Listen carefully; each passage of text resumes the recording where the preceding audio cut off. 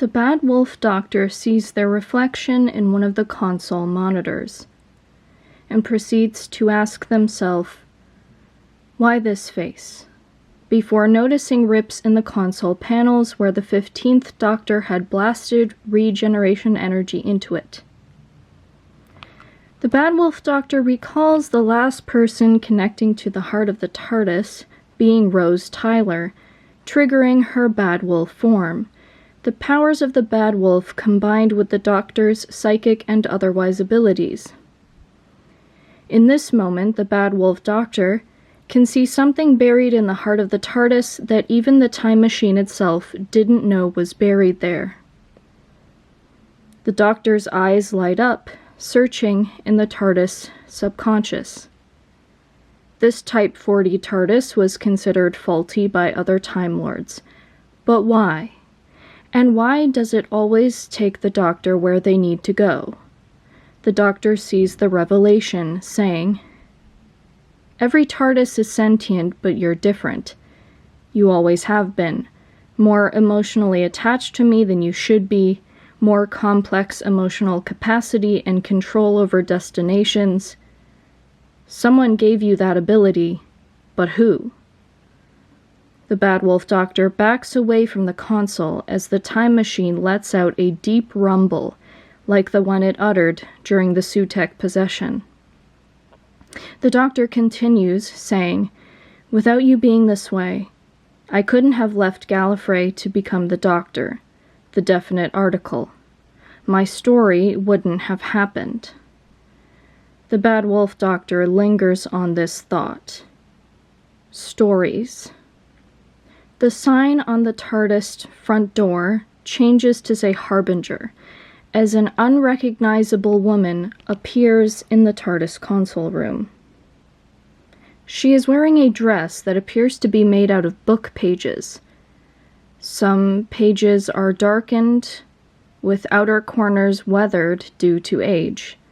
She slowly claps, with a satisfied smile, watching the Doctor, saying, "Well done. After all this time, you remembered yourself. Or me, at least, which will tell you the rest."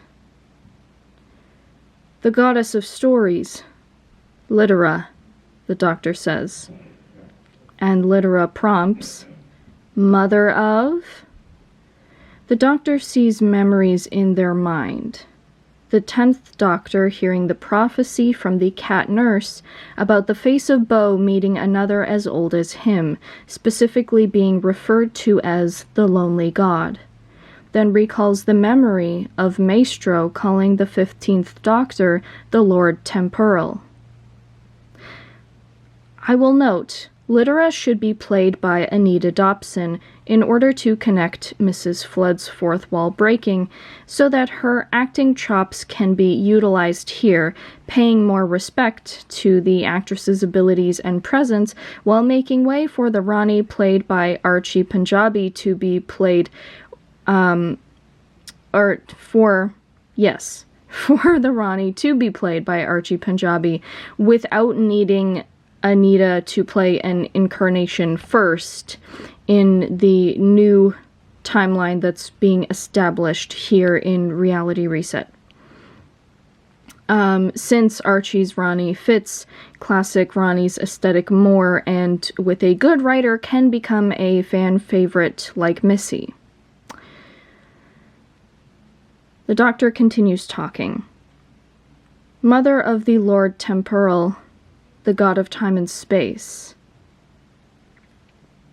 The Doctor realizes this with a reluctant expression while Littera claps again. "Yes, you got it, dear. Now that you fully remember yourself, does that mean you're done with the story?" And the Doctor stares at her with a slightly confused frown. "I don't know what you mean," the Doctor says flatly, as if not wanting to understand. To which Littera scoffs playfully. "The Doctor's story. Are you done with the Time Lord's adventures yet?" And when the goddess asks this, another pause from the doctor follows, looking increasingly uncomfortable. The way this dialogue happens is supposed to be a similar vibe to the Steven Universe scene where White Diamond refuses to see Steven as anything other than a disguise or a game for Pink Diamond, refusing to believe Pink Diamond is gone for good. Lytera sighs, pursing her lips before quietly saying, "I see there's some denial going on here. Perhaps a quick reminder." She steps forward, prompting the doctor to step back. Lytera seems disappointed at that action, but continues, saying, "You're one of us, the Pantheon. You only came to this dimension in the first place with my blessing. It was always the plan that eventually you'd go home." And although she says it calmly, there is a small pleading you can hear in her voice. With regards to her dress that I mentioned made out of pages, the flashbacks in the episode will essentially be shown via either Lytera taking a page off of her dress and flinging it into the air. It will float, and you will see whatever the flashback is on the page, or the doctor picking up a page that has already been used on the ground and throwing it up in the air. Or maybe not even physically picking it up, but you get the concept I'm going for here. The Bad Wolf Doctor shakes their head no slightly. "Why would you send me to this dimension expecting me to come back?" And the goddess smiles at this question, hoping to awaken more of the pre-doctor memories from their child. "So you could live out the greatest story ever told, my dear. I can send millions of stories out into all realities there are, but none shall ever bring me such satisfaction as giving my only child the opportunity of making their journey in one of those realities a fully lived story. And who better to do that than you, the Lord Temporal? Stories always have events happening in sequence, one after the other, which you can't have without the passage of time. Stories need space, whether outer space or blocking on a stage. The god of time and space, child of the goddess of stories, only you could have made the adventures of the Doctor as exciting as you have, with a little help from me, of course, turning a story idea into something that could live on, or air in syndication far longer than any other. When it comes to the line about airing in syndication, the goddess would wink at that camera in that moment to break the fourth wall, and the Doctor notices that, seeming to get irritated. "The increasing fourth wall breaks. That was you?" the Bad Wolf Doctor asks, as Lytera shrugs. "Had to wake you up somehow. You've been avoiding finishing the story." There are flashbacks in this moment to the 11th Doctor saying, "We're all just stories in the end," and the 15th Doctor mentioning all of his past selves being stories in the Story and the Engine episode. In the very beginning, you kept having old faces to remind yourself that stories end through the lens of mortality. But the faces started getting younger, Lytera recalls, clearly unhappy about that change. A flashback of the 8th Doctor's film appearing. "Long before you started making yourself young and suave, you were already trying to deny or forget who you really are in favor of living as the Time Lord called Doctor." The goddess chastises the Bad Wolf Doctor, who recalls a particular memory, fuzzy and really only audible. This is from one of the lost episodes during the first Doctor's run, played by William Hartnell, in a vague speech saying that Susan, Ian, and Barbara could never understand. The Bad Wolf Doctor approaches Lytera, having a realization. You stopped me. I experimented with being a young, suave heartthrob, and you pivoted my journey. Next thing I knew, I was a grumpy old man again, destroying the Time Lords and the Daleks together. And when the Doctor says this, flashbacks to the War Doctor. Lytera doesn't seem to mind their child's anger, feeling justified. You were starting to get attached to this world in ways you shouldn't, so there goes the Time Lords. I thought being the last of your kind in the story would make you less reluctant to come home. She shrugs, before sighing in an almost condescending way. Oh, but you subconsciously knew I was meddling, and you meddled back. Romancing humans anyway? Fine. Have fun with love triangles. Bringing back the Master? I got rid of him. Inventing another Time Lord? I killed her off before you got to know her, so you wouldn't get attached during every future meeting. Except you did, and married her. River, the Bad Wolf Doctor realizes, pausing for a moment. The power of the Bad Wolf glows in this doctor's eyes for a few seconds, fueled by a flood of emotions, finally making Lytera give a look of hesitation, her smugness dropping. I saved Gallifrey. I found a way to go back and save it, the Doctor says, and flashbacks of the 50th anniversary episode show up. Lytera purses her lips. Yes, you did, but you were out of regenerations anyway, so I didn't stop you. You know, that ability was my idea, the goddess points out, clearly still disappointed in their child and trying to speak to them from a scolding manner. It works as plot armor, sure, but also as the greatest wardrobe any character could want, she continues saying, the ability to change faces the way others change clothes. But there was always supposed to be a limit. You were always supposed to run out, so you would come back. Instead, you've decided, let's have the Time Lords you just saved against my wishes give you another cycle of them. Lytera raises her arms and drops them out of desperation. The Bad Wolf Doctor is still standing there stern-faced, till confusion reaches her expression, seeing the goddess smile a bit. I didn't react right away, because I could see you were getting tired.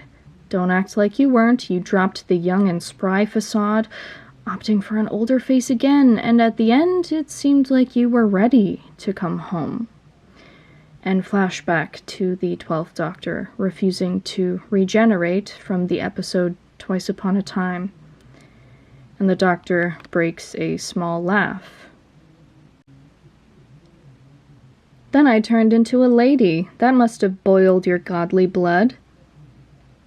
To this, Lytera smiles with a hint of passive aggression. I thought maybe you wanted to try on a different sex as sort of a bucket list. I almost let it slide. However, I kept thinking, next it will be staying longer to check off other traits on a list. A woman, and then finally a ginger maybe. Who knows what after that? There I watched you continue to get attached too quickly to your supporting characters, calling them the fam. Lytera pauses, putting her hand down on the TARDIS console, causing some of the wall panels of older console room designs to show up in a Frankenstein manner. Now, due to budget, let's say if the BBC makes this episode and they can't put together the Disney Who TARDIS interior because it's been taken apart, then the TARDIS can just look like a Frankenstein hodgepodge of different console room interiors throughout the entire episode. Anyway. The room looking convoluted, she continues to say. That's when I decided to make it harder for you to keep going. As she reveals this, a dolly zoom zeroes in on the Bad Wolf Doctor's face in a moment of shock and anger. The Timeless Child. Extra incarnations that didn't exist before. The Master suddenly being evil again. A second destruction of Gallifrey. All of that was you. You were angry enough at me that you wanted to make my life hell. The Doctor's now raising their voice, but Lytera raises hers back. This is not your life. This is a story that we agreed would only last so long, and you haven't held up your end of the agreement, she points out sternly. The Doctor begins walking around the TARDIS console, eyeing all of the console room panels from different eras showing up and blending into each other. Bi-generation. Superstitions becoming real, the rest of the Pantheon unleashing. Fourth wall breaks, the Rani bi-generating for no reason, Omega becoming a giant mummy. Ruby having snowflake powers despite being normal. Belinda and Mundy Flynn having the same exact face despite being normal. Visions of Susan, even though I didn't find her, making me think I was getting to be a parent again before taking that away. The Doctor lists all of these things as the yellow, glowing energy of the Bad Wolf in their eyes becomes brighter and starts to seep out of their entire body.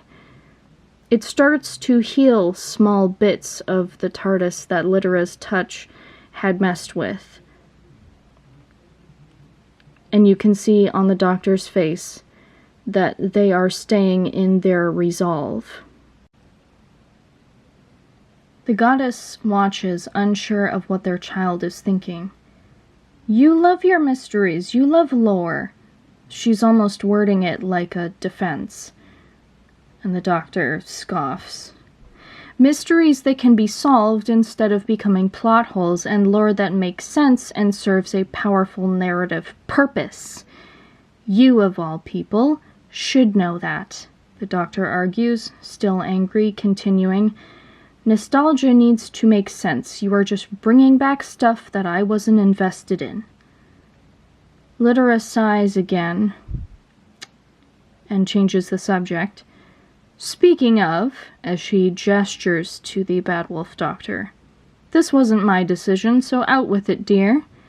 What did you do this for? Why this face? Flashbacks to Rose Tyler as the Bad Wolf, having the powers of life and death, bringing back Jack Harkness, for example, disintegrating the Daleks. The Doctor smiles in realization. I just regenerated after changing the timeline ever so slightly to save a life. I'm beaming with regenerative energy combined with the Bad Wolf persona. I can use the Bad Wolf powers, plus my own, to change a life. Lytera asks, hesitantly, your life. You can't be serious, the goddess argues. This isn't your life. You're a god. I don't want to be a god, the Doctor shrugs. I just want to be the Doctor, the Time Lord that stole a TARDIS and ran away. 2 hearts, a sonic screwdriver, human companions, never cruel nor cowardly, never give up, never give in. You know the rest. The Doctor smiles while Lytera begins to panic at the regeneration energy combined with Bad Wolf powers ruminating from the Time Lord and now touching all corners of the console room. And by the way, the Doctor adds, I know now when the Meep and Anita mentioned the boss, they were talking about you. I suppose that was less obvious than using a code name like, for example, the author? The Bad Wolf Doctor laughs and says, you chose it to lead me on again, didn't you? Another word for boss is foreman, the surname my granddaughter used while going to school on Earth. Just like you did with Susan Triad. Fool me once, shame on you. Fool me twice. Oh wait, you didn't. The doctor looks down at their slightly illuminated hands. Once I've set things right, you'll never make a fool of me again. But their mother is panicking. You can't do this. If you go through with it, you'll be mortal. With regeneration, yes, but when this extra cycle runs out, unless you get another extra cycle, you'll die. For real. You won't be a god, you won't be special. You'll be like everyone else from Gallifrey, everyone else in this dimension, the goddess insists, as the doctor shrugs, looking completely content. What's so wrong with being like everyone else? I've never met anyone who wasn't important before. But their mother shakes her head, tears beginning to form. You won't be my child anymore. She waits to see the expression on the doctor's face change into contemplation. Lytera, I have almost no memory of being a god in that other dimension. The past few thousand years I've become the doctor. Not played, become. That's who I am now, and I need to make it so that I always was.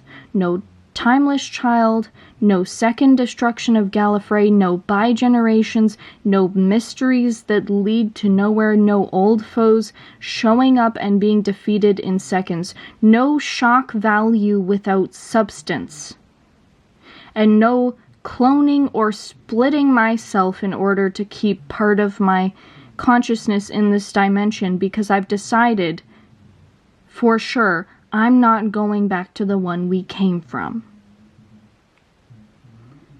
I just need to be the doctor.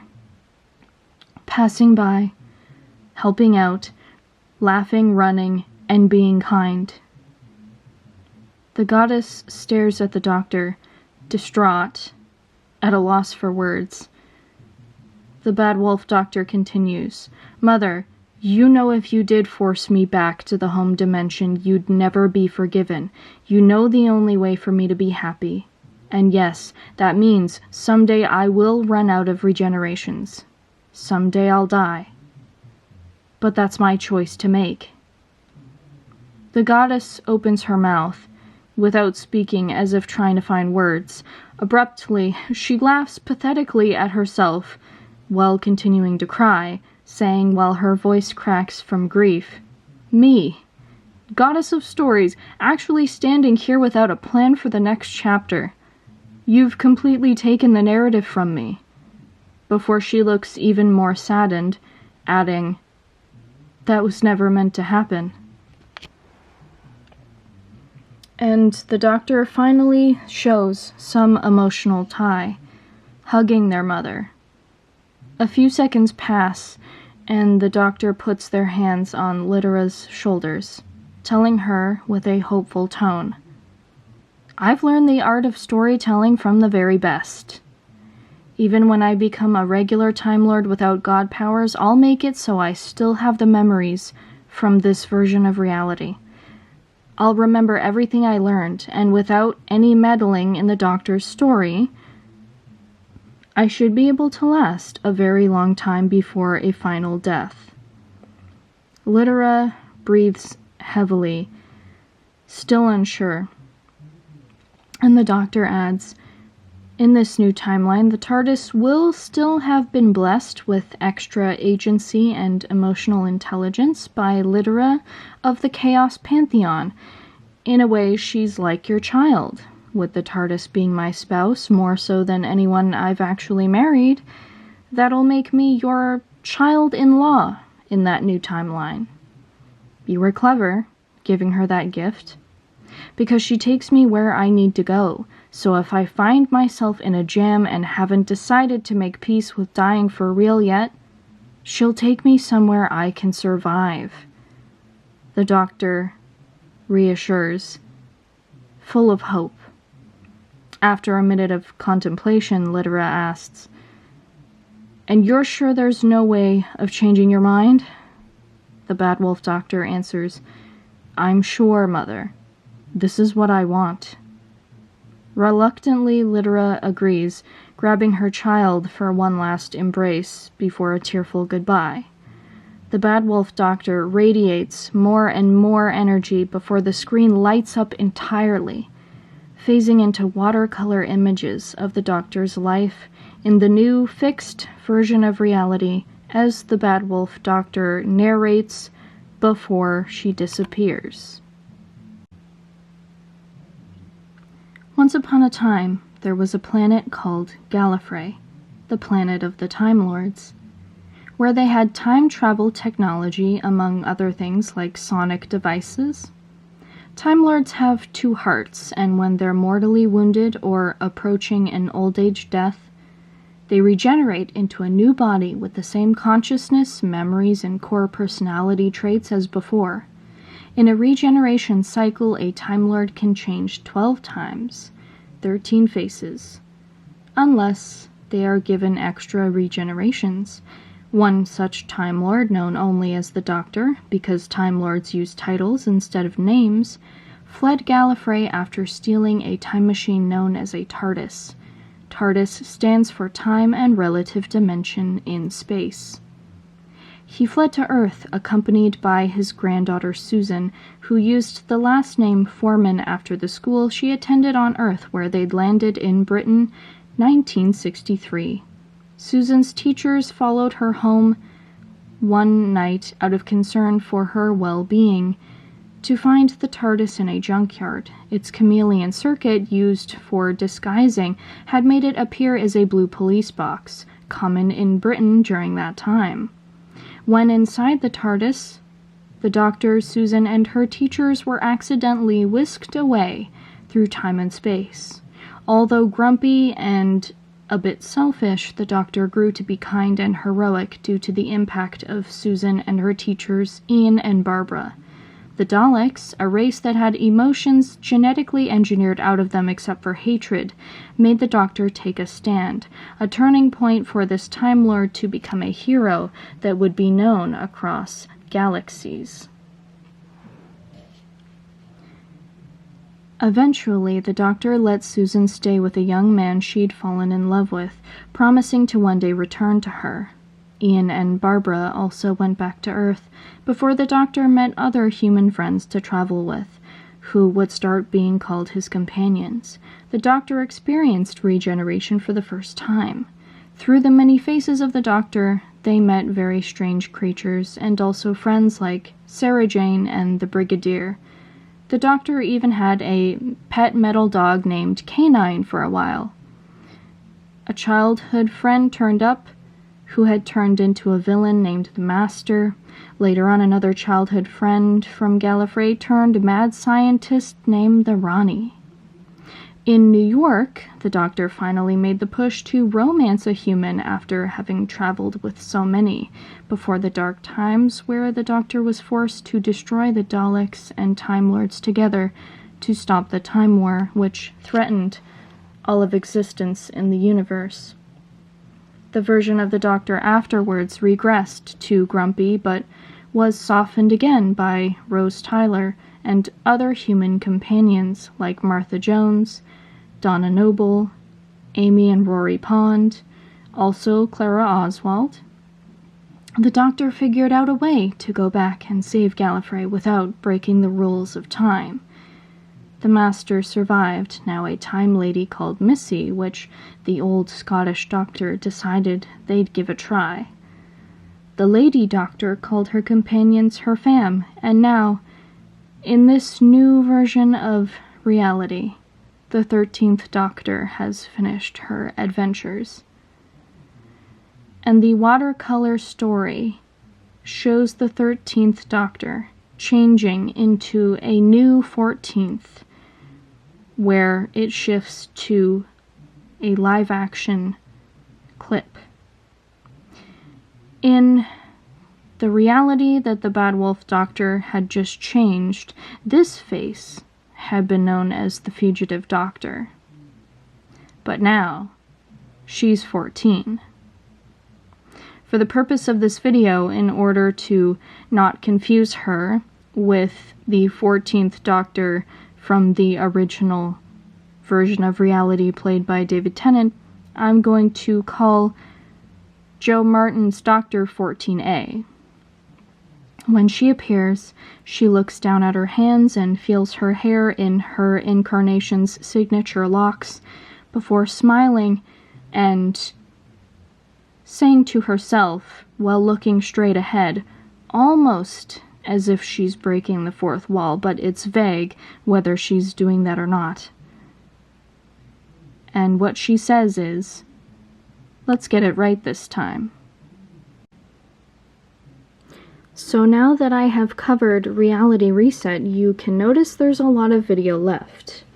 Essentially, I decided to put out all of the ideas that I have for the show into one video, and I have thought up a 4-year, 4-season plan that could follow the events of Reality Reset in a scenario where the BBC would actually use this idea. Now, before you leave the video because you think, well, they'll never use this, they have used fan ideas before. Maybe not on such a large scale, but if enough people saw this video and liked it, perhaps, and it's, not gonna happen, but perhaps, maybe they might use a couple ideas from this video. Or even the people at Big Finish. So, for people that don't know what Big Finish is, they make the Doctor Who audio dramas not connected to the show, but anyway. So I would say if you liked the Reality Reset episode that I just read out, that give the rest of this video a chance. And also, my channel's a variety channel, so me asking you to support this video so that it can maybe, fingers crossed, be seen by someone at the BBC, that's not going to help me with the rest of my channel. So I'm not in this for me, because I barely have any essay-style videos on my channel, so my other videos are not going to do better just because this one does, if it does. And also, let me just say to Big Finish and the BBC, I renounce any claim to any financial compensation for any of these ideas. Use them. Just use them. I don't need to be paid. Free merch would be cool, but but that's it. I don't want any money. A special thanks in the credits, perhaps, but I don't want any money at all. And I'm saying this in the very, very, very small chance that these ideas get used. Because realistically, they won't. They won't. But they might. Anyway, so I will go through some of my plot ideas. I didn't come up with an idea for every single episode in this 4-year plan. I came up with some specific episodes ideas and some overarching plot stuff, but I left a lot of gaps because if this, if this plan were to actually be used, I would want there to be a lot of gaps that can be filled in by other writers. And also, I will be discussing the reasons why a plan like this could realistically happen. And I don't mean like how my video could realistically be considered by the BBC. I'm talking there are ways that they could set a plan like this in motion. And I'm saying this now because under this 4-year plan, I have mapped it out with the seasons being 10 episodes, there being a Children in Need charity short every year, a Halloween special every year, and the Christmas special every year. So I'll discuss the ways that that realistically could be done after I talk about the plot stuff. And also, one of the seasons out of these 4 is a shortened 6-episode prequel season of the 8th Doctor. But we'll get to that. And I also have a very good idea as to how these 4 seasons could come out one after the other within 4 years without gaps. Again, if this plan ever were to be used, which it won't be. It won't be. But I would say give the rest of this video a chance if you're someone that does like the idea that I read off for Reality Reset, because Reality Reset, let me also say that in case I didn't say it yet, is meant to be a 2-actress, low-budget mini episode, 25 minutes, no more than that the BBC could realistically fund and create themselves without needing a new streamer in order to do just that episode. Because also, part of the pitch that they can use with a new streamer is that, hey, we did this Reality Reset episode where we retconned the things in the past few years that people really, really didn't like, using the elements they didn't like to put it to rest, aka Billy Piper showing up again, the whole thing with the Pantheon, the fourth wall breaking, all of that. So part of the pitch can be that, like, hey, we're listening to the fans, and we took this fan idea of how to retcon some stuff in a way that makes sense. So, yeah, under this plan, Reality Reset is supposed to be created and funded by the BBC themselves without a new streamer, and using what they do in Reality Reset as incentive for a new streamer to hear that they are making a positive change and listening to their viewers on things. More on that later, though. I'm going to go into the 4-year plan now, and the first episode is not a special of any kind. I've written it so that the full season happens in the spring, and then the Children and Me short Halloween episode and Christmas episode happens after that season. So let's start. The first episode, involving the new 14th Doctor, 14A, like I said, is called The Half Wreckage. And the opening is 2 twins, a girl and a boy, and they are playing outside at night longer than they should. There is a woodland area near their house, and you hear them asking their mom, like, just a few more minutes, and she reluctantly goes, okay, but they quickly get into danger. It's some kind of rubble that they approach in a ditch in the woods, but then they see some weird green light, and it starts to shoot at them. And they're screaming, and they're running, and their mother hears them, and she runs into that woodland area, and she uses herself as a human shield before whatever was blasting at them among the rubble finally runs out of power. And the twins are asking their mother to please get up, please wake up. And that is when the opening for the show begins.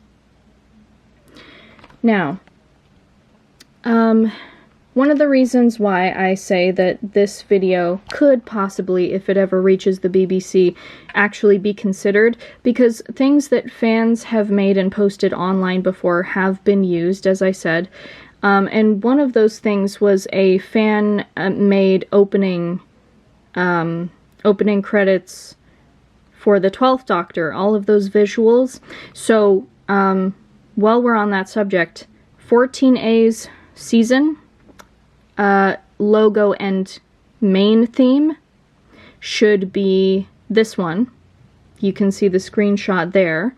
And if I can, see, I don't know if a fan-made version of the theme is going to have any copyright trouble, and I also don't want to put too much of it because I want you to go support their video and listen to it.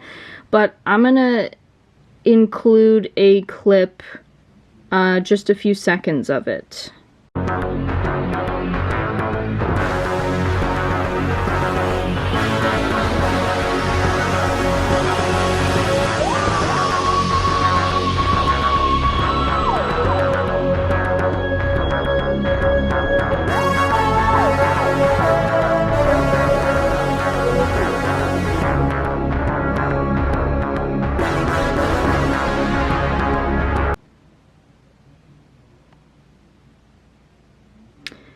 So, there is a flash forward. The twins are in college. The names that I'm going to use for them are Tommy and Maddie. Maddie is in college for fashion design, and she has a 2000s style, but not generic 2000s, like actually 2000s, and I'm going to put some images on the screen so you know what I mean. And Tommy is kind of goth casual. I kind of picture his style being like Joe Locke as Billy Maximoff in Agatha All Along. That sort of thing. They have grown apart. So they are not spending time together. They are both with different friend groups. And in the shots for the scenes of the friend groups, in these lounge areas at campus, there are posters near them that the camera focuses in on saying, "Seen anything strange, supernatural, paranormal, extraterrestrial, call unit at this number." The reason for this is that I want this episode to serve as kind of a jumping on point for new viewers, and sort of how Rose in 2005 had this whole thing about this guy online telling her all these mysterious things about the Doctor. I want a little bit of that kind of vibe for Unit in the first few minutes after the opening credits, where it seems like they're building up to Unit being this mysterious thing, with some of their friends pointing out those posters and saying, like, do you really believe that Unit knows about this, or that they've done this, or blah blah blah. We'll get more on that later. But there are going to be mentions among the friend group about how, like, hey, you never invite your sister, or you never invite your brother to hangouts, and they can just say, like, oh, we're not that close, and you can have someone say, like, you're twins, though, like, aren't twins usually joined at the hip? And neither of the twins, when asked questions like this, can really answer, and they just kind of shrug. Of course, the audience knows that they must be traumatized from the death of their mother. But once the twins eventually leave their friend groups, both by themselves, they run into something that looks suspicious. It's this small, transparent glob, and it rolls away from them when they approach it. And they continue approaching it. Both of these globs keep moving away from the twins, who continue to pursue it. You can have some funny music here, kind of reminiscent of Donna and Ten playing charades through the window scene of Partners in Crime, until the siblings run into each other and both get comically startled. At this point in the episode, their father calls one of them, and when they both answer to say hello to him, he is surprised to hear they're both in the same place. And he says in a pleading, heartbroken kind of way that they should all have family dinner sometime, since they hardly ever get together in the same place anymore. And the siblings both give a vague, yeah, we should do that. Gotta go, Dad. Because they hear someone else nearby.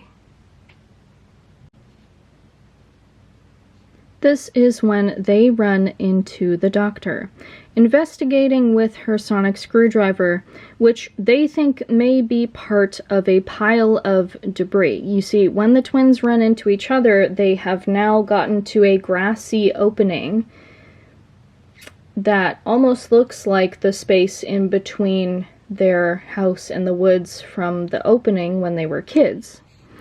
So they see the doctor walking amongst the debris holding the sonic screwdriver, and because they think that is a piece from the rubble, they both rush to 14A, saying, like, you shouldn't pick up any of this stuff, it might be dangerous, and the doctor smiles, explaining this is their own device, a sonic screwdriver. And Tommy asks, a screwdriver? And the doctor repeats, sonic screwdriver, and believe you me, it does more than just assemble cabinets. Maddie asks if the doctor is from UNIT, and Doc replies saying, technically I am on the payroll. Tommy points at the gooey blob substance that led the twins here, saying it might be dangerous, and the doctor laughs, explaining, it's quite the opposite. That is engine fuel. Whatever planet it came from, they're highly advanced with their safety measures. You know what happens when you try to put the wrong sides of magnets together? The doctor puts her hand near the transparent substance, which moves away. She continues explaining, they've engineered their fuels and mechanically involved oils to repel from organic creatures of any kind. You have no choice but to pick it up with gloves or containers. This way juveniles are less likely to eat it, and less intelligent life forms are less likely to have their environments polluted with it. Very useful stuff. I hope Earth catches up on that. An alert in that moment goes off on the Sonic. The doctor picks up a small device from the pile of debris. It's a vortex manipulator. The twins ask if the doctor is sure that she can touch any of this. And the doctor replies saying, I recognize this device. Vortex manipulator, the most unreliable time travel technology you can use. The twins look shocked at that information, with one of them asking, time travel? To make sure they heard right before Doctor elaborates, yes, it's like if you drive a car and choose a cheap rental. One of the siblings suggests calling the rest of UNIT to pick this up. There might be devices that are still active and potentially dangerous, unlike the fried vortex manipulator. The doctor says yes, good idea, and calls UNIT through a speaker on the Sonic, saying it's the doctor and where they need to meet them at. The siblings ask, what kind of doctor is the doctor? And 14A says, my name is the doctor. A medical title for a name. Weird, I know, it's part of my culture. Before the siblings can ask anything else, the doctor steps back and says, you know what's weird about this? To which one of the twins quickly answers, quite a lot, implying they find the doctor weird. But 14A doesn't notice, continuing to say, this is clearly the wreckage of a spacecraft, but the remains here only show pieces that would sit at the back of the ship. I can see what looks like engine parts, air circulation system, and the jets, but no seating, no dashboard, no steering mechanism of any kind. The front of the wreckage is missing, and with the parts of the ship's back end having crashed so close together, the front pieces should be no more than a mile away. The scans I did, however, show it's nowhere close enough to detect.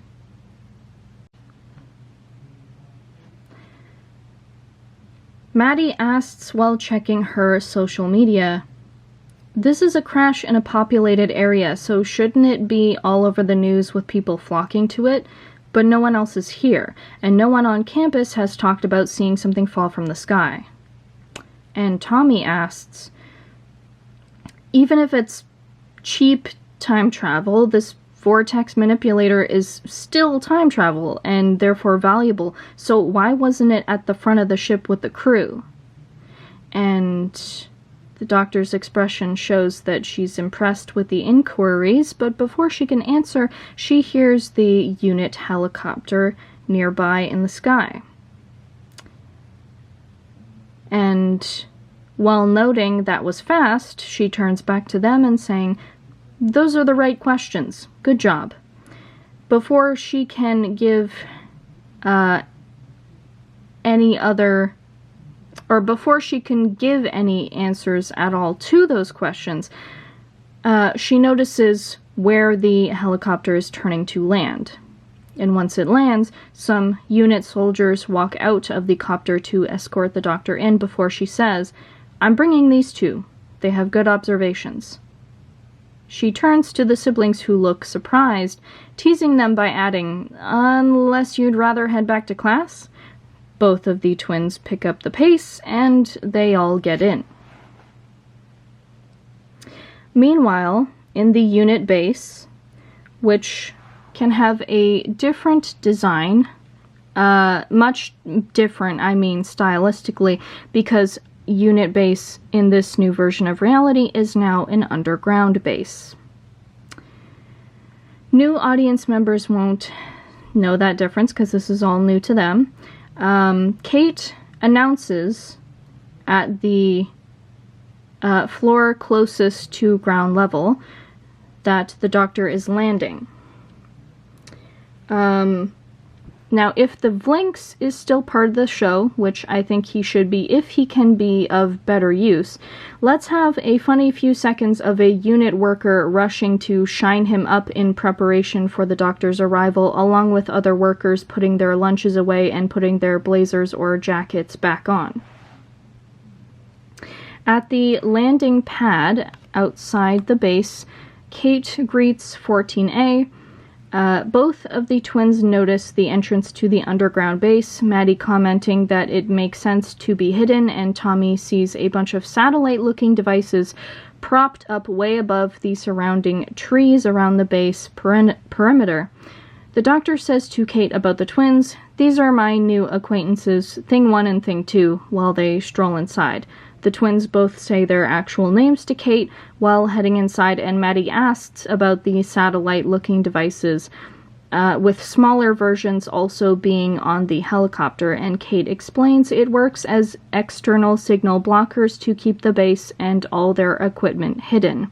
The doctor notices the interior of the base entrance, acknowledging that the new set looks different after they get into an elevator from the base entrance, which takes them to that floor, and she says, "You redecorated. I don't like it."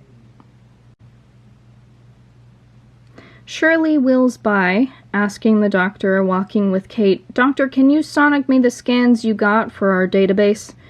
The doctor turns around, pointing the sonic at Shirley's laptop.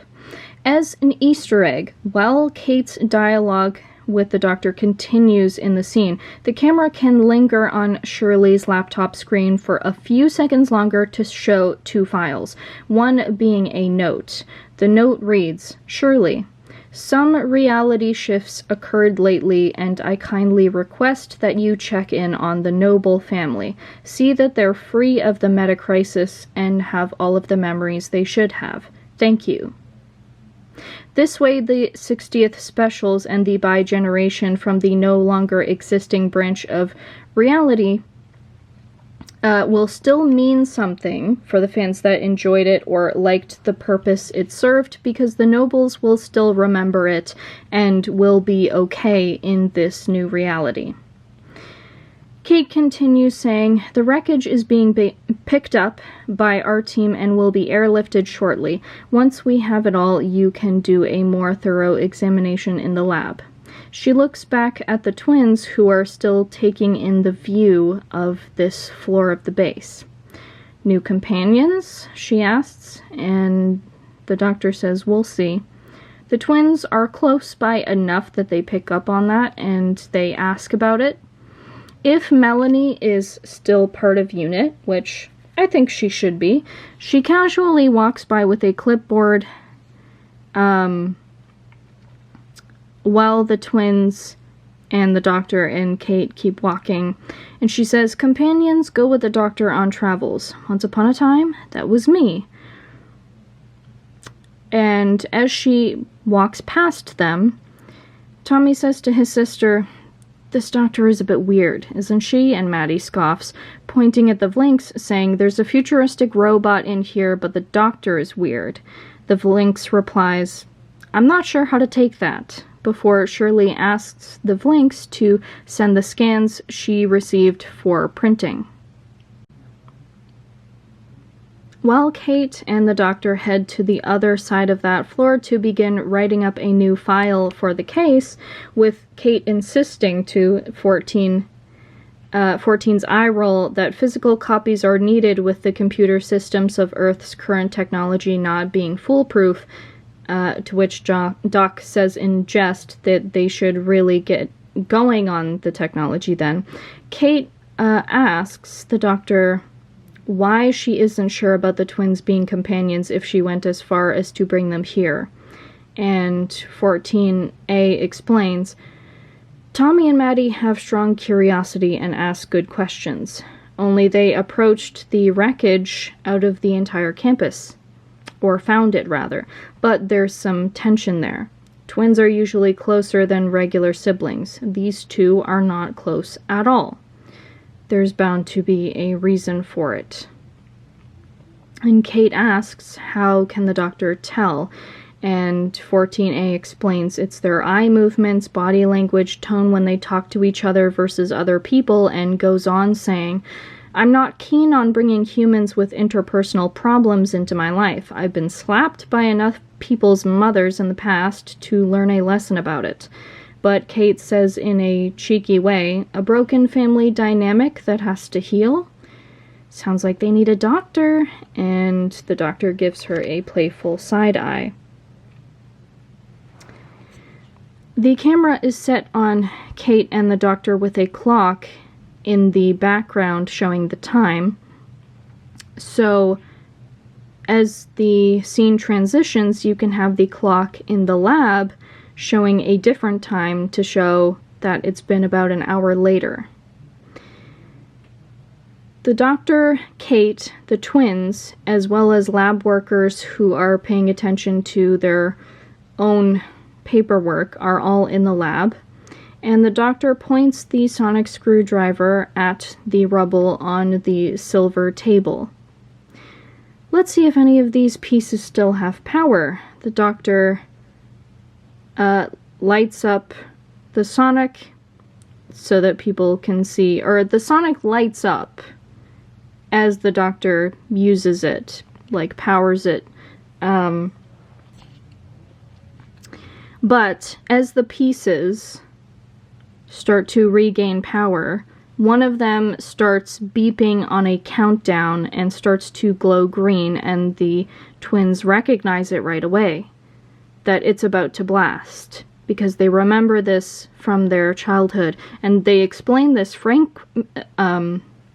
frantically as the doctor works to reverse it and turn it off. And as the twins and then Kate are panicking about this, you can have sort of like in Joy to the World when Joy is panicking about like being disintegrated, and the doctor 15 is just like, "Slow down, I have 15 seconds," or whatever it is. Like, you can have 14 say something like that, being completely cool-headed here. And after the doctor shuts it off, the twins, both horrified, they kind of look at each other without like an avoidant expression like they've been doing the entirety of the time they've been in the episode, minus the scene when they were kids.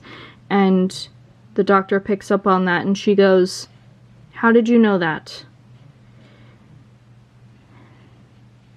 And then Kate says to the doctor, "You knew there had to be a reason why they came across that rubble. So it seems we should know what that reason is now." And the twins explain the rubble they came across in the woods when they were kids and how it killed their mother. And as they explain this, it's clear in the doctor's expression, she's putting the pieces together in her head. 14A explains, "These are part of the ship's defense system. The bulk of the craft's power would have gone to these in its final moments if the crew felt they were under attack. You and your mom were considered threats by the damaged remaining system when you got too close." And Maddie asks, "But that was over a decade ago." The doctor continues, pointing up the sonic and projecting a hologram diagram of line work illustrations looking a bit like neon lights, so the scene can have a cool visual and not just be dialogue. The illustrations of the ship crew are depicted like the wooden figures used for art sketching as a stand-in for lack of knowledge on the real species. And the doctor says, yes, that's where the vortex manipulator comes in. If you have time travel on your hands and you're under attack, you would use it as a form of escape. Let's say the ship was blasted by an enemy right when one of the crew set it off. If the ship becomes pieces the moment the device tries transporting the ship, it'll only grab the pieces closest to it. Hence why these parts are from the back. The threat must have been facing the front of the ship. So one member ran to the back to use the device as a last resort, but they were seconds too late. There are traces among these remnants of biological material, so there was at least one living creature at the ship's rear. Kate then activates an earpiece, having the twins tell Melanie, listening on the other end from the other floor, to write down the date and location their mother died from the other half of the wreckage so she can have the Vlinks search their database to look in storage.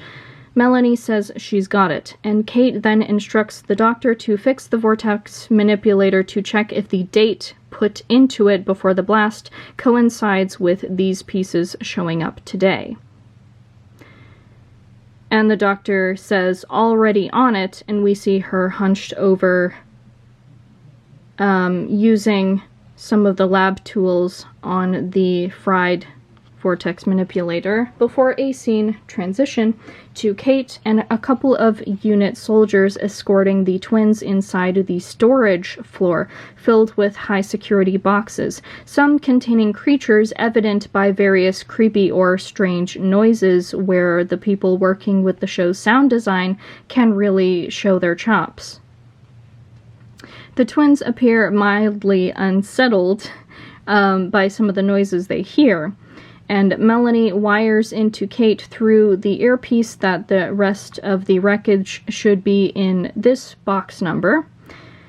They look at the wreckage inside of the storage box coinciding with the date their mother died. They both recognize the debris. Kate gives them a moment to grieve when a security escort is about to usher them back to the other floor, and Maddie is about to supportively put her hand on Tommy's shoulder, but then doesn't, showing their emotional divide. Kate speaks up, saying it will never be okay that their mom is gone, but the pain will lessen, especially now that you're both grown up. She says she'd know since she's lost both of her parents. And we go back to the floor from the beginning that is closest to ground level. The doctor announces, "The vortex manipulator was set to today's date. This ship type is deployed from a larger craft, like a sophisticated escape pod, suggesting this crew had been leaving another disaster. Headed for Earth from the surviving logs, it appears they tried to send signals to Earth asking for shelter to various Earth governments, but their communications weren't working properly. Unable to send out their SOS, they were mistaken as a threat and shot down. One crew member used the vortex manipulator to try escaping, but as I said earlier, they were too late." "It wasn't us who shot them," Kate explains, and the doctor sighs. "I know. Judging by the type of damage sustained by the ship, it was laser tech that blasted it. I can narrow down the country that did it and have a stern talk with them. You can merge the two case files together. Now we know for sure. This was a survivor ship whose last chance at safety ended up being their cause of death. And Kate answers this saying, I wish humans didn't disappoint you so much, Doctor. And the doctor laughs it off, saying, you lot amaze me more than anything else, because there are humans like you. And you too, she acknowledges the twins. And Tommy says, so you're not human. And the doctor shakes her head, and Maddie nervously speaks up, saying, now that you've fixed the vortex manipulator, that means there's working time travel tech here. I know it's a big ask, but could you go back and save our mum? There's silence in the room. Kate looks down while the doctor smiles solemnly and explains, I'm sorry, but I can't do that. It would create a paradox. If she was never killed, you'd never ask me to save her, so I'd never go back and save her, therefore she'd still die. Things can be changed, time can be rewritten, but not major events and not events in your own personal timeline. Those are fixed points, and when you break a fixed point, it's like destroying a support beam in the fabric of reality. And what happens when you knock down support beams? To which Maddie answers, the structure collapses. Tommy adds, we understand. You're the expert, that's why you work for UNIT. And Maddie says, yeah, thanks anyway. Today was a really cool experience. It's nice to know that all this stuff about UNIT is actually true. And the doctor hesitates, seeing a smile on Kate, a knowing smile, and giving in. The doctor says, if you thought that was cool. She gestures the twins to follow her. The scene changes to the twins following the doctor to nearby their campus, and they see in an alleyway where the TARDIS is. And they ask, why is it a police box? And the doctor says, a long story. She opens it up, and both twins step inside, bewildered, saying, it's bigger on the inside. And then one of them asks, if you're an alien, why do you look human? 14A opens up a panel on the TARDIS console that has a first aid symbol on it, pulling out a portable X-ray device. She says, I look human on the outside, but there are notable differences in our biology. The device turns on and shows her two hearts. And the twins both nod, going along with it, but they are still shocked. And one of them asks, if this isn't a police box, what is it? The doctor explains, this is my ship, called the TARDIS. Camera pans in on the doctor's face while she says, it stands for time and relative dimension in space. Realization on both of the twins' faces before Tommy says, this is a time machine. That's why you knew what the vortex manipulator was. And Maddie jokes, and why you called it a cheap rental. I mean, compared to this. And the doctor answers, correct. And if you two like, now that you've got answers on your mother's death, you can come with me to give answers to the society that the crash victims are from. But Tommy says, you're sure they won't be angry? And even if you speak their language, that doesn't help the two of us to talk to them. And the doctor explains, I know this species, very polite and diplomatic. They won't harm you. As for language barriers, both the Sonic and the TARDIS have a database of over 1 billion languages and can decode new ones they find. They translate the sound in the airwaves before it gets to your ears. You'll hear them talking in 21st century English. So, up for a little trip? And both of the twins agree. For the TARDIS takeoff and landing sound, I think in this new era, it should sound like it always has from any shots inside the TARDIS console room, but from any shots outside the TARDIS, I think that it should have a very, very silent humming, which would make a little bit more sense with the whole being in disguise thing. So when they land, they open the doors and they're inside some very high-tech looking room full of diplomats. And these aliens, I think I would like them to be insect-like, maybe like praying mantis, sort of. And the Doctor quietly says to the twins as they step out of the TARDIS that she already sent a message that they were coming, gesturing to the Sonic in her blazer. The Doctor introduces herself as a representative of Earth and explains the actions of one of Earth's governments shooting down the escape pod is not indicative of the entire species. Explaining the twins lost their mother to the damaged security system from the wreckage and still helped to solve the death of the crew.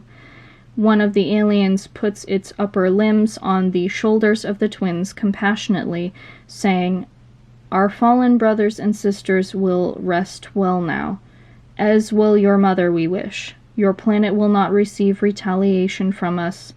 Go in peace." Goodbyes are said, and when inside the TARDIS again, Maddie asks, "So what Kate said about us being companions, do they just travel through time and space with you?" "Yes," the Doctor says blankly, waiting to see where this goes, and Tommy joins in. "And you said we were helpful today?" The Doctor nods before saying, "You two have potential. You're also college students who, on top of your studies, I presume, will be making up for lost time now that you can truly heal from what happened in your childhood. I don't want to be a distraction from that. More importantly, some of my travels are dangerous. Not one, but two humans to look after, well, it's a risk." But the twins insist they won't neglect other aspects of their lives for travels with the Doctor, and they'll listen to all of her safety instructions. The Doctor breaks the tiniest smile, relenting. "Very well, we'll give it a try." And she asks them, "All of time and space, where do you want to go?" And the twins decide on something random. And the episode ends with the TARDIS taking off again. In the second episode, they're at a planet of a humanoid population where there are Frankenstein-type Daleks and Cybermen outside a particular town's perimeter attacking outsiders. Once they realize this, the Doctor briefly explains to the twins what these are, projecting another diagram with the second Sonic being used this season. I will show you pictures. There is an Etsy store that makes custom Sonics, and one of them I didn't Photoshop at all, the flower one, and then the other one I Photoshopped two of their designs together into this like wood steampunk sort of, and I think that wooden one should be used in the first episode, and then the flower one should be used in the second episode. I don't want the flower one used first episode, because if you have the second female Doctor using a flower Sonic in her first episode when there were all those jokes about the 13th Doctor's Sonic looking like a adult toy, I feel like people are going to use that as a point of like, you know, oh, this is why they shouldn't make the Doctor a woman, because they have to have everything girly. Whereas if you have that wooden one shown first, and then the flower one in the second episode, and then you have them alternate until the end of the season. Number one, it pays off the end of the season where each of the twins gets each of those 2 Sonics as a gift. And also for new viewers who don't know how the show works or anything, the Doctor saying like, oh, my last Sonic broke and I'm, choosing between these 2 designs, I don't know yet, that tells them that the Sonic comes in so many different varieties based on how different those 2 are. Which I think is a very good thing, and that's also like a merch opportunity that you could justifiably sell to that year. I'll get more into merch opportunities later though. Anyway, so the diagram that she projects, and also I don't think that the Sonic should do anything like in the 60th specials with David Tennant's 14th Doctor, where he like makes a shield with it, but I do think projecting diagrams that are holograms is fine, because that's also going to tee up a plot point that I'm using a little bit later on, so we'll get to that. So the diagram shows a standard Dalek with a reveal of the creature inside the casing, and a standard looking modern Cyberman, so that audience members who are new can see what they typically look like, and also that means the Doctor doesn't have to do as much exposition since we're being given visuals as well. Essentially, she tells them, like, Daleks exterminate everything that isn't them, and Cybermen convert everything into them. Just to, like, keep it simple. There will be a scene at the back entrance leading into the town where there's a Dalek Guardian just around a corner. And the scene will play out in such a way that introduces the mystery of the episode, but also the psychic paper to new audiences. The Doctor will tell the twins to keep quiet while she checks it out.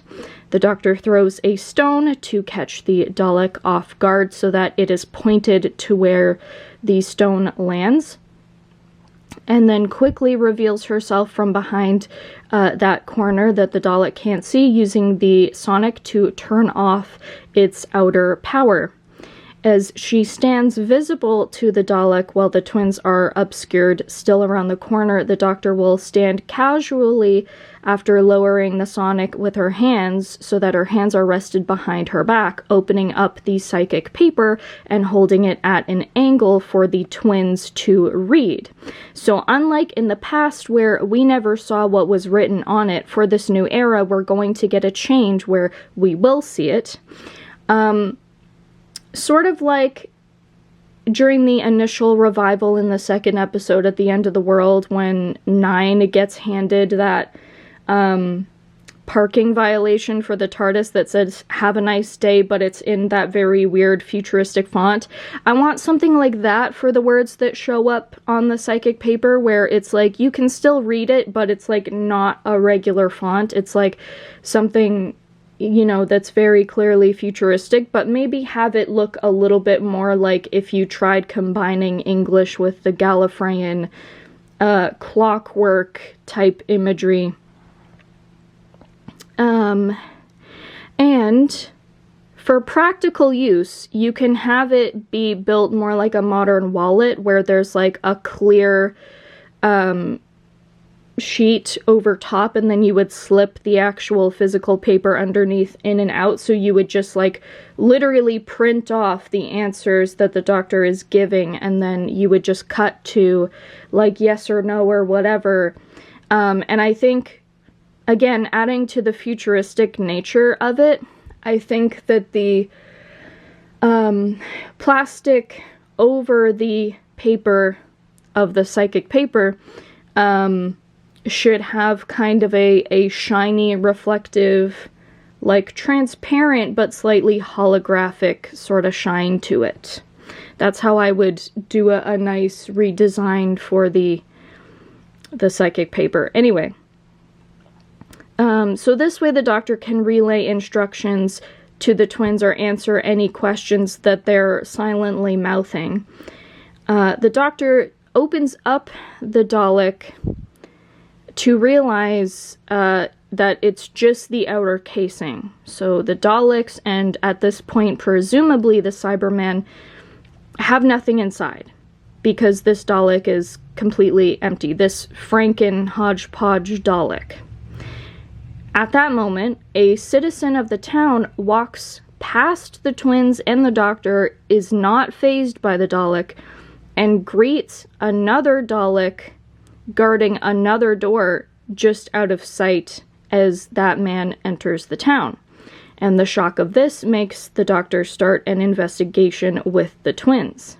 The twins also ask about the appearance of the man who passed them at the back door entrance. And this is another making the humanoids look alien, but without anything that's going to be too big budget-wise. The citizens of this planet have elongated skulls that hold extra fluid, kind of like a camel hump. The doctor explains that and says that they are post-Earth humans who've evolved for this planet's hot desert climate. And also, at some point there needs to be some line of dialogue about how this planet is poor, that they are a low-income planet among the particular galaxy that they're part of, because you can also save on budget that way with having a lot of their clothing looking kind of ragged and sort of stains and stuff, like dirty, and you can also build the town itself from scrap metals and woods and stuff to make it look like it is a poor place, because that's also going to save on budget. There needs to be scenes early on in the show with the companions that display the very wonderful, whimsical side of traveling with the Doctor. So, there's a scene in this episode with Tommy and Maddie in the town's market using some currency that the Doctor gave them to buy some local fruits. Now, I know the Doctor usually makes jokes about not carrying money, but the Doctor can say, like, oh, you know, I do carry it because sometimes my companions want souvenirs or whatever, but I typically don't really think about money. Like, you can just have her explain it away very quickly, so that when they are at the market, Tommy and Maddie end up buying some local fruits. The fruits are bioluminescent, and after trying them, the twins remark that they taste amazing, but they decide to go to the Doctor to ask, where could they possibly grow these on a planet with a surface like this that's like mostly desert? While they are at that market trying the fruit, 14A is speaking to a town junker who looks through heaps of trash discarded on the empty deserts of this planet in huge piles by other planets, because he repurposes a lot of the parts that he finds. But there is a notable point that the Doctor notices, which is the junker's son has more knowledge of the names of certain tools and gears than he does. When the twins tell Doc about the fruits, she realizes what kind they are. Cave fruits, bioluminescent because they've evolved to grow underground and produce their own, I don't know, is it UV or UVB? But anyway, their own light, so that it's fine that they don't have sunlight. So they must exist in underground plant caves. And they ask around till finally someone agrees to show them after some convincing. And you can have the Doctor have one of their, like, displaying how clever they are in, you know, persuasion, again, because we need to see the Doctor's intelligence very early on. So, once they're underground, the Doctor and the twins marvel at the caves, plant caves. It's full of vegetation. I think that rather than a traditional green, that the plants should be teal or like an aqua, like green bluish, so that it looks a little bit more alien, but it doesn't look too alien to where you wouldn't get the same feelings that you would looking at a garden on Earth. It needs to be peaceful and tranquil. It needs to be something that you would see and be like, I want this to be protected, because that plays into the mystery that they unravel in the episode. So the underground caves also contain underground rivers, with the point that the doctor realizes after some scanning that the water down there is uncontaminated, completely uncontaminated, despite all of the trash that has been dumped by other planets onto this one on the planet's surface. So the fresh water and abundance of fruits is something the people here would want to protect. And the trash being dumped in their open deserts means that the Dalek and Cyberman parts from invasions experienced by other civilizations ended up here because they were just discarded with all of the other junk. So the Doctor puts together the pieces of what's going on here, that the child genius, the son of the Junker, took discarded pieces of these and reverse engineered them as a security protocol for their town, because the planet is poor and they're already being used as a dump. So if their resources are discovered, their resources will be stolen. And obviously they don't want that. And the Doctor doesn't want to discourage this kid from protecting his home, so she tells the boy a story about having a friend that they grew up with be someone who was an inventor. And they eventually became a mad scientist that was looked down on for their experiments, and that the Doctor wished that she had given more positive reinforcement rather than criticism. And so she says to the child that, you know, she will help, but she says, I need you to understand the consequences of using these pieces as security, since some might still have tracking in them from the Daleks or Cybermen to find, and that, like, I want you to invent, I want you to do these things, you're brilliant, you have a bright future ahead of you, but just be more careful. And I don't want to turn 14A into a mom figure, but I do want there to be every once in a while where she says something that sounds like something a parent would say, alluding to she was a parental figure, or the Doctor was a parental figure sometime before. And whether or not the twins pick up on that, you can, you know, that's not something that I'm going to say officially happens in my outline, but I do want her dialogue at some points to sound like someone, not someone who is a parent, but someone who was. So, the Doctor says, I will help you build a better security system for your town. And in fact, not just this town, but the planet as a whole. I will teach you some advanced building that is safe. But the whole speech about, like, I had a childhood friend who turned mad scientist is supposed to foreshadow the Ronnie's return. Because, as I said before, with good writing, the Ronnie can be like the new Missy. And I do think mentioning the other Time Lords isn't something that we should refrain from doing, but it should be something organically that is revealed.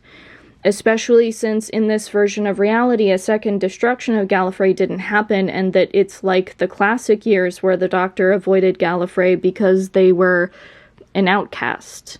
So you don't need to build it up to be like, you know, because the Doctor isn't the last of the Time Lords now. But they're still avoiding their home planet. They're not going to talk about Gallifrey that much, but she also is not going to never talk about it. So, in that same episode, at the end, when they're back in the TARDIS, the Doctor's being asked questions about Gallifrey and is being avoidant. To which the twins pick that up, and the Doctor answers like, you know, I answered your questions about me before because they were questions that you needed to know. You needed to know that I'm not human. You needed to know what the sonic is because it might save our lives. But, you know, my backstory is a whole other thing. And you can have the twins, like, visually, like, very clearly they're getting along in this moment. And they're both going, please, please, like, just tell us something. Which can tee up a moment where the Doctor says, like, okay, I'll tell you the names of some of my Gallifreyan friends, some of which turned enemies, but not all of them. Romana, the Rani, the Master, who changed to Missy, short for Mistress, which then sparks questions that she realizes, like, oh, they don't know what regeneration is, and quickly explains that before saying that's all the backstory you're getting for now. Because I also think for new viewers, like, don't go over this in the first episode, but in the second, her being asked these questions and saying, okay, I will at least tell you the names of some of my friends, including the scientist I mentioned, but then mentioning the Master was Missy for a while, is a organic transition into she has to quickly explain what regeneration is, just to kind of get that out of the way. Next, 4 episodes feature both the twins and the Doctor. Only the Half-Wreckage and the 2-part finale will be on modern-day Earth. The rest are either historicals or other planets. From episode 2 to 6, the twins will display intelligence, and the only times they aren't listening to the Doctor are when they're arguing too much for her to hear. But basically, anytime that happens, they're not listening to her for a few seconds, but then eventually the Doctor has to raise her voice, like, not in an angry way, but just in a, like, all right, that's enough kind of way. I want to make a point that, like, because in real life, healing is not linear, and if you have an argument or if you have a divide with someone, that doesn't mean just because you've resolved that you'll never have another argument again, especially if you spent a lot of years not wanting to be around them. It's hard to just immediately turn that off. So I want organic ways that tension comes up in other ways, like if they talk about what they do outside of traveling with the Doctor.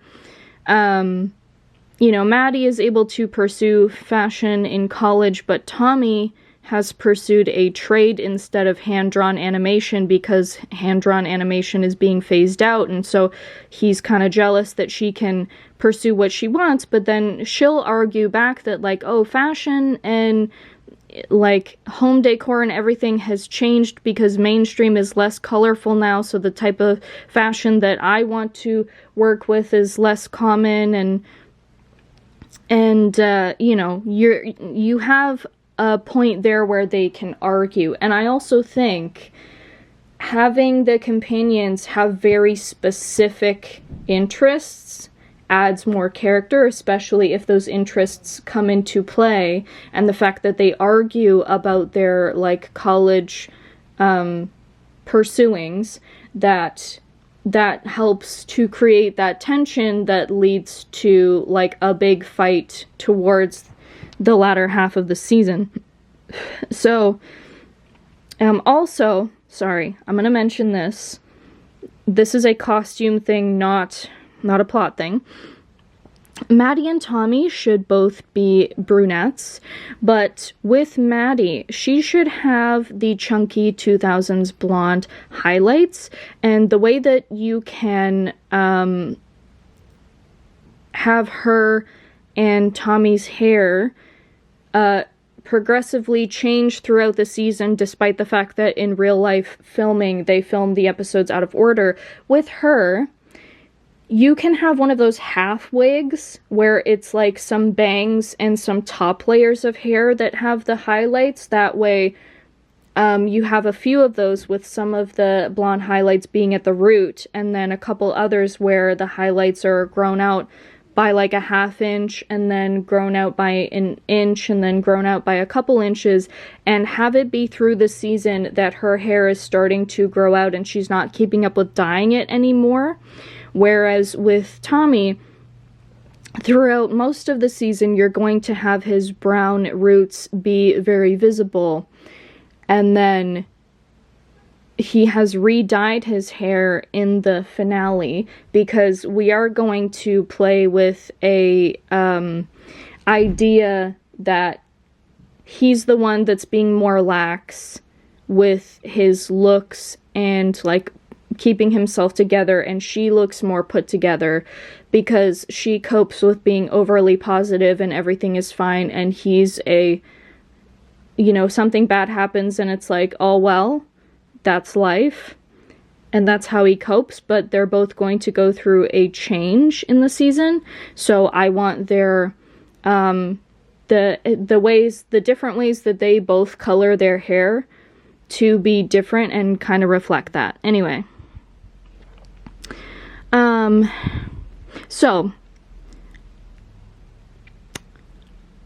there is going to be an episode featuring Archie Punjabi's Ronnie, and it's also going to feature the Meep kind, though, not the same one that we met in the 60th, because with regards to, Doctor Who being a family show and originally being made for kids, I think there should be one episode per season that features a cute creature that kids would like, but just don't write it in a super juvenile way. Like, the way that this episode would play out would be you would have something cute that kids could really like, but you would still have themes that adults would kind of linger on more. So in this episode, there is one particular Meep who's a baby Meep, so it's like a third of the size of the one that we saw in the 60th, and this Meep has not been affected by the psychedelic sun and is seemingly innocent and has not gone mad the way that we saw with the one in the 60th. And some of the episode takes place on the Meep planet, and I would like there to be one scene that is scary where the baby Meep has to get the doctor and the twins out of the sewers even though they look empty, and then there's a reveal that there is an obscured, like, Rat King Meep down there, and it, like, starts to try to chase them. And I want it to be not terribly frightening, but I want it to be creepy enough that for the people who are like, oh, stop with the cutesy animals or whatever, that you have something that offsets that. I haven't written exactly how everything plays out as well, because with the episodes, out of the episode count, where I have decided there will be an episode where such and such happens.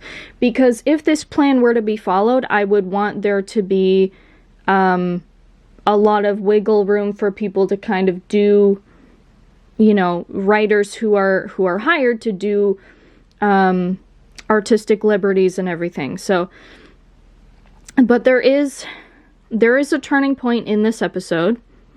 And I think this should be episode 3 or 4, maybe, where the doctor figures out this Meep was experimented on by the Rani, who, once the two of them start talking, points out, like, she's never been the doctor's enemy or a villain. Look at the good she's done with this Meep. But the doctor, like, knowing the Rani for many years and knowing that her experiments from the classic era were very unethical, which I haven't seen any of the Rani's episodes in classic, and I will be honest about that, but I've seen small clips here and there. So the doctor kind of asks, like, how many failed experiments failed trials came before this baby Meep who you were successful with? How many Meeps didn't survive those trials? And the Rani just says, like, don't ask questions to which you don't want to know the answer. I do want one of the twins to point out the Rani's Sonic looking like a syringe, and I want the Rani to kind of shade the doctor about, like, finally someone notices and it's one of the humans. I do want where they find the Rani, and I'm sure the baby Meep is probably the one that will realistically, you know, if someone were to write this episode out for real, probably the baby Meep is going to direct them towards off the planet via some teleport or something that she used to retrieve the Meeps for experimenting that leads them to wherever her lab is. But I do think her lab should have one of the ink creatures that was counting numbers from the Wish World and Reality War episodes. Because those designs were really, really cool. And the thing about this, like, 4-year plan following Reality Reset that I've written is that I want to utilize anything that was underutilized that would also make sense with the overarching plots that I've thought up here. Which, by the way, let me just say now, I'm not, you know, thinking that this 4-year plan should be used because I'm such a great writer. A lot of these ideas that I've included are ideas that are floating around in a lot of fan spaces, so I didn't just sit here and make all of this up. But anyway, so the ink creature, I think it would be funny if it was working outside the lab doors as a sort of receptionist. I think you should have a gag where the twins are, like, genuinely creeped out by it, but the doctor speaks to it casually, and near where it's sitting on the desk, a number prints out as, like, a take a number and wait your turn sort of thing, and the doctor begins arguing with the ink receptionist about, like, not waiting when there's no one else here except the ink creature is just programmed to give automated, almost like when you're at, like, a customer service line and that it's the automated voice, and have a moment where 14A, like, it finally stops mid-sentence because she's just had it and then uses her Sonic to get through the doors. I do want a Victorian episode where 14A takes notes from Madame Vastra in wearing a black morning gown and veil to go unnoticed, because also 14A, Jo Martin's doctor, is a black woman, and so in order to avoid any, like, racism happening in that episode, the whole, like, mourning veil partially obscuring her face will be a way to go unnoticed so that you can have that time period episode and not have to address that. And not that they shouldn't address it, but I don't want it to be something to where you have to. There are ways that you can structure the episodes so that you can avoid that. And don't directly mention Madame Vastra. You can just say, like, oh, well, you know, I had a friend that lives during this era that I met during one of my previous faces who was a man, and I learned a lesson for this version of me on how to go unnoticed. Like, you don't have to name drop, you can just say, like, yeah, I got this idea from a friend. I also, towards the end of that episode, would like for it to be revealed that 14 is hiding gadgets and stuff, like, under the dress, like, under the bustle and crinoline, including that gun that we saw her, like, during Jo Martin's time as the fugitive doctor from the version of reality in this season that would no longer be our reality. I want that gun thing that she carries around to come back, but I want it to be clear that it is a stun gun, because that's also going to tee up something for later.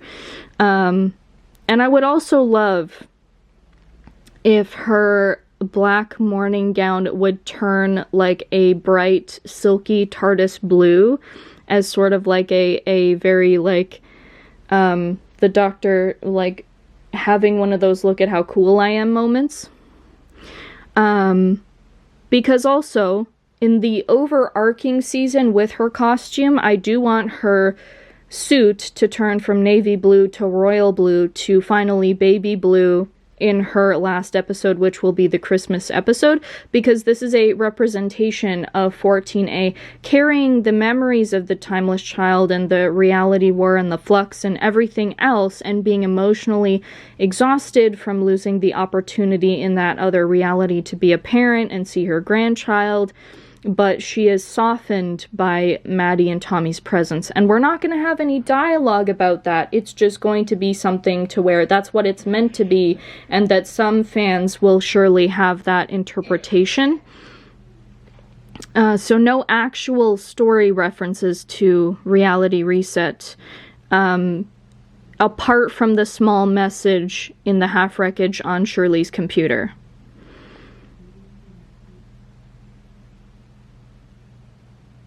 Also, in that episode, the one historical of the season, 14A's dress turning black to blue when revealing the hidden contents under the skirt. I want it to resemble the blue dress worn by the human TARDIS from the episode The Doctor's Wife.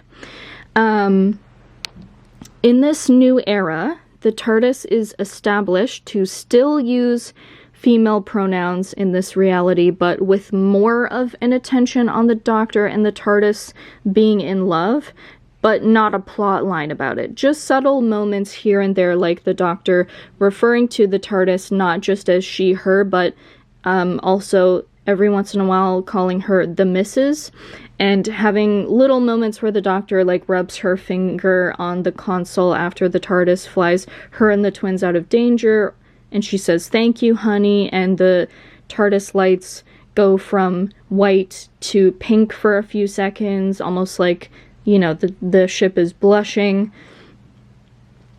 And moving forward, I also don't want it to be just that certain incarnations are overly affectionate with her either, like such as 15 being the only one at this point who actually kisses the TARDIS in front of companions. Like, I get some people like love stories in Doctor Who, and some don't think the Doctor should be a romantic figure.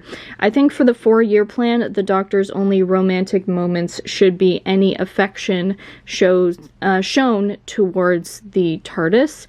And I do think that you should at least have a moment where the Doctor does, like, spell it out, like, loud and clear, and say, like, I love her.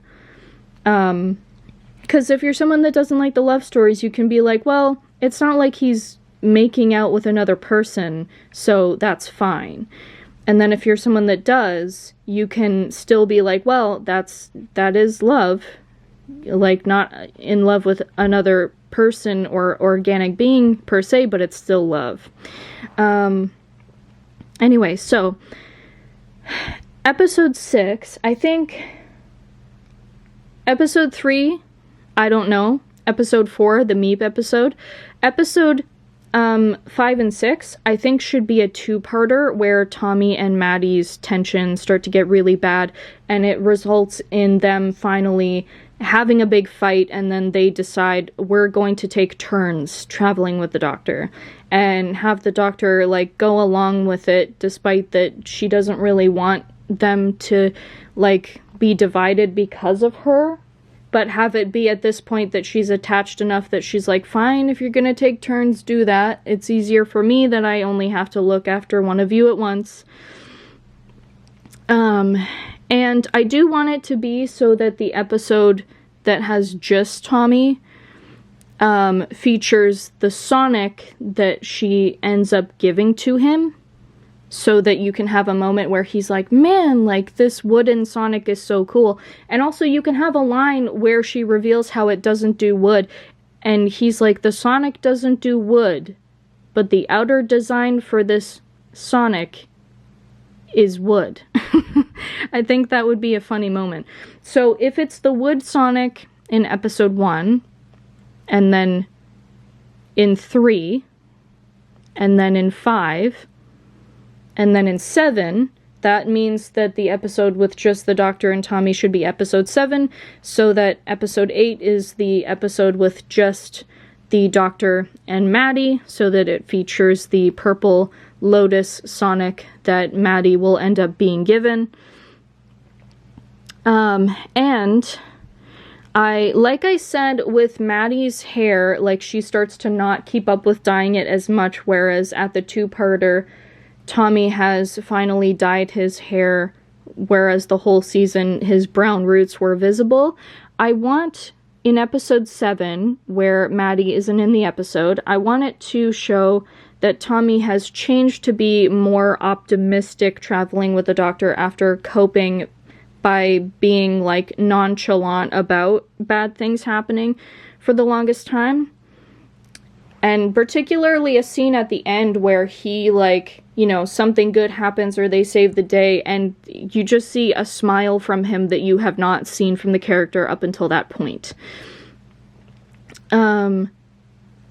With Maddie, I want her to show more frustration towards mishaps finally, like, cracking underneath the weight that she has put on herself to compensate with being overly positive through the years, and she has reached the ceiling to where she can no longer do that.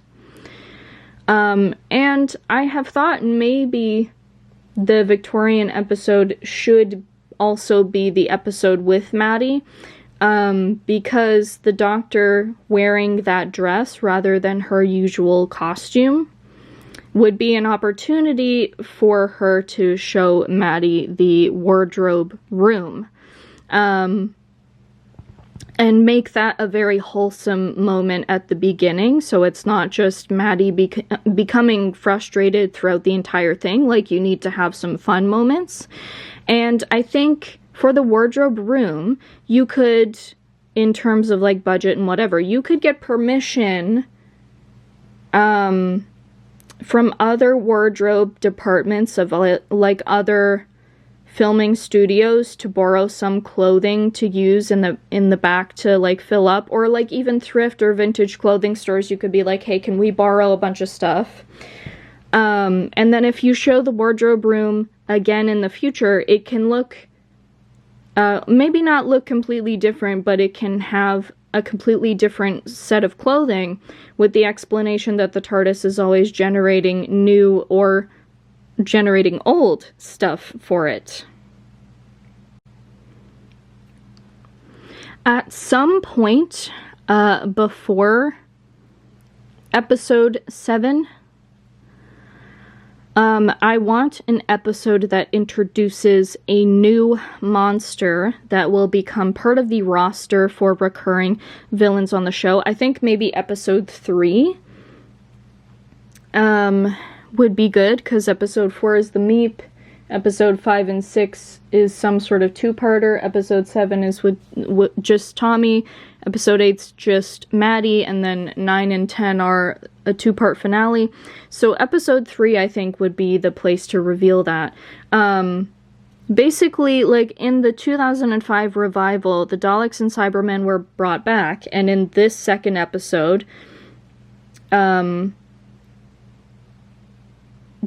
like, we see the Franken Daleks and Cybermen, but then in the revival, we also had the Weeping Angels introduced, and then eventually the Silents were introduced. So I think we need a very cool, new, iconic monster to show up.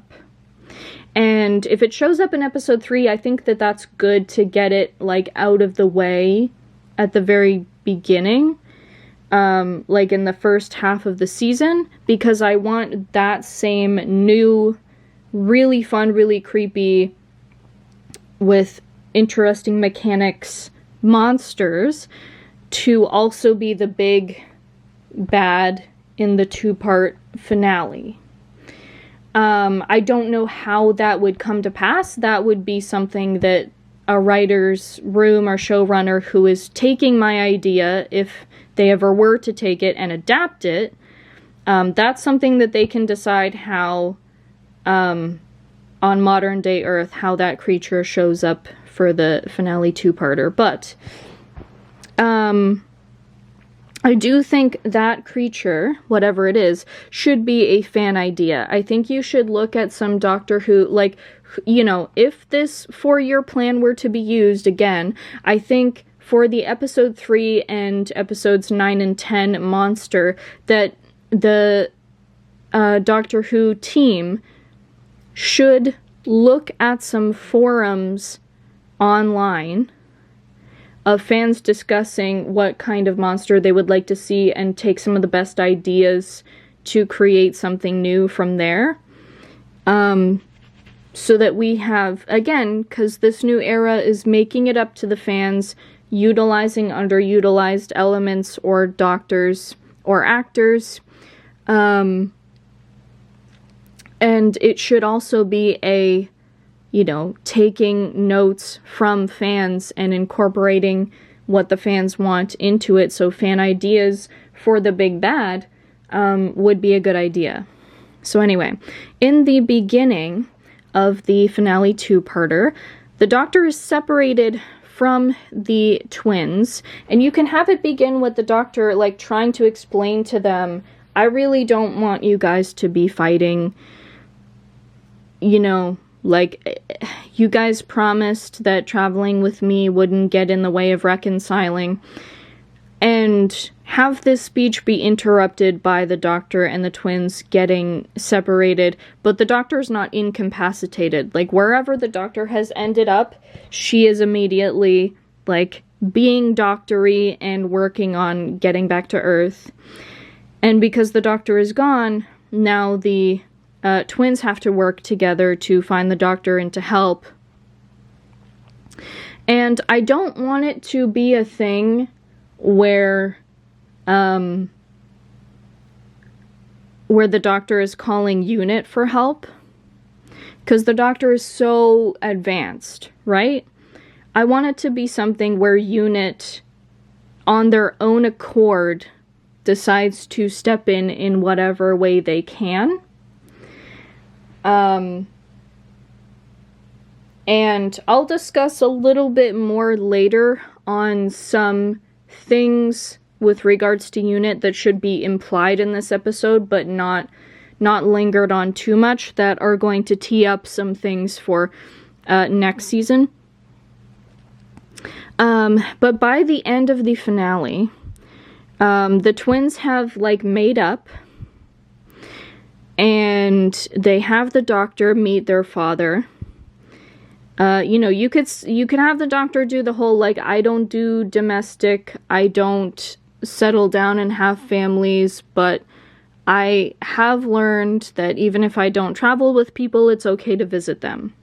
I want there to be some character growth where the Doctor's like, yes, I will visit, of course I will. And when the Doctor meets their father, the father cries and hugs the Doctor and says, like, thank you for bringing my family back together.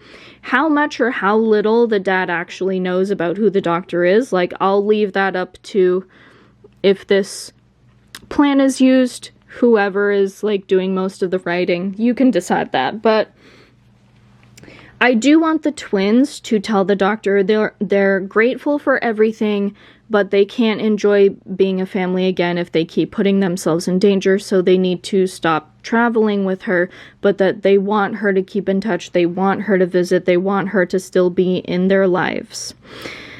And this would be the point, towards the end of the episode, where 14A decides to give Tommy the wooden steampunky sonic screwdriver and Maddie the purple lotus sonic screwdriver, and says, like, she's reduced the sonic functions to basic stuff like flashlight, boosting Wi-Fi, calculator, all that stuff, and it's a promise she'll visit them to make sure they're using their sonics responsibly, and she'll make a joke that, like, you know, don't tell Kate Lethbridge Stewart, since she's been wanting to use sonic technology for years. And I want the ending scene to be the TARDIS flying away and disappearing into the sky, like not disappearing because it gets far away, but disappearing like it's phasing out, over the twins with their dad in the cemetery, and their dad tries to play a video of their mom on his phone, but the battery dies, and the twins both point their sonics at the smartphone, supercharging the battery within a few seconds. And another reason why it's a good idea for the twins to be given both of those sonics is that the Doctor, or the TARDIS, I know sometimes the TARDIS makes the sonics, they don't have enough time to make a new sonic for the Halloween special, so it will have higher stakes because the Doctor will not have a new sonic to make use of in time for what they'll be dealing with. And for the Halloween special, I want it to be inspired a little bit by Heaven Sent, where it's like a very old structure. Not like a castle, though. Not like the castle that was used in Heaven Sent. 14A lands at the entrance of a strange structure to which the outside kind of looks like ancient ruins. It almost looks like something carved inside of a mountain with grass and bushes and foliage covering a lot of it. And it's a museum with no spectators because they all become the exhibits after being killed, one by one, any creature that finds its way into the museum.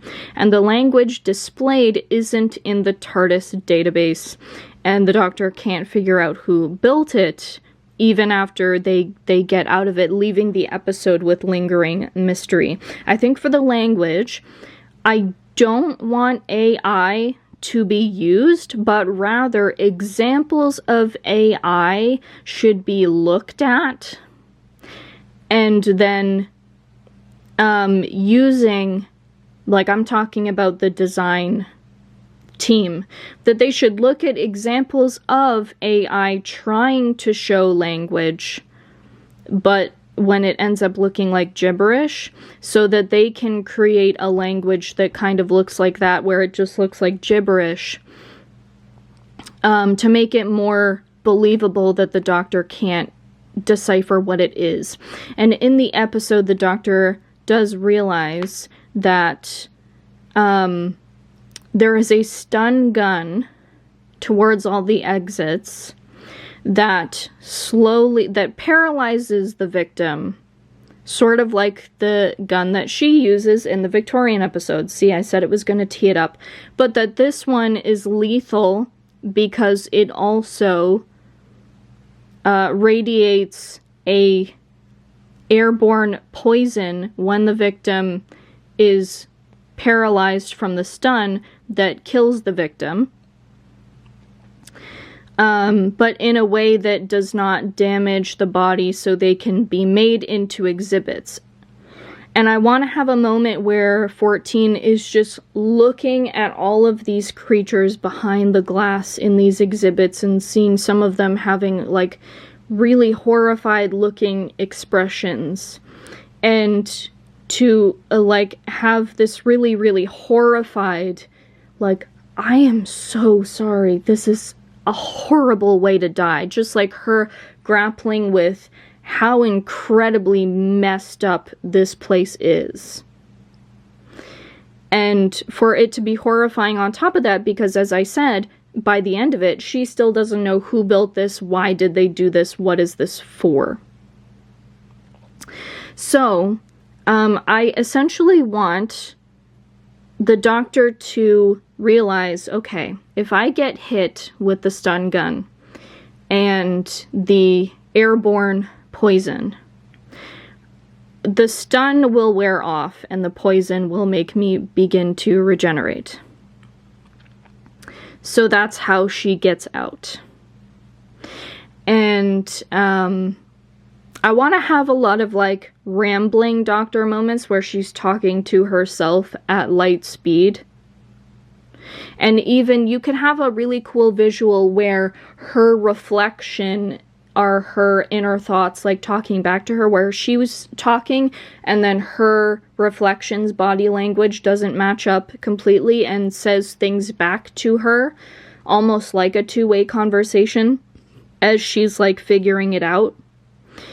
And when she escapes, she does decide to destroy the museum from the outside, and have it be so that in the Children in Need short and in the Christmas special up until the last few minutes, that she is in between regenerating and becoming the next face of the Doctor, and have it be higher stakes for that reason because, and this is a way to cue new viewers into the lore, that if she sustains a mortal injury during the regeneration process, that she will die for real, so that she can't say, well, I'll just have to get hit and regenerate this time, that it's gonna have to be, no, I have to figure this out and not take any hits, so that that Christmas special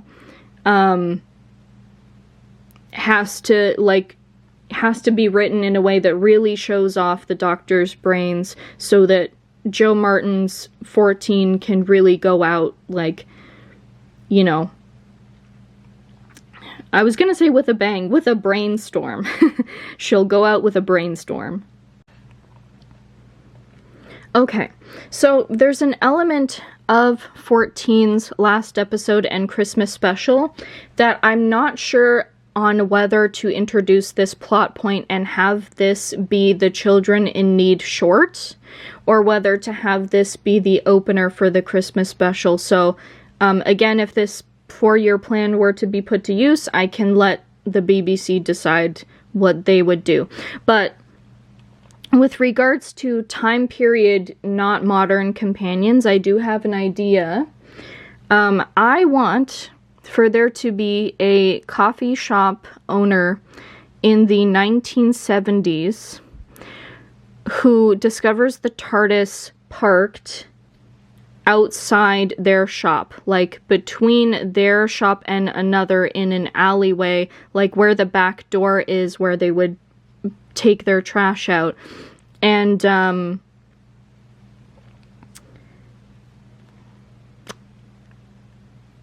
I forgot to mention this earlier.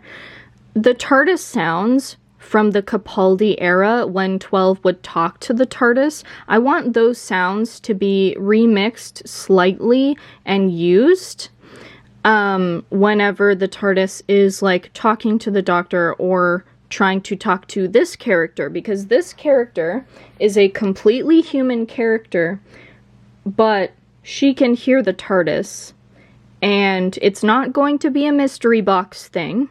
But it is going to be a thing where it's going to be a question of why, and then you discover why. So her name, I've given her the name Liza. Liza can hear the blue box, and she thinks that someone is inside. And we hear the conversation only through her words, because with the TARDIS, we can only hear its, like, beep, boop, bop noises. So to prove that it's a box talking to her and not someone else, the TARDIS is going to open her front doors, but she first, we don't hear the TARDIS say this, but she asks Liza, like, to promise she won't freak out because of her heart, and Liza's, like, response to that is what lets us know that she has a heart condition. So essentially, the Doctor's going to figure it out later, but the reason why the TARDIS translates her words for Liza, despite the fact that Liza's not the Doctor or another Time Lord, and that anyone other than Time Lords should not be able to understand the TARDIS, is that the TARDIS feels bad for Liza because she has a heart condition that makes it to where she has to live a very calm, not excitable life, and she kind of feels like she's gotten left behind in life, and she's someone that would not realistically be able to travel with the Doctor because she would die on day one because it's just too dangerous, the excitement alone, and the TARDIS knows this, and so it's like making her feel special through letting her hear its voice, which people who do travel with the Doctor cannot even do. And I also want this to explore, like, what does the TARDIS do whenever the Doctor sleeps? Because the show's made jokes before about how the Doctor doesn't sleep, but, like,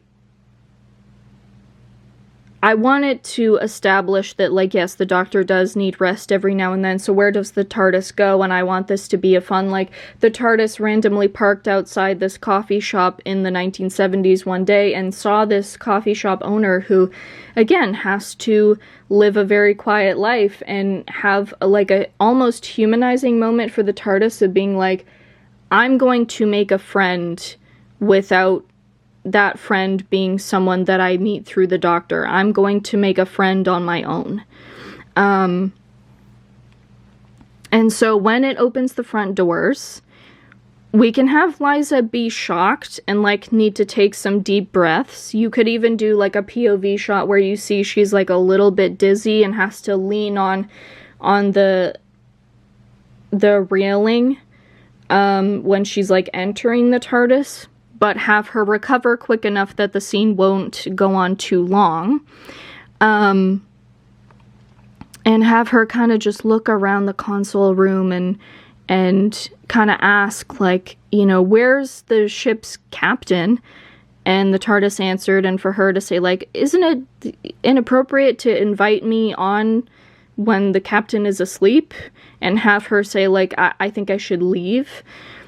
And have, like, a small montage of, like, a sunny day, a windy day, a rainy day, of the TARDIS just being parked in that alleyway, and Liza coming out and, like, maybe if it's, like, raining or something, she comes out there with a towel and she starts wiping the TARDIS down, and just, like, a montage of her talking to it, and you can have her say things like,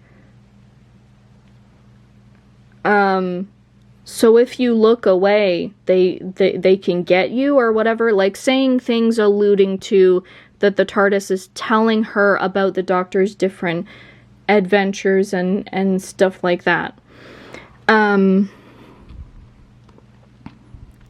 So I didn't decide what the main plot of the Christmas episode is, but that at one point, 14 like wakes up, and it's presumably a flashback, and sees, like, the parking log history, and is like, why do you keep parking in this same place? And have this this moment where the Doctor, like, kind of walks out, takes a look around and shrugs and goes back in, but from inside the coffee shop, Liza sees, but then the TARDIS takes off. And then, after, like, the end of the main plot, you can have 14, like, say to the TARDIS, after she, like, says another goodbye, you can have a brief cameo of the twins, for her to say, like, let me regenerate somewhere calm. And you could have the setting of the coffee shop be near, like, an ocean cliff park or something like that. And so the TARDIS parks at the end of the street so that the Doctor can go out onto that park. But from inside the coffee shop, Liza can see, and she goes out and she says to the Doctor, who is, like, heading to that cliff to stand and regenerate near it, she's like, the TARDIS told me so much about you, like, I'm glad to finally meet you. And for 14 to just be like, how can you understand her? Like, and she says, like, can I ask, are you human? And she says yes, and she's like, if you're human, how can you understand? And because she has to regenerate, you can just have Liza say, like, don't worry about it. I know what's happening, I know what regeneration is, and I know that you don't really want to be alone, so I'm just going to stay near the TARDIS and watch so that you'll be okay afterwards. And so 14 stands multiple feet away at the cliff, regenerates, and we get 15 back.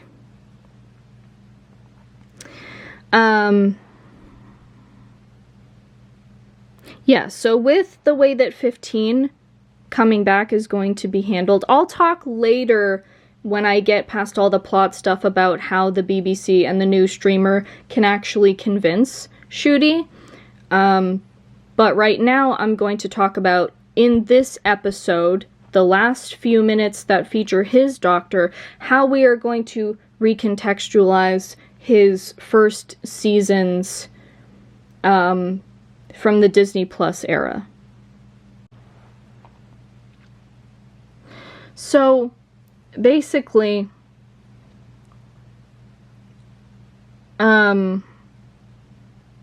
actually, instead, I don't know if I mentioned it was sunset to, like, justify other people not seeing him at the park, or her, but then 15 comes back and the doctor's him. I think it should be sunrise, specifically because I want to have, after the doctor regenerates and she is like, okay, come into my shop and sit down, you'll be fine. You can have some tea or coffee or something. You can have something on the house to help you with the post-regeneration, you know, brain fog. And have it be that, that he notices, like, her shop hours, like, oh, you're gonna open soon. And she'll say, yeah, and, I finished prepping for the day almost an hour ago, so I can just sit down. And he would go, why would you, like, get up that early? Which is one of the first, clues that he kind of gets that, like, this shop is her life and really the only thing that she does. But then you're going to have a customer come in,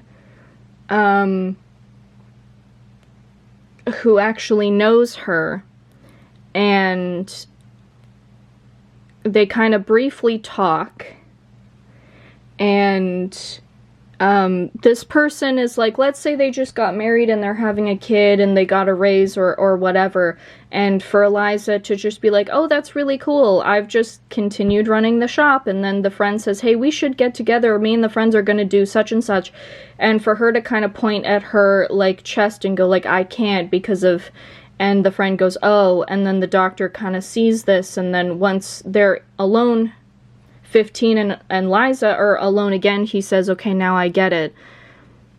You have blah, blah, blah. And let's say that just by listening in on her heartbeat that he knows exactly what condition it is, and you can have her make a joke of, are you sure you're not a medical doctor? To where he's like, you know, you can't really live an exciting life and you wouldn't be able to travel with us. So the TARDIS let you hear her so that she could just tell you about adventures since we can't show you. Like, I don't want it to be a huge mystery box thing. I want it to be that the doctor shows his, like, deduction skills by realizing this, but in a way that doesn't make it into, like, she's special. She's not special because of, like, any, you know, mystery box whatever. She's special because the TARDIS decided to make her special. Decided that she would be the one human that can hear her talk. That was like a gift, a gesture of kindness, and not, you know, anything else other than that. And Liza is going to be a recurring character, but I want her to be like the Doctor's pit stop character, where every once in a while you'll have, you know, maybe if there's like a mystery that the doctor's like, I don't know what to do, mid-episode there might be like, they take off a couple minutes at the shop and then they go back, or a couple minutes at the end of an episode when they're decompressing or something, that the doctor goes to the coffee shop. And I don't want it to happen a lot, you know, maybe 1, 2, maybe 3 episodes per season, but I do want her to be a recurring character that shows up for many seasons with many different doctors, and you can have it be something to where the doctor does try to show up visiting her, like whenever the TARDIS parks there and the doctor wakes up and sees that they're parked there and decides to stop in and say hi after resting.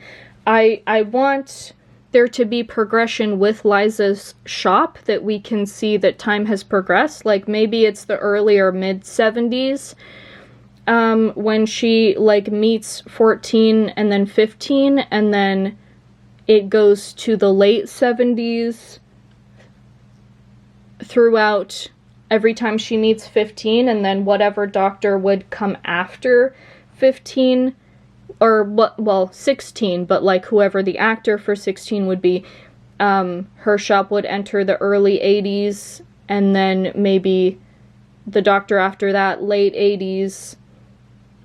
And then maybe once you get to like the 2000s, that would be when that character decides to sell the shop or something like that, and you would kind of phase her out. But I would like to have a grounding character throughout many doctors, who has the privilege of meeting many doctors and many companions and being able to talk to the TARDIS. And that's kind of compensation for the fact that she can't go on adventures with even one doctor. So instead, she gets to have calm downtime with the TARDIS and many doctors.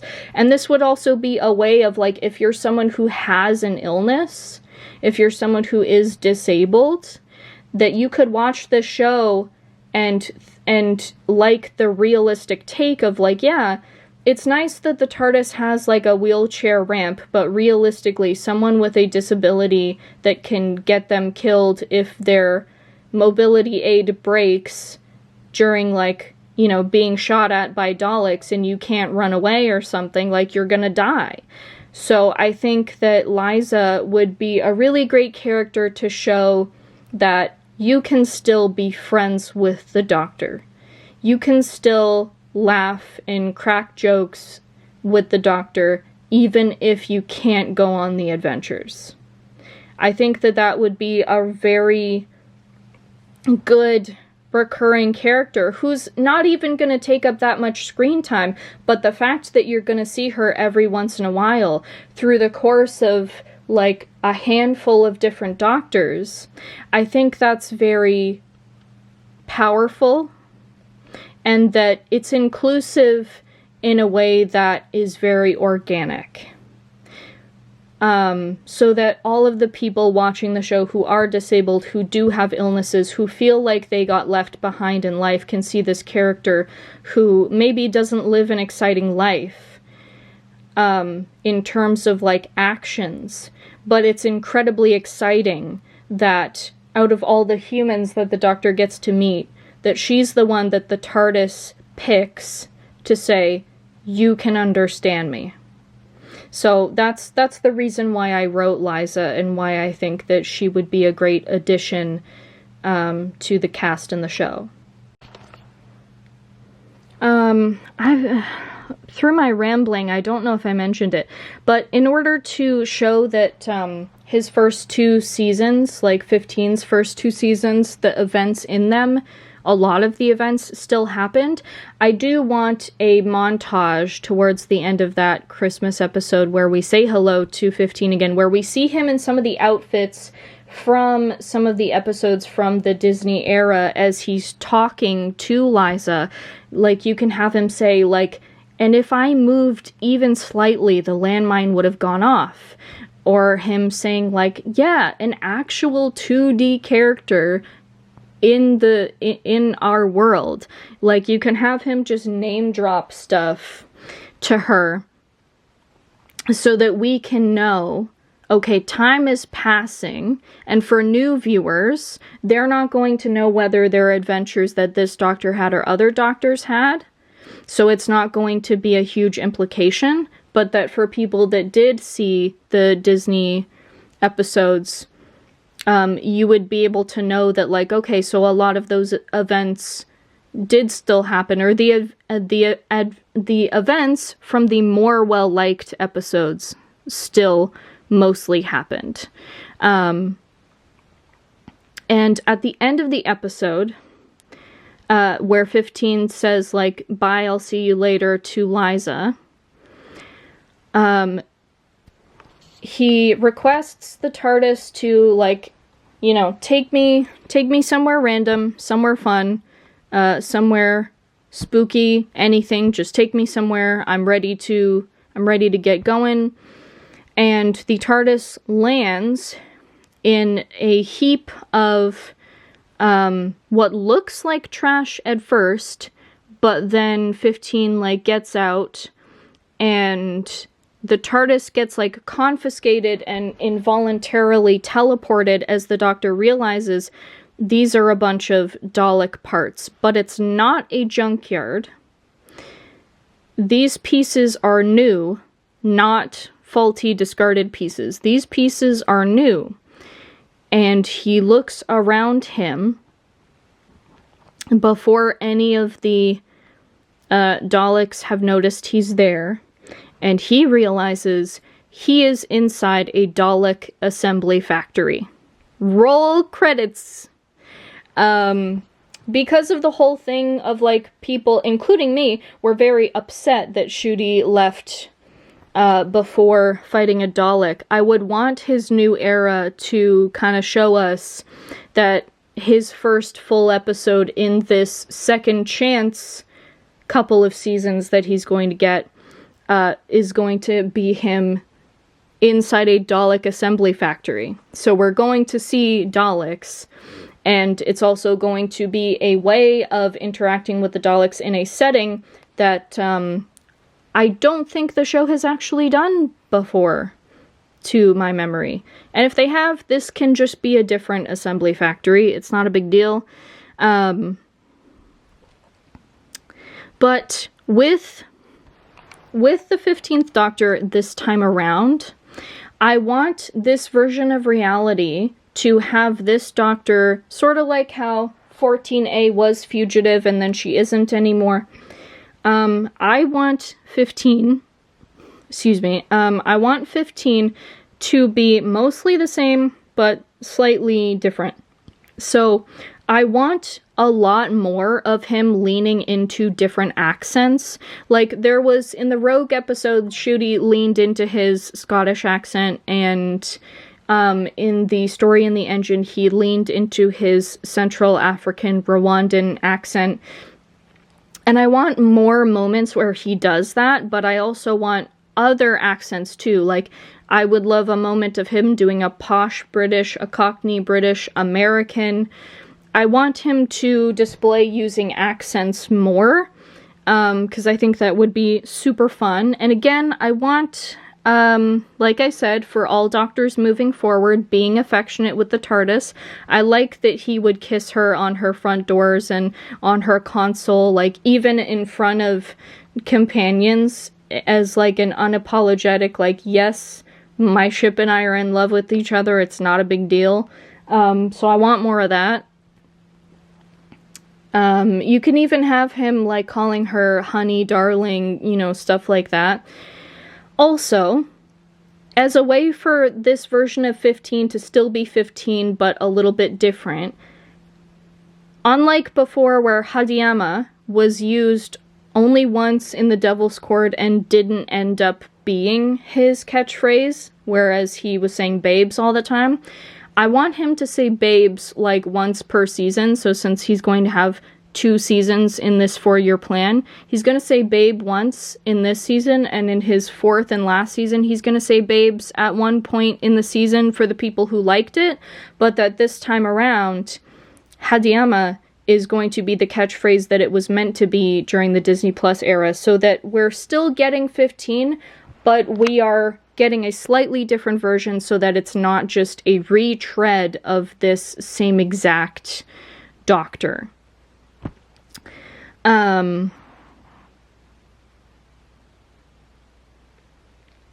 would also like at some point to have a comedic moment where the TARDIS is spinning down into a silent landing next to a very loud spaceship landing. Like, the spaceship kind of lands with a big noise, and then the TARDIS, like, very silently just touches the ground. So, the episode of his first season under the new plan, his third season overall, is going to be called The Dalek Factory. So the regular Daleks in there are all the ones that are being assembled. And I want the assembly Daleks, putting them all together, to have a spider design, so that the multiple limbs for grabbing multiple parts to put these regular Daleks together will make sense, while also being a creepy visual. And I also want bigger spider Daleks to be the security that chase after him, or maybe super tiny ones, I don't know. But what I do want to do is have this episode be the last episode where his original sonic screwdriver is featured, because I want in his new era to have a more screwdriver-shaped Sonic, but for the people that did like the remote-looking Sonic, it will be featured one more time in this episode, and I want there to be jokes, like where the Daleks directly say to him, like, that looks like a remote, and you can have him answer, like, in an annoyed kind of way, I was trying something new, okay? You can have him kind of taunt the Daleks, like mentioning Davros a couple times, like saying oh, go to your daddy Davros, let him save you, or whatever, something like that. And 15 has to survive the second half of the episode without the Sonic, because at one point you're going to have one of the Daleks blast it. And that also is the reason why he's going to have a more screwdriver-looking Sonic. And that also means he has to utilize his brains to get out and defeat the security system. You could have him use the psychic paper 1 or 2 times in the episode, but other than that, he needs to do it in the later half of the episode. He needs to do it without the Sonic, but the psychic paper, you can get away with using that a little. I do want another example of the Doctor using, like, mind games. I want him to make the assembly Daleks feel inferior to the regular Daleks by saying, like, oh, you matter so little that you're just a factory worker, you're not a soldier, you're not doing any exterminating, you're just, you know, you're not even the spares, you're not on the front lines, you're not in the army, like, you don't matter. I want him to really, like, egg them on to try to get them to kind of turn on each other, or at least the spider Daleks to turn on some of the other Daleks.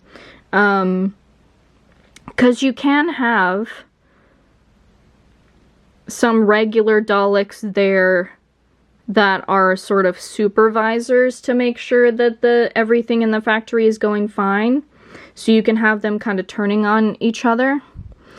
And by the end of the episode, and I don't want this to be a post-credit scene because I don't want to do the whole Doctor Who imitating the MCU thing that happened in the Disney era, so it needs to be before the credits. But I do want an end scene where one of the Daleks reports to Davros about the Doctor ruining one of their factories, and the audience, especially new audience members, sees what Davros looks like after his disfigurement, because the 2-part finale of this season will feature him from before the accident. So people need to know what he looks like before that. This season is also going to do a first. A first as far as I can recall at the moment, that the companion will be introduced in the second episode, not the first. I do think that since we had Dr. Light episode, like 3 Dr. Light episodes in Ncuti's first era, that having his Dalek episode be a, like, no companion opener with just the Doctor, like, being himself and rambling without any companion to stop him, and just him facing off with the Daleks and that's it.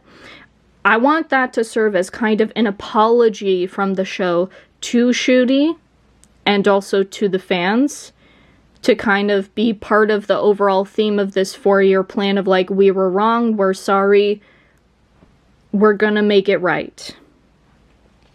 So in the second episode, which is Earth-based, we're going to meet a new companion who helps to save the day, but there is an air of suspicion that she's smarter and handles being under pressure better than a regular person, despite that she's 100% human.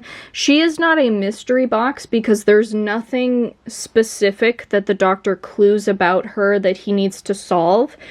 You see a look on his face throughout some of the episodes that he is suspicious, but it's not going to be a thing where it's a reveal that she's, like, non-human.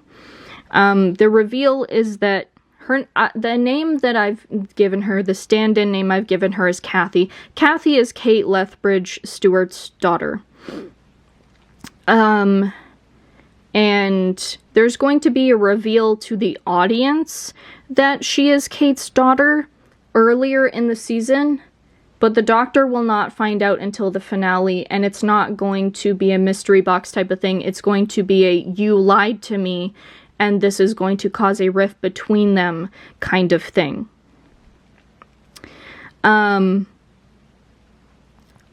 Also, a lot of people really liked Scoot from the Robot Revolution, and I think Scoot, because a lot of people were saying that he's the robot that was saying polish, polish. A lot of people were saying that Scoot can be the new version of K9. I think that Scoot should be in the show, but not prominently featured because of how the effort it takes to operate him. But I do think in his second episode of this new season,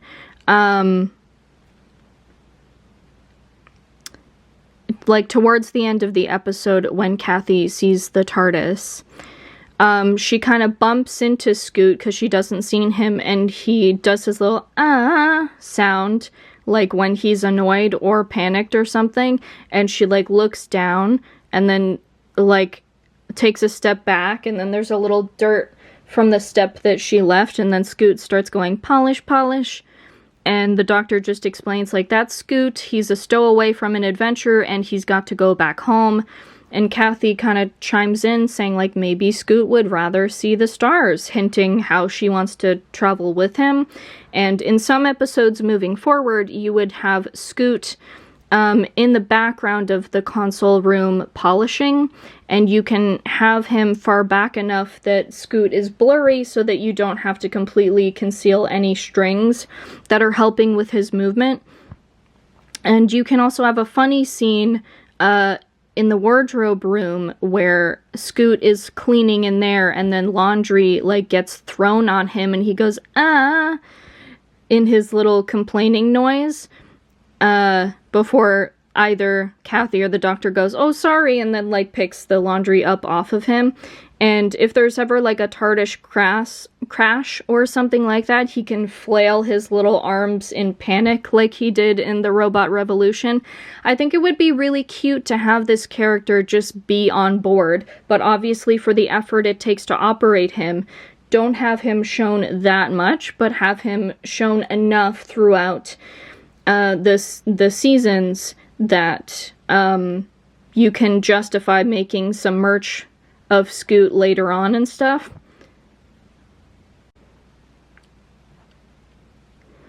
Okay, so the third episode, which is titled Left Behind, is going to be one of those kind of like the Meep episode where there's some cute creatures so that the kids watching can have a good time, but there are still going to be some mature themes. Basically, Kathy and Doc land on a planet that is like completely abandoned. It's in ruins. It looks like disaster struck. And they're scared away from the TARDIS by these weird eel-looking creatures that make these almost alien but slightly sounding rattlesnake-like sounds. And when they've backed away, they see an entrance to an underground, like not underground base, but like underground city. And the entrance is opened, and they are greeted by a German Shepherd with a device on his collar that translates his speech or his barking in word bubbles, kind of like how in the episode The Well, those little pod things that you would put on your suits translated the sign language. So the German Shepherd essentially can speak to them, and his name is Buddy. So he brings them down through the entrance of the underground to the underground city. And you can have a moment of 15 telling Kathy, like, don't worry, she's, like, safe. Underground structures are safe. And she can act like she already knows that, hinting at having been in unit base many times before. And so Buddy introduces them to the other highly intelligent animal there, which is a robot cat named F9 who resembles K9, which prompts 15 to remark on how he used to have a metal dog named K9. And this will set up the fact that 15 is going to, in some way, reunite with K9 later on. This episode will be an example of how you can make an episode that will entice kid viewers without making it too juvenile for adults to enjoy. Like, the German Shepherd, Buddy, is sarcastic like Rocket from Guardians of the Galaxy, but without any swearing or violence. It's also not going to sugarcoat the message of the episode that sometimes you do everything right and disasters or tragedy will still occur. Basically, the planet was abandoned after a disaster struck, similar to humans leaving pets behind in modern Earth during hurricanes or earthquakes. The animals they meet here are mostly left behind. The part of the underground city where the running power has been delegated to is like an animal sanctuary section. With some backstory told to them through the robot cat F9 and Buddy, that the sanctuary was like half empty, and so they went to the surface and saved as many animals as possible to bring them down and fill up the other half. But making the point that there were many that they couldn't save. And that's that maturity part of, like, not sugarcoating it, but also look at all the good that they did manage to do. Also, to tee up something for later, there's going to be a confiscated device in the sanctuary that Kathy spots and asks the doctor what it is, and he explains that it creates offspring using a single cell of DNA, and that is being used in the society instead of breeding animals, and the sanctuary confiscated it because it creates, or must have confiscated it because it creates populations of abandoned creatures that don't sell well, kind of making a puppy mill equivalent, but not leaning too much into it, and Kathy can remark on, like, at least it's not used on people, before 15 will explain that, well, actually, an army once used it on me and created my soldier daughter, Jenny. And And then Kathy kind of remarks that, like, oh, you have a daughter? And he corrects her and says, I had a daughter. And this will help to foreshadow Jenny briefly coming back later on. They can't leave because they don't have any ships. Plus, the creatures on the surface are scavenger eels. So this is a new creature for the Doctor Who lore. Essentially, they are bioluminescent space eels that float to planets or space stations that have been quickly abandoned to scavenge for leftover food or any kind of sustenance. And the eels are evolved to spit poisonous venom at any living beings that are left behind. I also want F9 and Buddy to reveal that they have help to look after all of these animals from a humanoid veterinarian, and I want there to be a special moment reminiscent of the 9th Doctor speaking to the medical doctor from The Empty Child, where 15 is talking to this vet with a quote like, "Despite everything, you're still a doctor. I understand." I want the Doctor and Kathy to realize together that the eels on the surface are a newly discovered breed of smaller scavenger eels that aren't poisonous but make sounds that portray as if they are, citing a real-life snake that imitates rattlesnakes by rattling their scales together. And you can just, like, have them kind of figure this out because Kathy speaks to F9 and says, like, you look like an Earth cat, and F9 can say, I have a lot of information about Earth animals. Would you like to know? And Kathy just says, like, sure, and F9, like, tells her a bunch of things, including about the rattlesnake that, like, or the snake that impersonates rattlesnakes, and that's how they figure out that these are smaller, non-poisonous scavenger eels. I also want Buddy to talk about how he's a law enforcement dog and that his officer, like, they got separated during the disaster and that he really wants to reunite with him. And once the Doctor and Kathy get all of these creatures past the non-poisonous eels into the TARDIS, I want a fun reuniting them with their families montage, but then have Buddy find out from speaking to some of the other law enforcement that used to be on the planet that Buddy's officer passed away. But have have 15 say to Buddy, like, hey, I actually know a very good home where you could go. F9, Robot Cat, can decide to stay with the veterinarian. And so Kathy, 15, and Buddy go back to modern day Earth. And you can just have 15 quickly explain, like, a friend of mine used to work for this organization named UNIT, and her mom is a foster mom, and I know that she could use some extra help looking after and protecting the kids that she fosters, and I think that you would be a really great protector. And so you can have them land, like him send a text, and then have them land 2 days later where he is texting, let's meet up.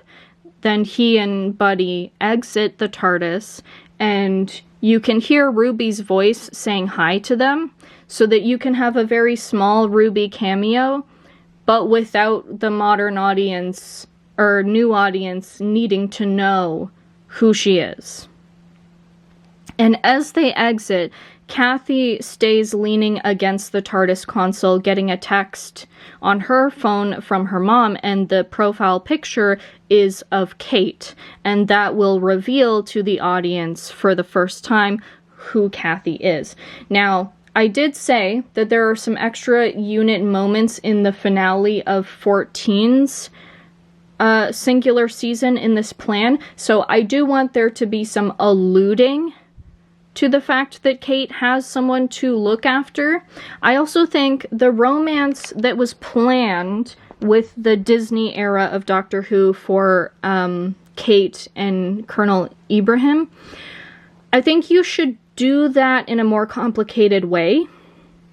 I don't know exactly how it's going to fit in the story, but I think it should be a case where Kate and Colonel Ibrahim were together, had a kid, broke up, and he was working somewhere else outside of unit and then lost that job. And then Kathy asked Kate, like, hey, can you please give Dad a job here?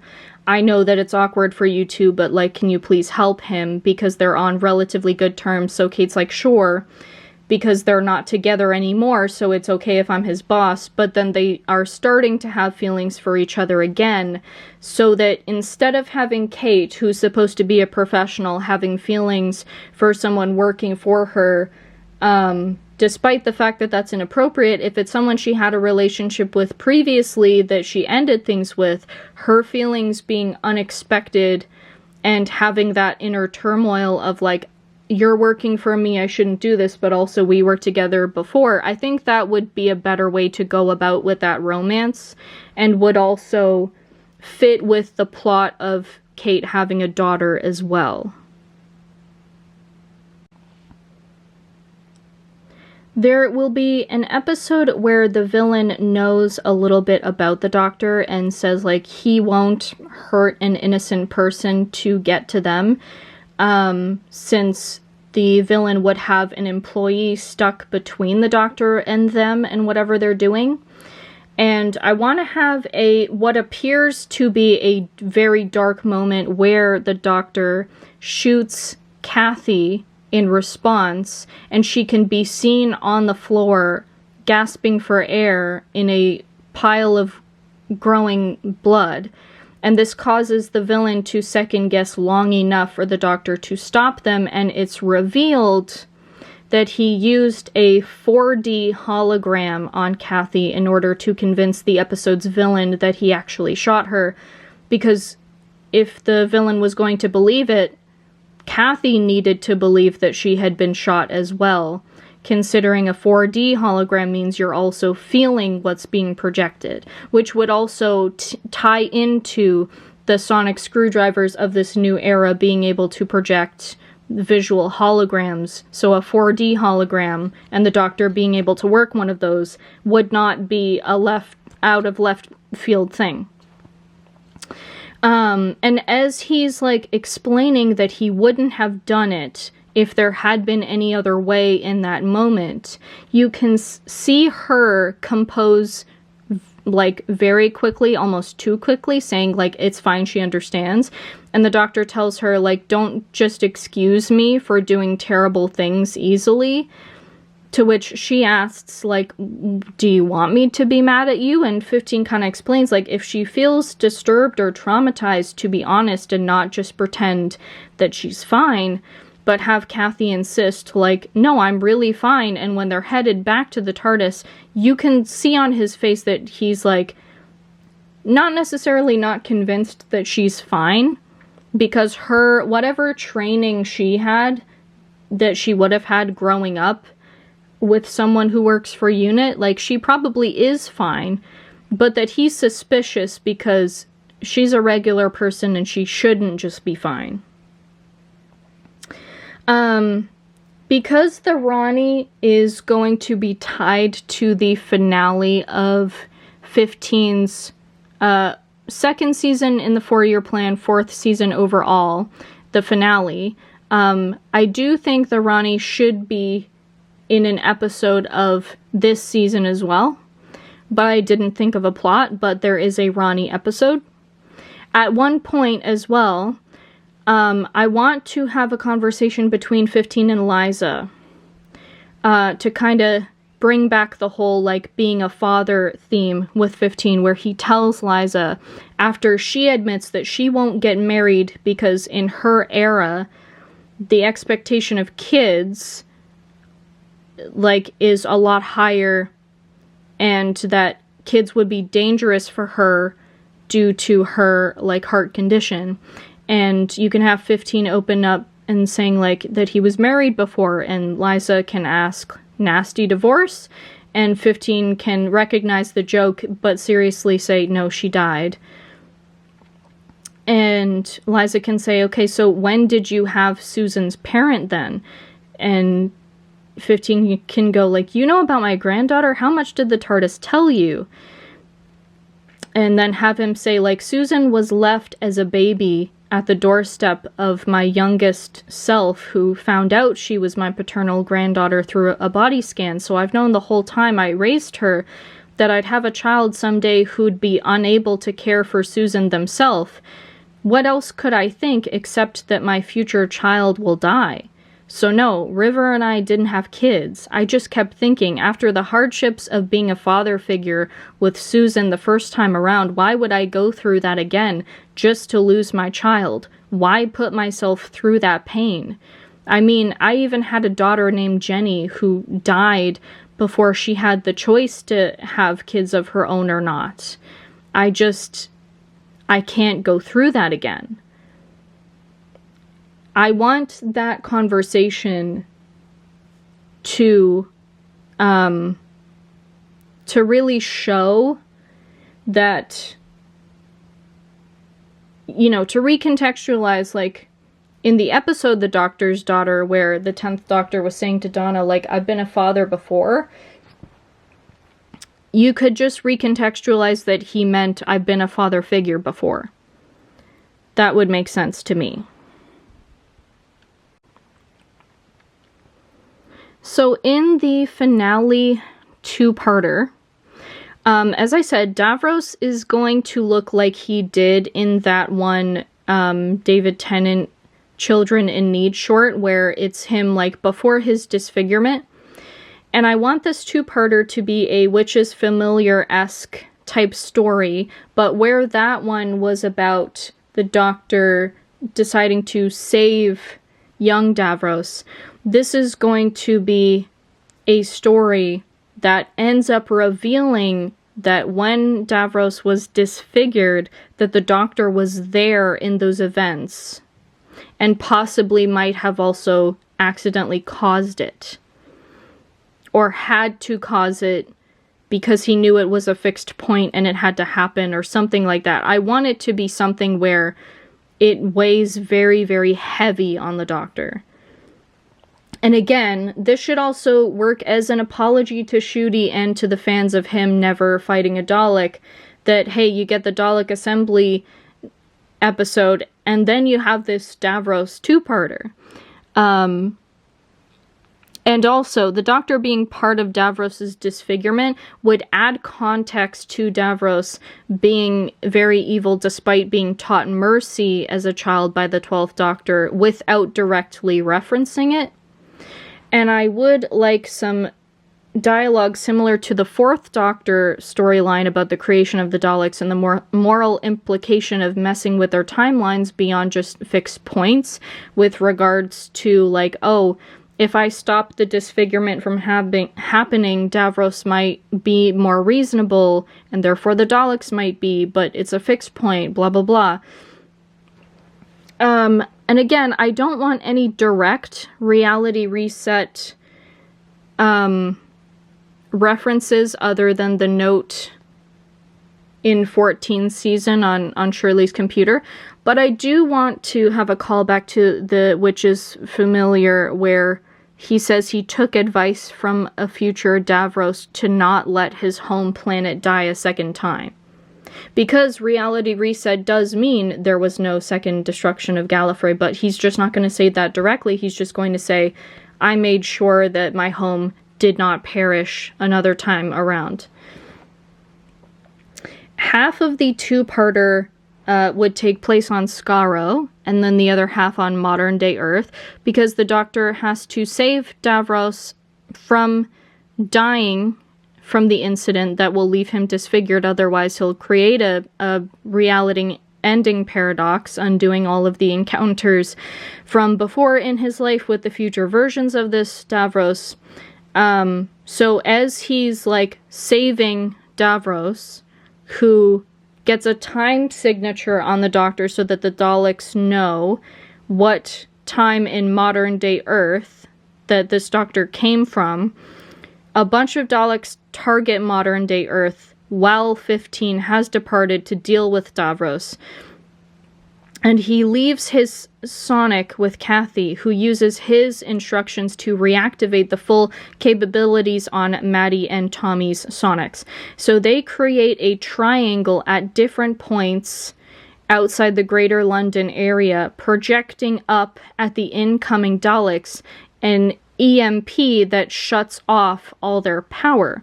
The Dalek ship being stuck aimlessly in orbit, and the Daleks closer, crashing down on Earth. And the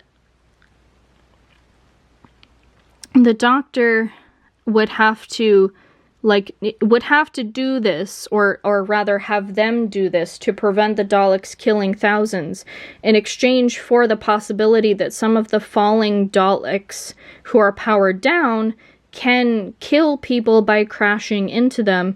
And there should be a line of dialogue from Kate in the episode where she says, like, there have been casualties, let's keep that to ourselves. Like, she doesn't want the Doctor to go dark and get back into the brooding, like, I bring death and destruction everywhere, blah, blah, blah.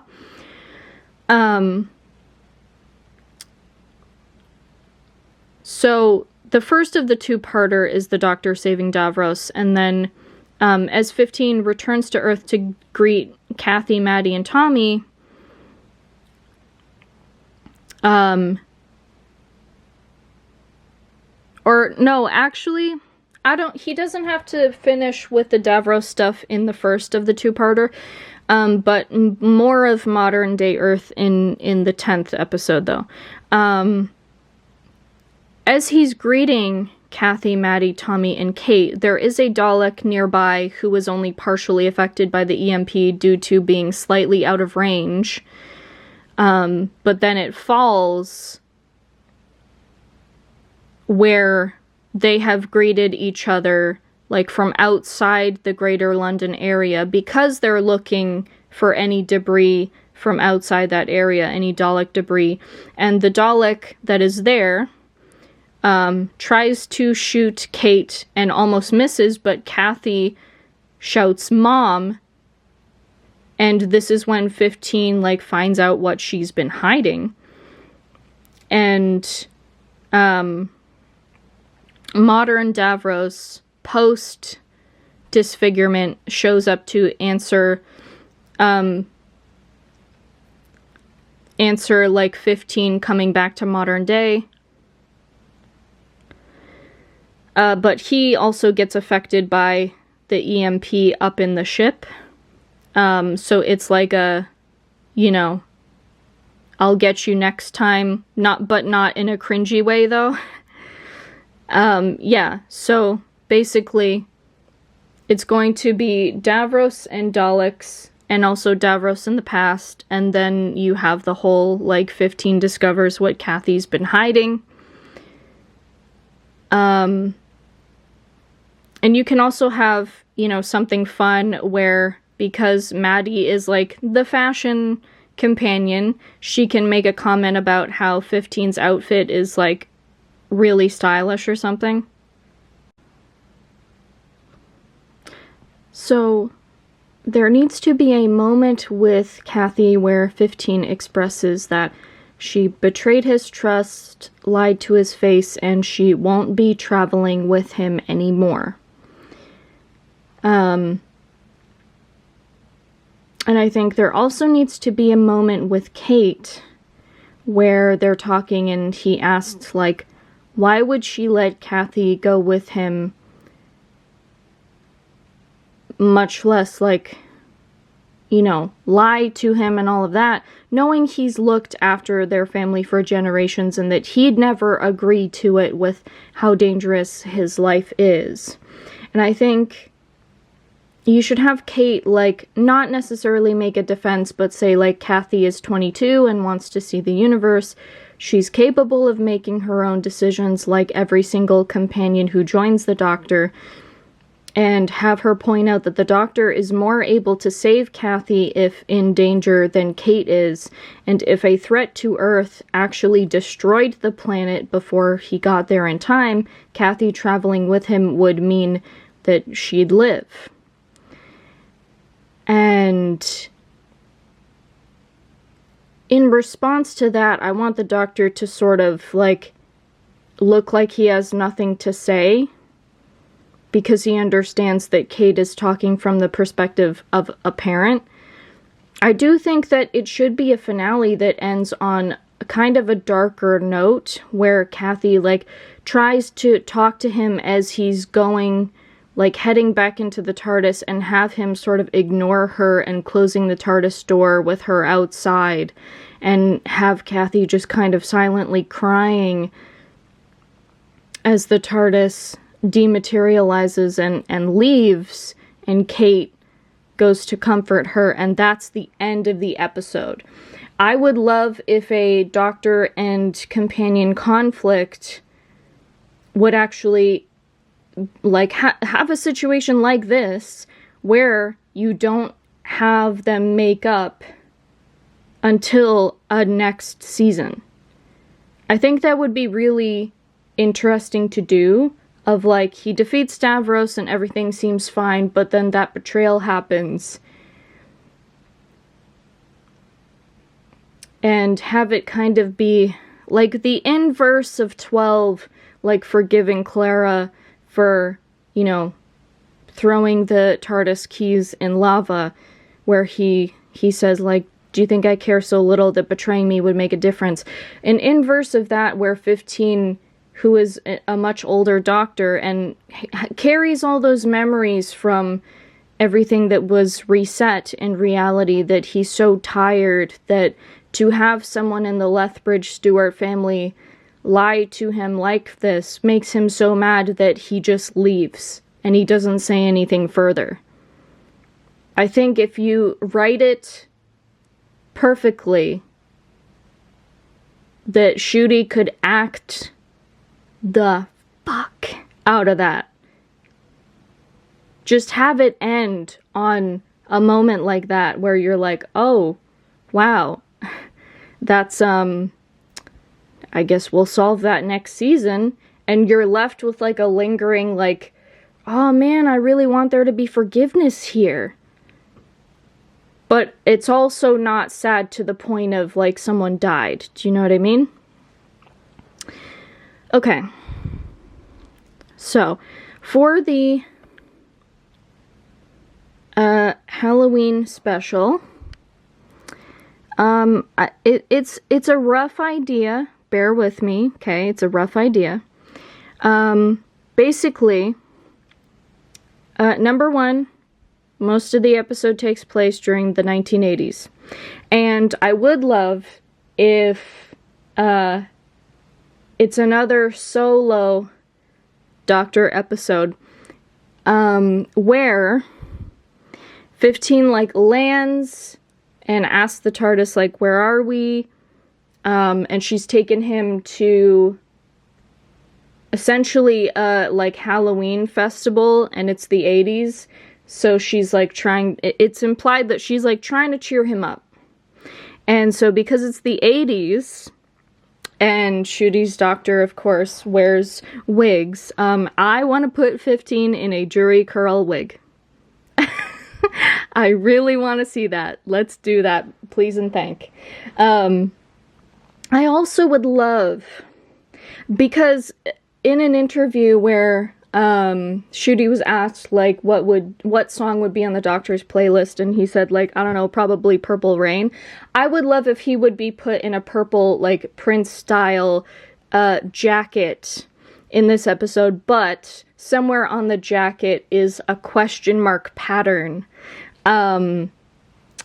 to sort of pay homage to the question mark costumes worn by the Doctors of 80s Doctor Who. So yeah, in terms of an actual song, though, since, again, 1980s episode, I would love if they could get the rights to play Back in Time from Back to the Future as 15, like, sees where the TARDIS has landed, rushes to the wardrobe room, and then comes back with the jacket, with the question mark, with the jury curl wig, and acid wash jeans, and exits to see, you know, Halloween 1980, I don't know, let's say 1986. So yeah, I would love that.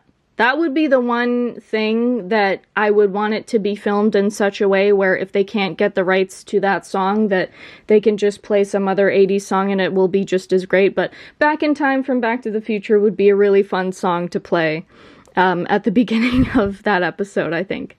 So, the big bad of the Halloween special.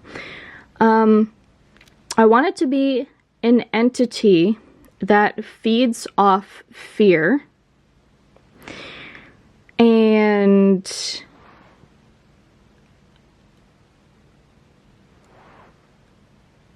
I want to, basically, because it's Halloween, I want it to be that it keeps on trying to get fear out of people by jump scares, like very mild things in the beginning of the episode, so that you can conversely, you know, have back and forth, like jumping between the entity doing jump scares and the doctor enjoying himself at this festival. But because everyone just thinks it's a rad costume, like, oh man, dude, that's so cool, it has to be more intense with the scares. And we're bringing back the 4D hologram here because it's going to use 4D holograms to make some of the horror decorations appear as if they are coming to life and attacking. And the people that are being attacked by these 4D holograms are, because it's a 4D hologram, they are going to feel that attack, which adds to the horror of it, even though mostly everyone is going to come out of it fine.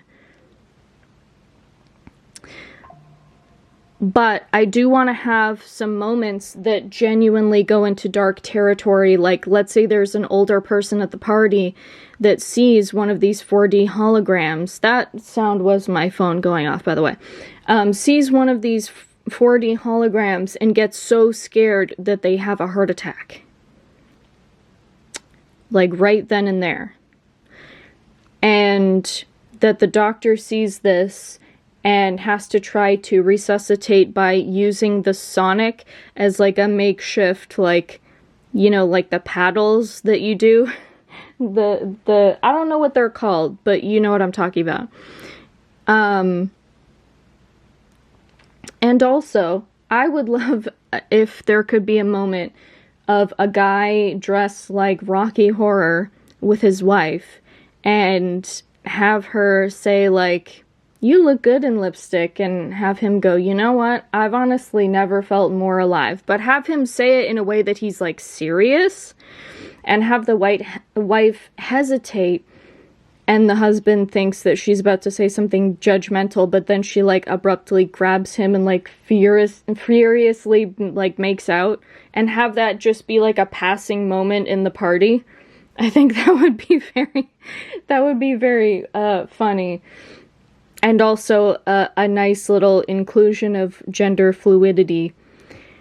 And have that same guy, the Rocky Horror guy, help someone else at that festival. Because let's say the doctor's helping this person who is having a heart attack, and let's say someone else gets scared and they start to choke on their food. I think you should have the guy in the Rocky Horror costume say, "I know the Heimlich," and then help that person.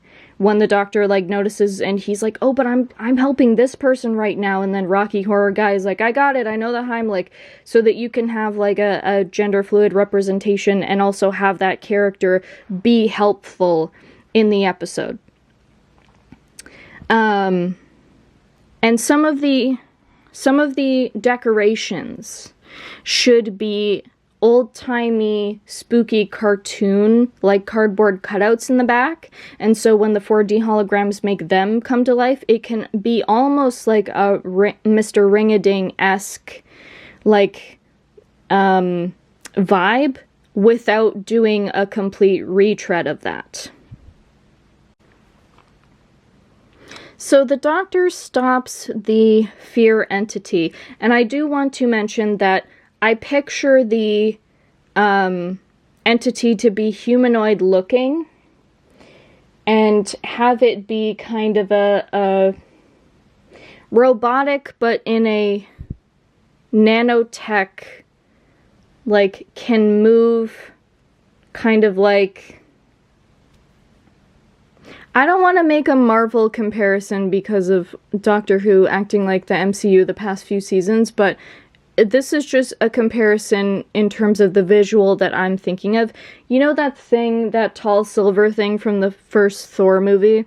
That, but have its pieces be smaller, moving, like in Infinity War when Tony's, like, nanotech suit materializes. Something like that. When it's moving at a rapid pace, but then have it be slow enough when it's interacting with people at the beginning that can justify them thinking that it's a costume. So the doctor, once he stops it, he tracks its time signature to take it back to one of the post-Earth planets of humanity. And it is a post-Earth planet where they have androids and robots that are so advanced that in their, like, motherboard sounds stupid, but I can't think of another word. They have connections that are almost like the synapses and neurons of a human brain. And so it's basically, they're capable of feeling synthetic emotions, and they're built to not respond to anything resembling a living creature who displays no emotional responses, so that faulty robots who don't feel synthetic emotions and may conclude that emotions are weak the way that AI might because it's not taught human values, and might think that therefore humans are weak, they won't have any affiliation with the robots around them who are following their programming properly to respond to those who show feeling. And you would need to have someone who can write this into the story in a way that is not a huge info dump. So you'd have to get a really good writer who could pull that off. But basically, I want it to be so that this robot is faulty in such a way that it's only responding to fear and is taking high measures to get fear responses to verify that it is in fact interacting with living creatures, or at least anything that is, you know, displaying proper behaviors, what this robot believes are proper behaviors, because it's malfunctioning. And 15 is furious that it somehow ended up on old Earth. You know, let's say he uses the psychic paper to get his way through bureaucratic process quickly to speak to whomever he can about how this happened. And it's revealed, instead of being sent back to the factory for a reset or repair, this robot or android accidentally got sent to old Earth by a young intern who has a black market vortex manipulator on hand while they were on the job. And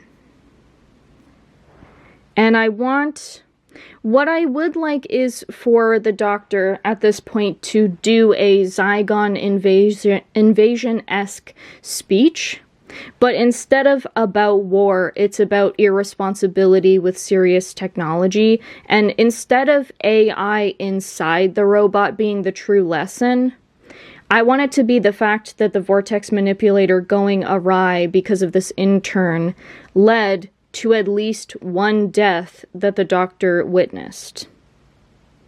Now, it could be the death of the person having the heart attack, or it could be, like, someone else, but there is going to be a death in the episode, which would give it stakes, I think. But you can't have more than one death because it's still supposed to be a show that families can watch, so I get that. But there can be one death that's done in a like disturbing sort of fashion. Because then if it's one, you can just like watch it, like parents can watch it before the kids and then tell them to look away during that point, right? I want it to be revealed that the intern is the CEO's kid, like CEO of the Android company, so that the doctor can, you know, be sassy and say like, oh, of course you are. I want him to get angry to the point of almost insulting the intern too far before he composes, because I want this intern to be like not a young teenager, but like 18, 19. And there should be a parallel between this kid and Kathy where the doctor says, like, he's already went through someone letting their kid do something inadvisable before he kind of softens as he, like, realizes the parallel. And at least Kate's kid, their kid, still followed all the safety rules, kind of showing he feels remorse about leaving Kathy behind the way that he did. And he starts mumbling about how when he finds whoever started mass-producing vortex manipulators, he's going to give them hell. And that's the Halloween special. That's 15's first Halloween special.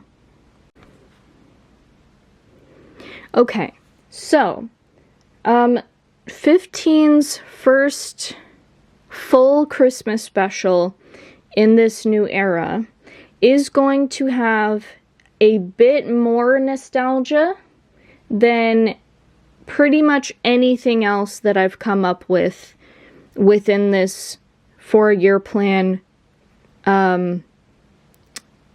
off the base of Reality Reset. But the reason why it is that it is setting up things to be paid off that were mentioned through Joe Martin's 14 and 15's third season, first season under this 4-year plan. So it's still serving a purpose. I'm not pulling an RTD here, so just bear with me. The Christmas episode has a separate main plot from all this. I did not come up with the main plot, just so you know. But in the beginning, a woman walks into Liza's coffee shop after the version of the doctor that she knows leaves, and this woman sees a seat reserved for John Smith. So in this new era, we would have 14 using up the made-up name Jane Smith, and then 15 would use John Smith, the way that the doctor has before, so that's not going to change.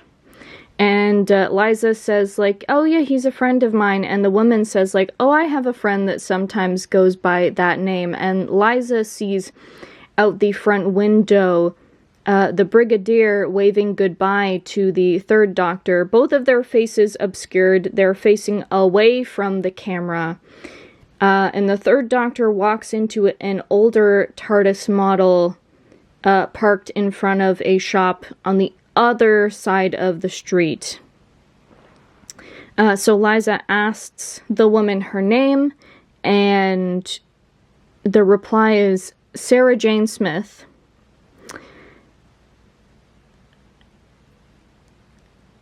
And I think it would be fun if when Sarah says, like, oh, I have a friend that sometimes goes by that name, but that's a long story, that when she says to Liza, my name is Sarah Jane Smith, that Liza can be, like, going in the back of the shop for supplies, and she can say to herself, a long story indeed, implying that Sarah Jane is also someone that the TARDIS has told her about.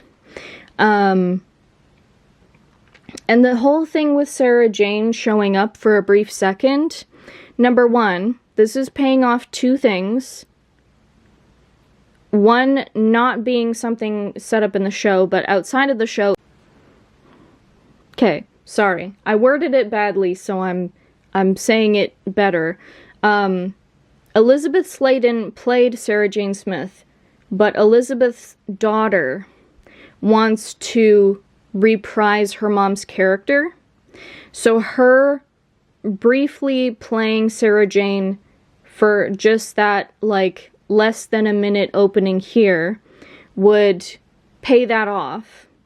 But also, Liza being a 1970s character and being a character that is set up to be like the pit stops for multiple doctors moving forward in the future, and Sarah Jane also being one of the companions of Classic that met quite a lot of different versions of the Doctor, and like they're both from the same era. I think that's a cool connection. But also, K9 will make an appearance at the end of the episode, and it's going to be mentioned that K9 was with Sarah Jane briefly, so introducing her as an older companion with an older version of the Doctor will help that make sense to new viewers. But I'll get to that in a second. So towards the end, I do want Missy to turn up. And again, we had 14 telling Tommy and Maddie about the Master being Missy, and so they'll know at least who Missy is, even if they don't know everything about her character. And she's only showing up for a little bit anyway.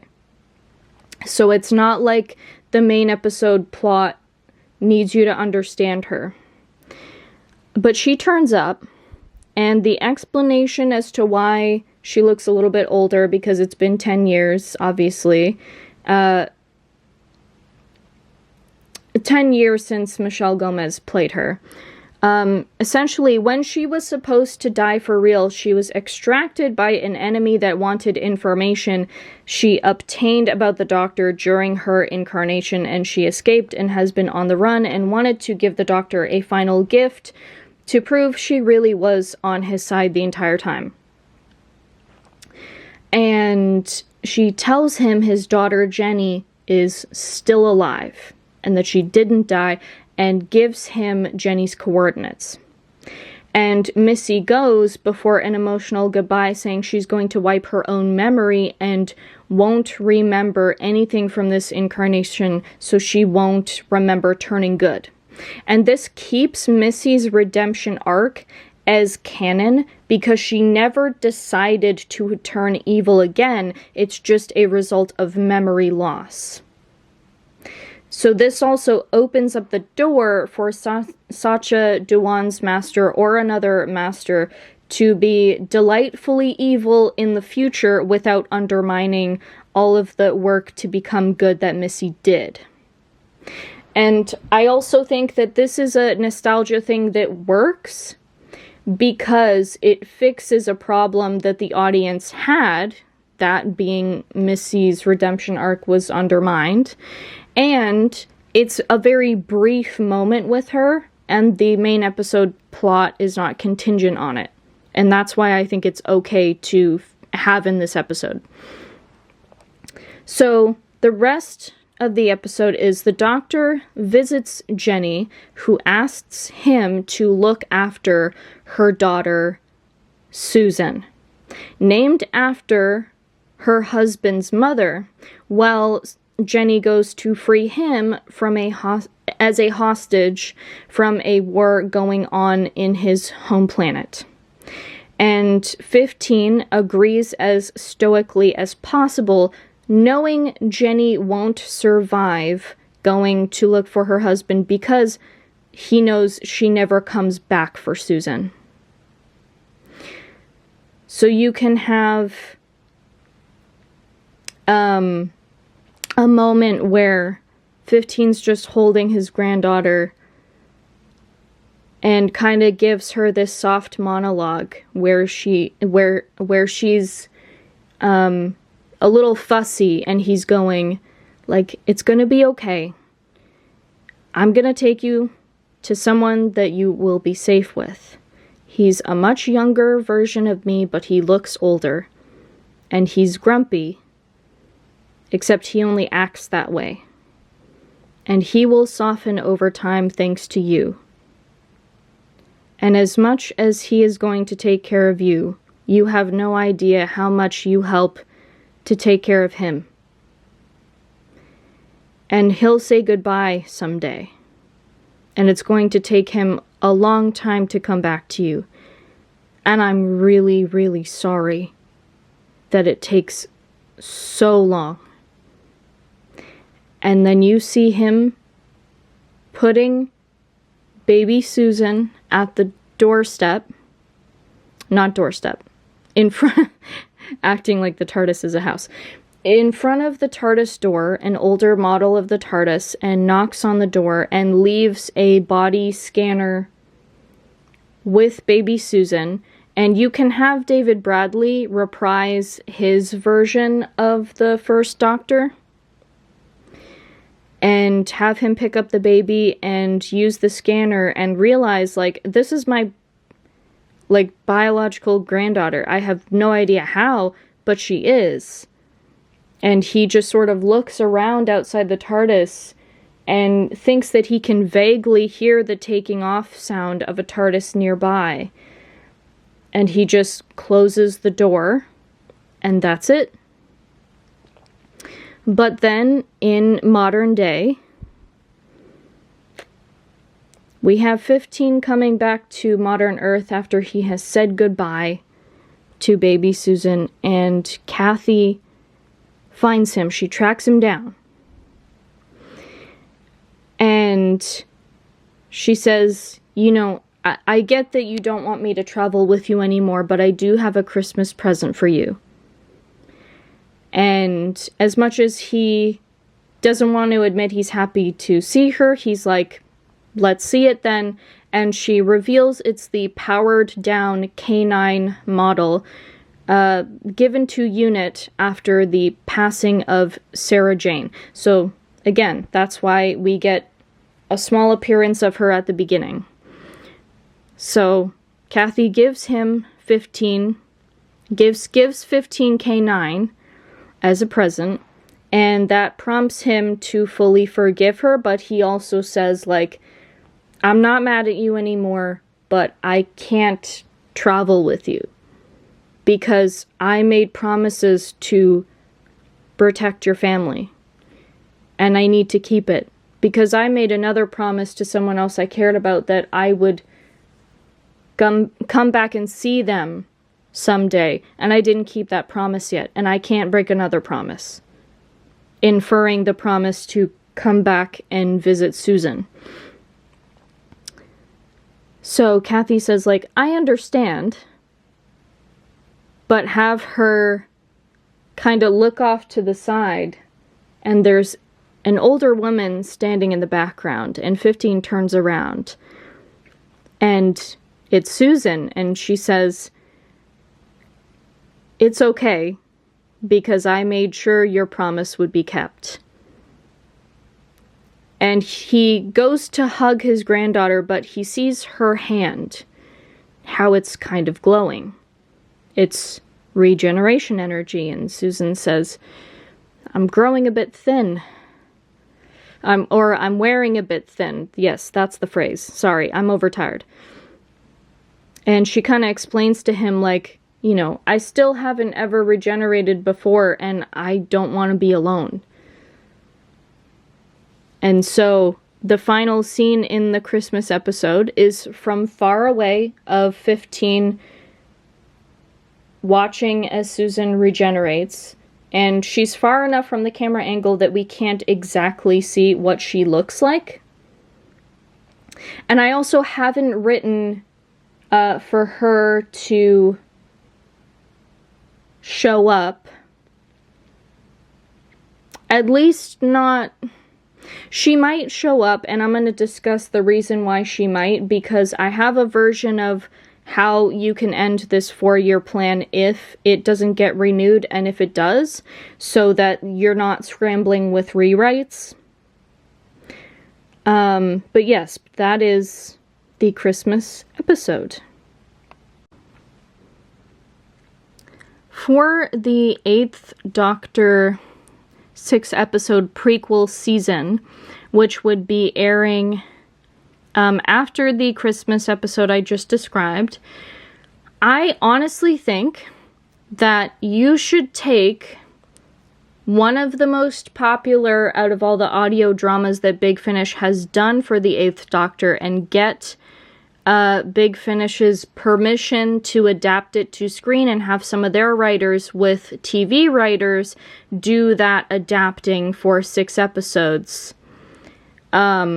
So that you already know that it will be a good story because it will be one that fans who are into the Big Finish stuff will already be speaking praises of. So it will be guaranteed as a really good prequel season. And even though it's technically a spin-off, it's still one of the Doctors. Now, one of the implications of Reality Reset, one of the small things that changes, is that the 8th Doctor could be older before he regenerated than originally. So that can make up for why Paul McGann would be gray-haired as opposed to the way he was looking in the Night of the Doctor minisode. And for the sonic screwdriver that he uses in the 6-episode prequel season, you could simply have a Big Finish accurate looking Sonic for him so that you don't have to design a new one, and having a Sonic designed from Big Finish actually become show canon as well as a Big Finish story would be huge, and it would be really, really cool to do as like a one-time special thing, especially since the 8th Doctor is like one of the most prevalent Doctors in terms of the Big Finish audio dramas.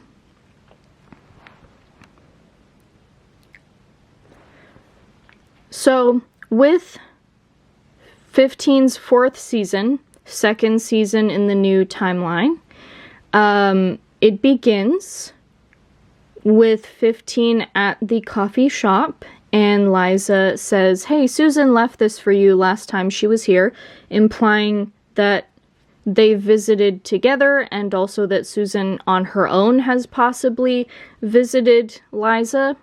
And the Doctor's face lights up, and Liza asks, like, what is it? And he says, oh, it's me and something Susan worked on together ages ago. It's a prototype for the sonic screwdriver. And have it look like the silver, like, almost looking like a pen one that the 2nd Doctor used back in the late 60s. And then have him say, you know what, Liza, it's just a prototype and it barely does anything, so you can keep it. Which would be nice. Because I would really like for companions to be given mementos, and giving them sonics that are powered down would be good, I think. Also, I forgot to mention, I did want to have a moment either at the beginning of this episode when 15 is leaving the TARDIS to quickly visit Liza, but I want to have a moment where Scoot wheels up to the powered down K9 and goes polish, and starts polishing K9. I think that would be very, very cute. Anyway, so the rest of the episode, I want it to be almost like an espionage kind of thing. I want Unit's underground base to be broken into by people that want to steal whatever tech they can to sell on the black market, and you can justify the way that they are able to pull this off as they put tracking in one of the powered down Daleks that were then taken by Unit and disassembled and put into storage for containment, and that maybe it was a type of tracking that's so advanced that even the external signal blockers that unit has didn't work or something like that. You can have someone write it in a way where it makes more sense than what I can come up with, okay? But essentially, the Doctor is called in by Kate not to stop the people raiding the base, but because she can't find her daughter and thinks that Kathy has gone to try to stop them herself. And I would like to have a homage to Partners in Crime where 15 spots Kathy across a room and they can't talk out loud because they would alert the thieves, so they have to mouth and gesture in understanding. And by the end of the episode, I want it to be a situation where, like, 15 kind of gives in and says, like, I guess I'm gonna have to keep you with me on travels so that I can keep you out of trouble, since even when you're on Earth, you still look for it. And there is the reason why we get to have Kathy for 2 seasons. As I said, I do want to have episodes with cute creatures so that the kids that watch the show can get something out of it. But I also want the show to do original things. So, we're going to have an episode where Kathy says, like, hey, can you take me to see mammoths? And have the Doctor say, like, oh, they'll be brought back from extinction soon. How about some other long gone animals covered in fur? And he takes her to the ancient Arctic to see fluffy dinosaurs, because those did exist. My favorite dinosaur being the Arctic Tyrannosaur Nanoxaurus. So let's get Nanoxaurus in Doctor Who. Why not? But also, this would be a way that you could do something that not a lot of other fictions that involve dinosaurs usually do, by showing Arctic dinosaurs, but also you can save on budget, because the prehistoric plants can be covered in a lot of snow and ice. So it's a lot of fake snow and ice. So that would make that a little bit easier to kind of pull off. And also, if you do a Jurassic Park type of thing, Nanoxaurus is smaller at adult size than other tyrannosaurs. So if you make a partial animatronic, you can justify making it smaller, and you don't have to work on the skin texture for the dinosaur as much because it's going to be covered in a lot of fur. So that's another way, budget-wise, that you can save money. Essentially, the plot of the episode is basically going to be that there is a futuristic zoo that collects animals from different planets, but also different time periods of those planets, including prehistoric animals. And the Doctor has to stop them from messing with history, explaining how the butterfly effect can occur, even from taking one single creature out of an ancient timeline. And he finds that this company, this zoo, like the people behind it, for creatures they couldn't abduct, they had the bones reconstructed with a nanotech that blends inside the skeletons, making them move like living creatures and keeping the cells of the skeletal remains intact by suspended animation. And it's revealed that the Rani has made those bone creatures for them. And they can have the same designs as the bone creatures from the Wish World and Reality War 2-parter, but in size, have them be no bigger than horses for budget. But I think they should still be utilized because those designs were so cool. And I don't know how to write it into the plot. Again, I would want these ideas to be fleshed out by people who can do a better job than me. But I want the Doctor to find out by the Rani when he's like questioning her about like, why would you take the job to do this? You know, messing with the butterfly effect is dangerous.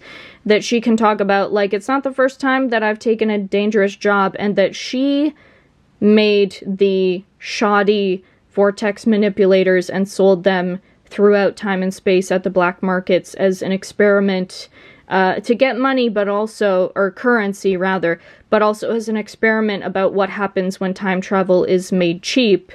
And also partly to keep him busy fixing all the mistakes made as a result, which is going to really, really piss off the Doctor.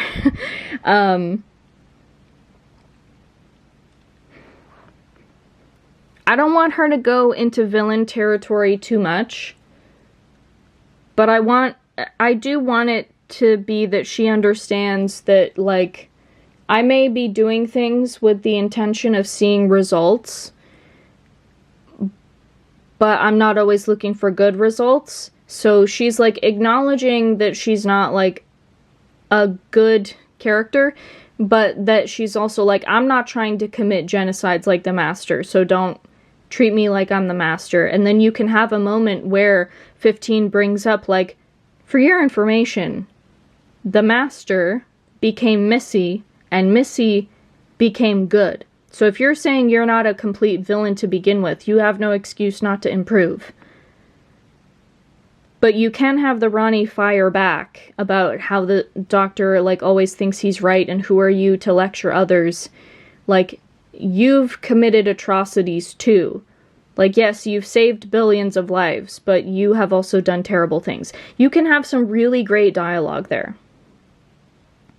At some point in the season, I would like the ending scene of an episode to be 15 hanging out with Liza, and him talking about how he's always wanted to be Ginger, and have like a funny moment of her saying, why don't you just dye your hair? And have 15 go, because I didn't think to do that. I also would love Liza asking the question, like, is Ginger the Time Lord version of Blondes Have More Fun? And I want a scene of Liza, like, showing 15 she bought a box of ginger hair dye, and says, like, either you are dyeing your hair or I'm dyeing my hair, but someone's doing it tonight, because I may not be able to go on exciting adventures, but I'm still gonna have fun. And I would love to have a really humanizing moment where, like, they decide, hey, let's split the box dye and both use some of it. And so they're helping each other dye their hair, but Liza starts to get exhausted at some point and, like, needs to sit down, and she hasn't finished washing the dye out yet. And let's say she has, like, an apartment above her shop, and that's where they're doing it, and so she's, like, washing her hair in the sink or something, and she starts to get tired, and have a moment where the Doctor's like, hey, it's okay, like, let me help, and he helps her wash the rest of the dye out. And I want the humanizing moment to be her, like, saying, like, hey, you know, everyone leaves me behind in life, and thank you for not doing that. And thank you for understanding when I get exhausted, because I hate feeling like I'm letting people down. And you can just have him saying, like, with how much of a roller coaster my life is, seeing people living their life one moment after the other, one day after the other, it's fascinating because it's not the life that I know. And I want him dyeing his hair ginger to play into the look that he would have for the episode that happens immediately after, which would also serve as showing a passage of time in between episodes.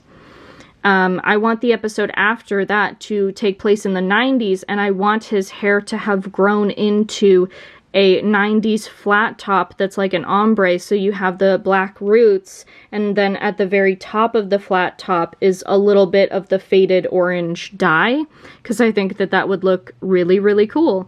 I don't know what the plot for the 90s episode would be.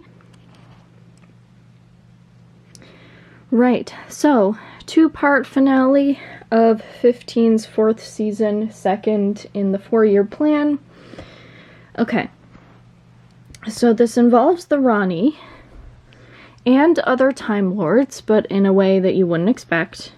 So the Rani is found stealing Cyberman casings to use for a project back on Gallifrey that the Doctor becomes privy to, where she's essentially giving immortality to Time Lords without any more regenerations. A reuse of the Cyber Time Lord design from the Chibnall era, but this time it's being used differently. Because they're not like converted and turned into mindless robots. It's like they're using it for selfish reasons. And you can have the Doctor explain to Kathy, about how Missy had figured out how to get Cyberman tech to resurrect and convert dead tissue before, so the Rani must have used the same method, or preventing tissue from dying. Like, that can tie into the thing with the new version of her bone monsters from the dinosaur episode. And the Rani just insists that the Time Lords are finally appreciating her. Once again, she makes this whole argument that, like, you're acting like I'm evil, but I don't want death. I'm prolonging life. I experiment with life. And you can have the Doctor get really angry and point to the Cyber Time Lord saying, is this life? You didn't build these up. You didn't build these from the ground up. You stole these casings from cyber inventory, and Cybermen have emotional inhibitors. Some of the Time Lord Council members are menaces already and think what will happen if the small amounts of empathy they have are erased. And you can have the Rani defend herself, saying, like, I hacked their systems to turn off the inhibitors, and the Doctor can ask, how do you know they didn't also hack into your system? And the 2-parter, essentially, the first part involved the Cyberman from one of the cyber planets. It doesn't have to be Mondas, it can be. Hacking into the Rani's lab computer system, exactly like the Doctor suggested they would, and getting control over the Cyber Time Lords. And in the end, after the Doctor defeats the Cybermen and shuts off all the Cyber Time Lords, one of the Cyber Time Lords escapes, and you can have it be a Time Lord on the Council that the Doctor has history with, but if you do that, just have one line of exposition saying, like, we've never quite seen eye to eye, or something like that. You don't have to go into a long history, you can just make it clear that they don't like each other, and that's all you need to do. The next episode is kind of an answer to how Wish World tried to do a WandaVision-esque type of thing, but this is, like, done... I want to say this idea is better, but that sounds like bragging, and I don't mean for it to come across that way. But essentially, the Cyber Time Lord that escaped invented and is broadcasting across Earth, because it's the planet that the Doctor takes a liking to, a signal that inhibits emotions and visual cortexes to only see in black and white, so that all of planet becomes this weird dystopia where everyone acts robotic and it's not even the absence of joy, it's the absence of, like, any strong emotion. Like, you can't have any joy because you need to have moments where people are about to have a strong reaction and then they just sort of laugh it off. So you can't have no emotion at all, but just, like, dialed down so much that it's, like, no emotion with substance. And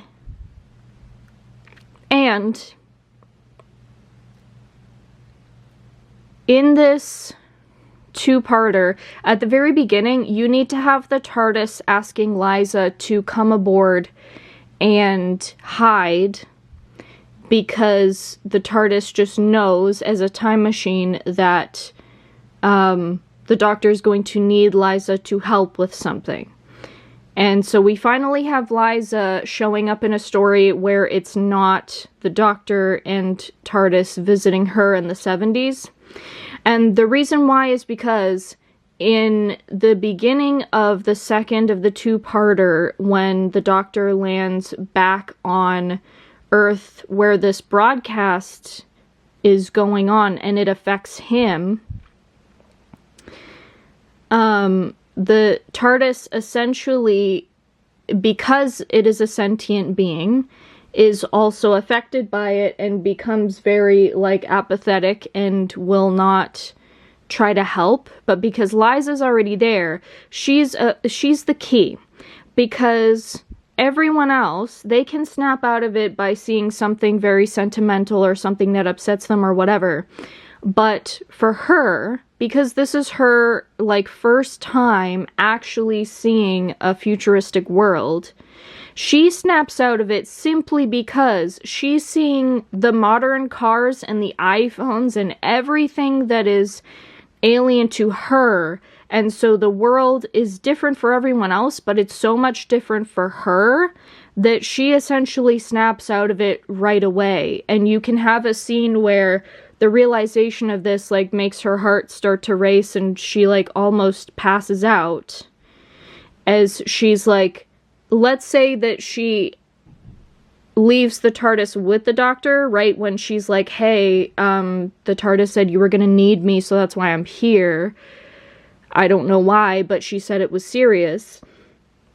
And then when they step out, she, like, snaps out of it while he's being like, oh, whatever.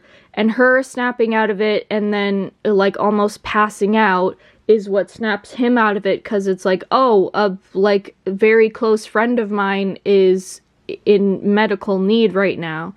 So you need to have him, like, help her. And then you start to snap everyone else out of it. And you need to then have the Doctor find out where's this signal coming from, track it down to the Cyber Time Lord who escaped. And that's the episode, basically.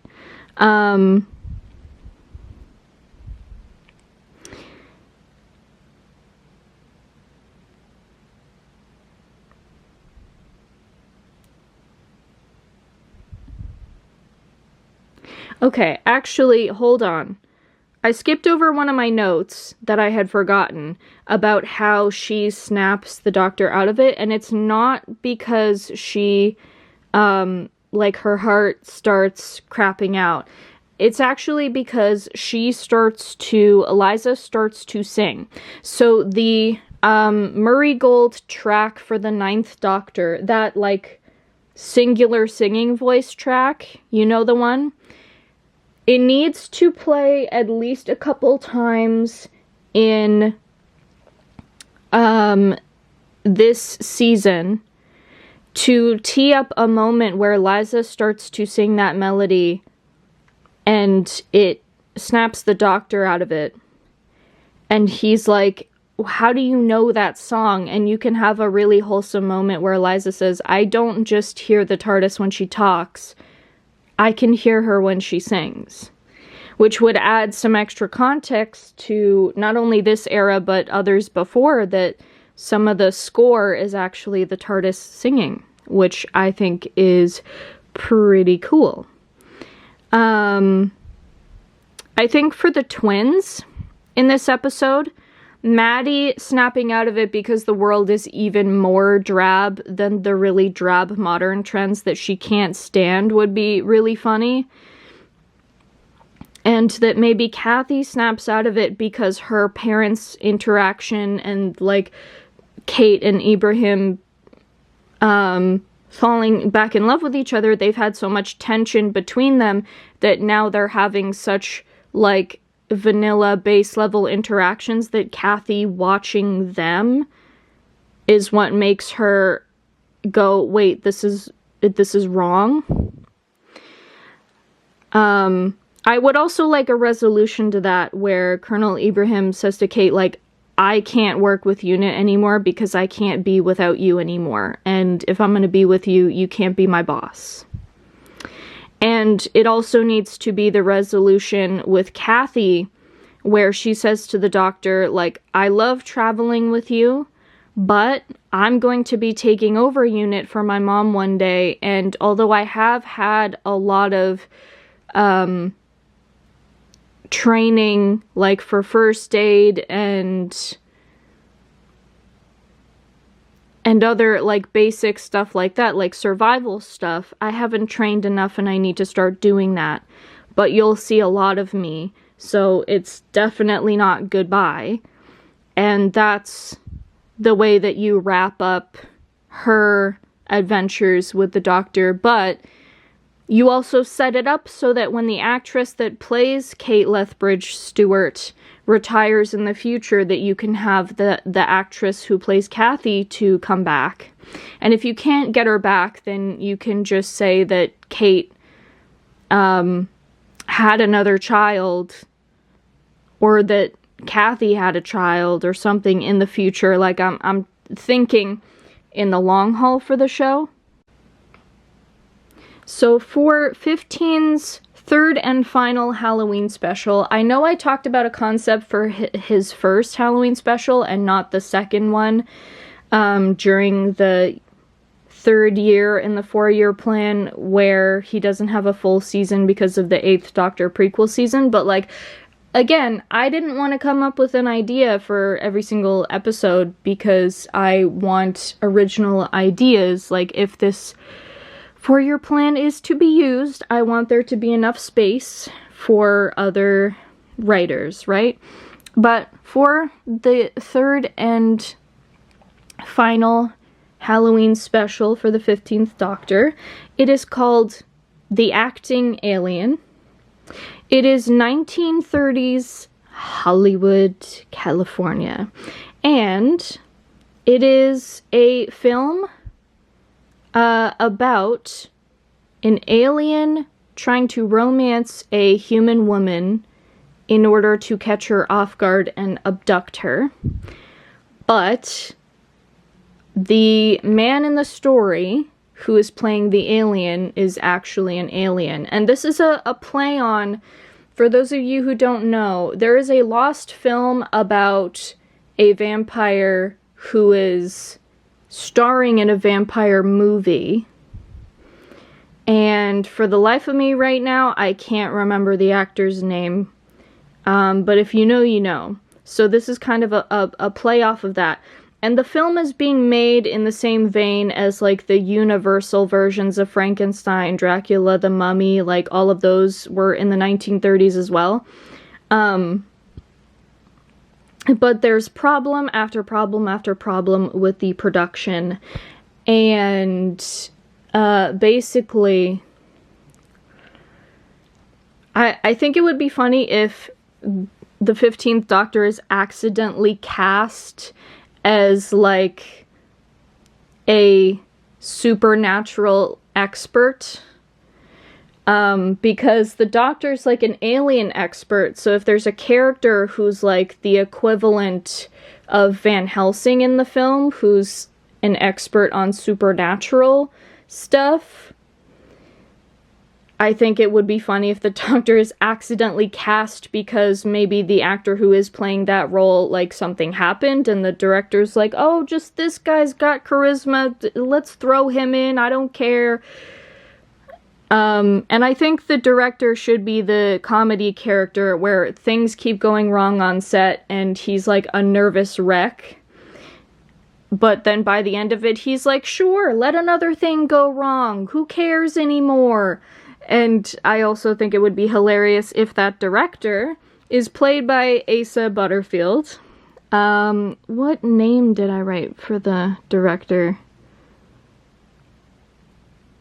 George Harold's, that's the name I came up with. So the actor who is actually an alien, playing the character who is an alien, is Jack Jameson, who has a brother that also uses a cover human name, Charles. Charles is planning to take them back to their home planet and insists that the acting job that his brother has taken to pay for materials to fix their crashed ship is starting to get to his head because Jack has fallen in love with the main actress, Elsie Eve. I think Elsie should be a ginger, since this doctor has already dyed his hair ginger, and then you could have like a moment where someone asks Elsie, like, is that a wig? And she can go, no, it's the real thing. And the doctor can be like, oh, how lucky you are, to foreshadow that the next doctor after 15 is going to be a ginger. But we'll get into that later. And there's also a plot twist where the films, and again, this is a 1930s type film, so think about the stereotypes back then, is that you don't have stuff like The Shape of Water where the girl ends up with the alien or monster or whatever. She ends up with the heroic white dude TM. So the character that plays that guy in the film is an actor named James Von Blue, blue spelt in like a French way. Finds out about Jack actually being an alien and not just playing the alien that's trying to seduce the lady in the film. And it looks like he's going to, that James is going to try to save Elsie from him, but he actually knows Jack's brother is out for revenge, since Charles feels like the humans have like stolen his brother from him. And so James helps the doctor save Elsie without expecting any romance. And James will wear a green carnelian on his suit, which is popularized by Oscar Wilde to hint at the wearer being gay. So the doctor knows this man is helping Elsie simply because they're friends. And I think it's a nice nod to the 15th Doctor's actor Ncuti having been in a production of Oscar Wilde's The Importance of Being Earnest. I also think that in this episode, the Doctor should wear one of those white tie suits, but the part of the suit that traditionally would be black should be TARDIS blue. I think that would be really cool. So there's going to be a very dramatic scene that plays almost like an old film where Jack ends up having to stab his brother in the heart to stop him from using some type of grade A space weapon against Elsie, James, and the Doctor, who by that point has already disabled a teleport that could have been used to forcibly take Jack away from Earth with Charles. And Charles is going to utter a phrase to Jack that he has already used a couple times in the episode. It's a phrase from their home planet that he had said before to try to remind Jack that, hey, the plan is to go home. And so as Charles is dying, he utters that phrase one more time before collapsing to the ground. And James points out, as Jack is in tears over his brother's death and saying, like, forgive me, that he says, like, you know, you killed your brother for a woman that doesn't love you. And Jack can say that, like, his love for her is enough for the both of them, before Elsie says, like, hold on, who said I didn't love him? And she grabs Jack and kisses him and says, like, I don't care if you're a Martian or spaceman or whatever. Have her say it in a funny way. And Jack can say, like, you know, after the brother has been laid to rest and everything, like, towards the end of the episode, Jack can say to Elsie he'll stay out of the public eye, but she can continue to have her career. He's not going to dull her shine, and she's surprised about it because, remember, 1930s. But then he points out he quite literally isn't like other guys. And James comments at the Doctor, knowing all too well himself that the world won't accept them. And the Doctor says they don't need the world, they just need friends who understand them, pointing to the carnelian that James wears. And I would like, since it's the Halloween special, I would like some scenes happening at some point where Charles has, like, he's been causing mishaps on set because he wants to get his brother fired, but then when he's crossed the point of, you've stolen my brother from me, I want to have, like, the lights almost all cutting out and a really atmospheric, creepy scene where he is stalking the characters and has crossed the line of violent. I want it to be, like, you can have some build-up orchestral music, you know, indicative of that time period. I want it to be very, very creepy during that moment. And I also think that the opening titles should be a version of the Doctor Who theme that sounds like a 1930s orchestral intro title sequence, kind of like Marvel's Werewolf by Night, except the way they did that was the regular theme and then they transitioned it into that style of music, and I think that the acting alien should have a opening sequence that is entirely in that older style. So yeah. Okay, so the 15th Doctor's last episode under this 4-year plan, last episode of the show in general, and it's the Christmas special. So once again for this episode, I need Liza to end up in modern day. So I think in the beginning the TARDIS has to try to land back at the coffee shop to escape something with the Doctor, but it's like getting, like, forcibly pulled back to modern Earth, so it's like phasing in and out, and that can cause Liza to panic enough that she, like, runs inside, and then it takes both of them to the future. Because, and I haven't come up with the main plot of the episode, the writers can figure that out, but that at one point towards the end, in all of the chaos, I'm going to have Liza die. Like, not close to death, but, like, fully dead. And I'm going to have 15 essentially regenerate in order to revive her. And I don't know if you should or shouldn't have the Ronnie in that episode.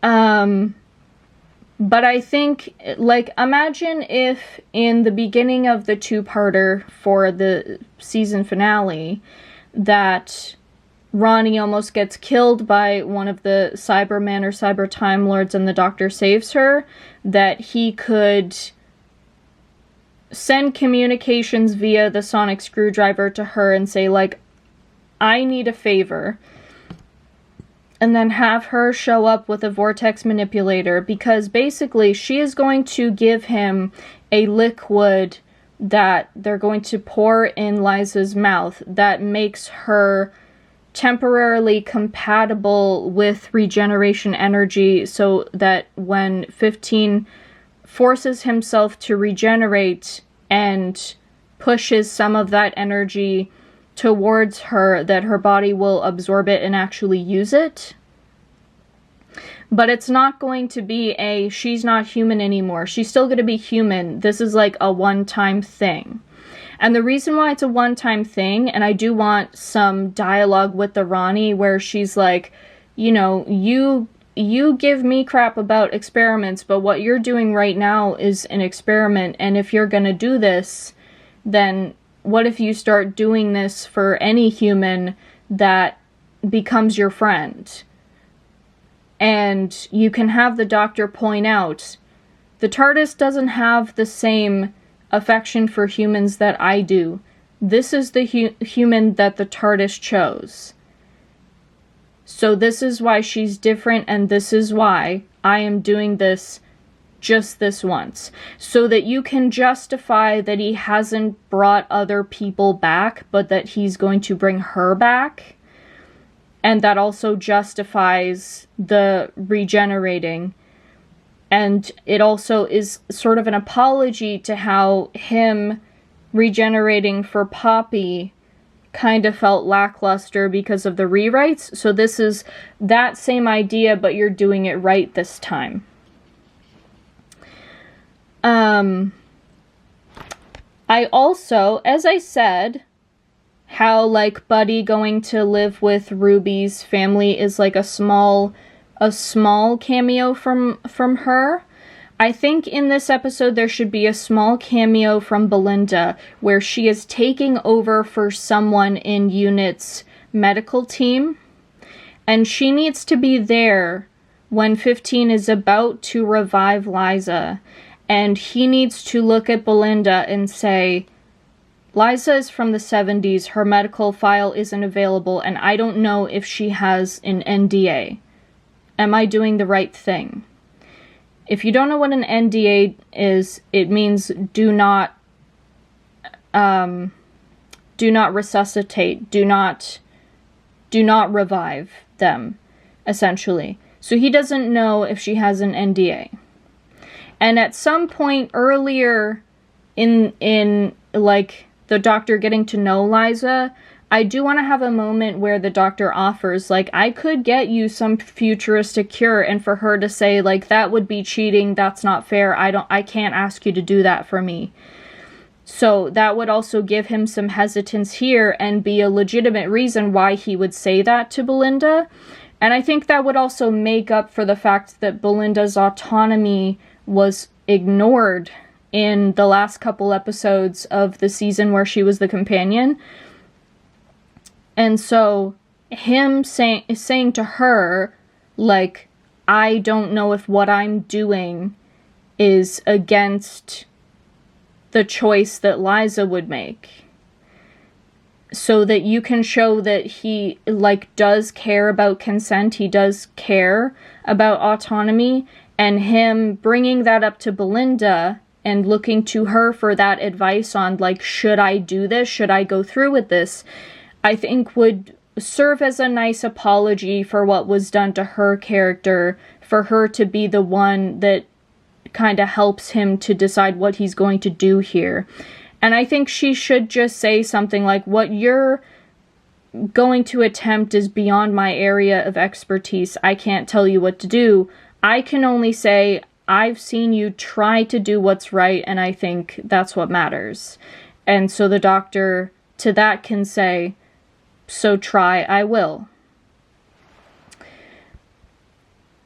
Which brings us to 15 triggers regeneration. It revives Liza. And I want to have, in the special effects, I want to have her glowing almost like how the doctor does during regeneration, but a lot more subtle. Because the whole thing about, like, regeneration can be scary and maybe not something you would want to do alone. I want to have her approach him and say, like, you know, whatever you've done to me right now hasn't fully worn off yet. So I'm gonna stay with you while you do this. And gives him a hug so that he can regenerate while being held by a friend. And you can have him say, like, you know, how do you know, or, hold on, no, hold on. She says, like, I know you won't hurt me. And he says, how do you know? And Liza says, Time Lords are not the only ones with intuition. And she just says, like, just let go. You'll be okay. And 15, you know, hugs her a little bit more tight, closes his eyes, and just lets it happen. And the camera closes in on his face changing and his eyes open.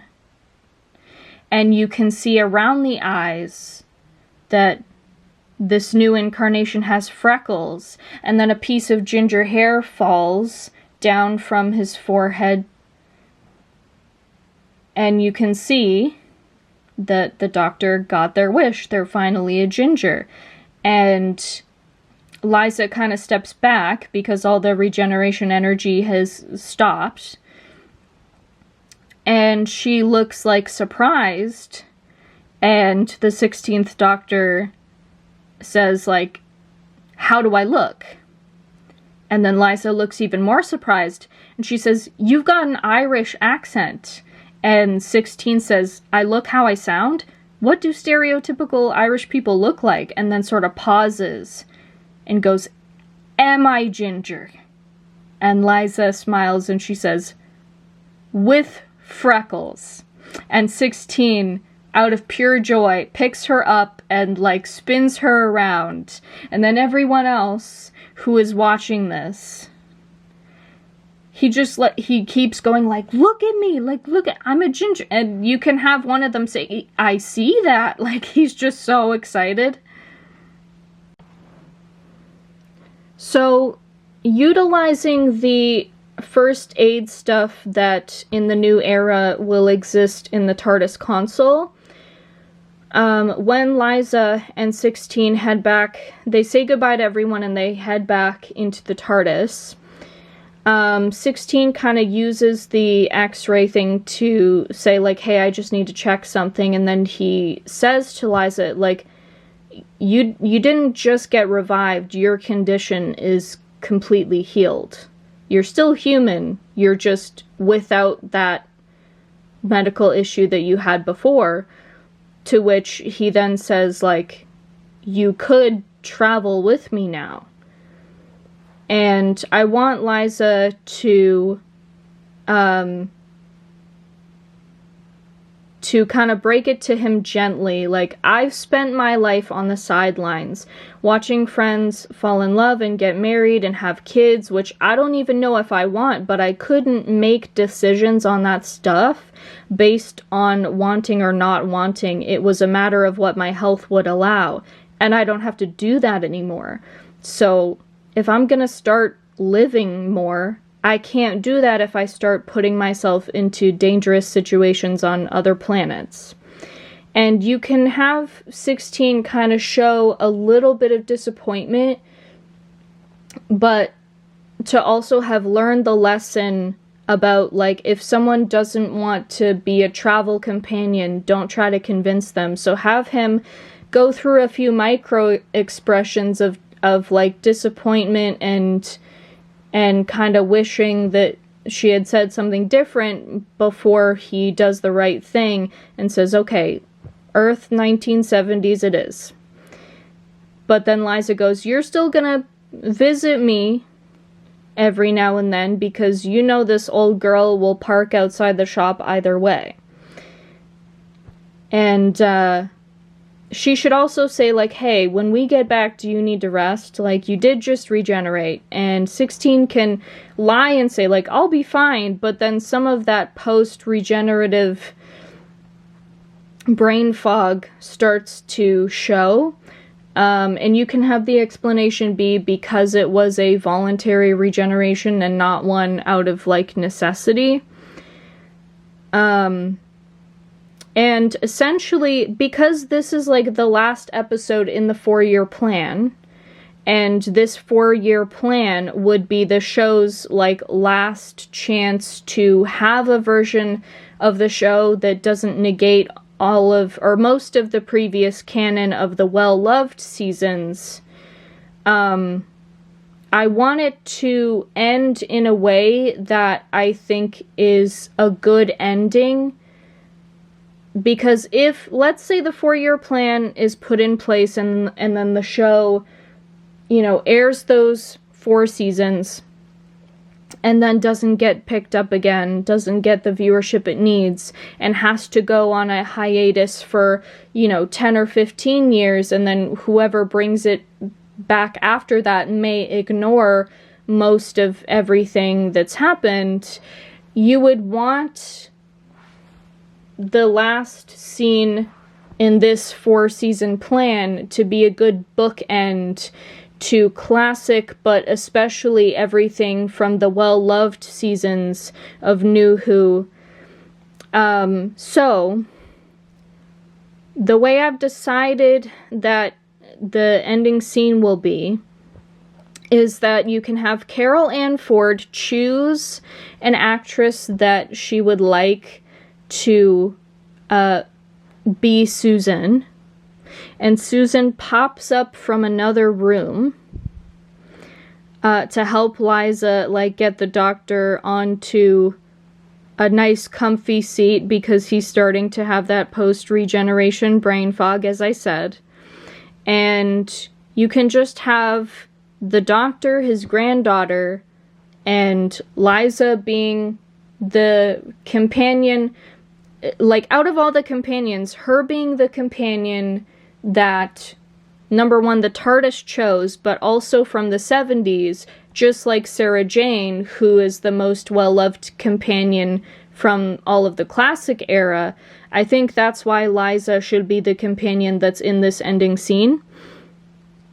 So it's Liza, the 16th Doctor, Susan, Scoot, and have the reveal that K9 has been fixed and is fully operational, so that you have the robot character from the classic and you have the cute robot character from the modern era. And it's all 5 of them laughing, talking. You can have a little table where there's jelly babies, jammy dodgers, coffee, some of the bioluminescent fruits from 14A's second episode, fish fingers and custard. And as they're talking and the music is building, you can have Liza pat next to some of the lit up round things on the walls, and then when she does that, they glow a little bit more, so it's like the TARDIS is talking with all of them. And the camera just kind of slowly pans away from that scene of all of them interacting, and then that's how the episode ends. So why reality reset will work if used, and how it sets up what follows to bring Doctor Who into a new golden age. Because I know Russell T Davies wanted to quote-unquote generate content, but shock value without substance and having the blocking in your scenes, have the character standing mostly in the middle so that that footage can be like fitted for TikTok and stuff, that is not the way to do it. One of the Doctor Who YouTubers who has a lot of positive things to say about the show has made a video. Did I see the channel name? Mr. TARDIS, yeah. Made a video about how Doctor Who's blocking in scenes is really bad now compared to when the revival started. So that's like, you know, a hint that things need to change in that area. In terms of generating content in a better way, Reality Reset, like on its own, that episode on its own, will spark a lot of video essays on YouTube and like TikToks about the BBC resetting the show without negating all of New Who entirely, and about like how this answers fan complaints and how this works as like a really great way to have like a clean slate to move forward. Like, you would get a lot of people talking, and in a positive way as well. As of right now, it's come to my attention that Bad Wolf Studios has given the BBC around 2 months to make up their mind about taking apart the large Disney-era TARDIS set, which is too big and expensive to be put back together. So if they're going to do Reality Reset using the proper set for continuity, then it's gotta be done sooner, not at all. And again, that is why, if you are watching this and you like this plan so far, please, once the video is done, share this video or go to my Instagram or TikTok and share the screenshots of the video thumbnail that I will post there, or you can post them yourself and use the hashtag Doctor Who Reality Reset along with hashtagging the BBC. Because, like, although, yes, it's most likely they won't use this or see this, but it's not impossible. And just think about how the Sonic trilogy was possible because the internet bullied the studio into redoing the CGI better. We can make this happen if we really make the effort to convince the BBC. And again, it's not that I think that my ideas are so great and that, like, you know, that I'm like the next big name in TV or some shit like that. No.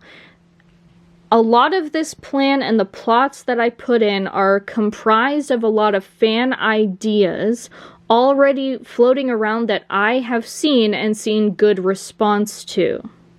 Reality Reset being made by the BBC alone and used as part of their pitch to a new studio partner, streaming partner, can serve as saying, like, we know we screwed up the Disney deal, but we're planning this new era with fan ideas as an apology to fans and a last effort to save the show without having to take a who knows how long hiatus. And again, it fixes it in a way that answers a lot of complaints from loyal fans, not the anti-woke crowd, loyal fans who didn't like the Timeless Child or Sutek or Omega stuff without giving in to the anti-woke crowd. And also, this will spark a lot of video essays about what has and has not changed from the part of the 13th Doctor's era where the Timeless Child storyline was brought in to the Reality War episode. So you're gonna get so many people talking. And again, the reason why this works well is because the half wreckage would be a true jumping on point like Rose was in 2005, because that began with a companion like being the character that you go on the journey with, and in the half wreckage it's the twins. And anything from like previous episodes like are, you know, like 15 mentioning River or like Missy showing up for a few minutes, like those scenes don't interact with the main plots of episodes or the overarching like season arcs. So it will be okay to include some of that. And like the Ronnie, you don't need to have seen any of the Wish World's Reality War stuff, because she's not going to be aware of the fact that any of that happened. So she's basically a new version of the character. So again, new viewers don't have to know about her previous appearances.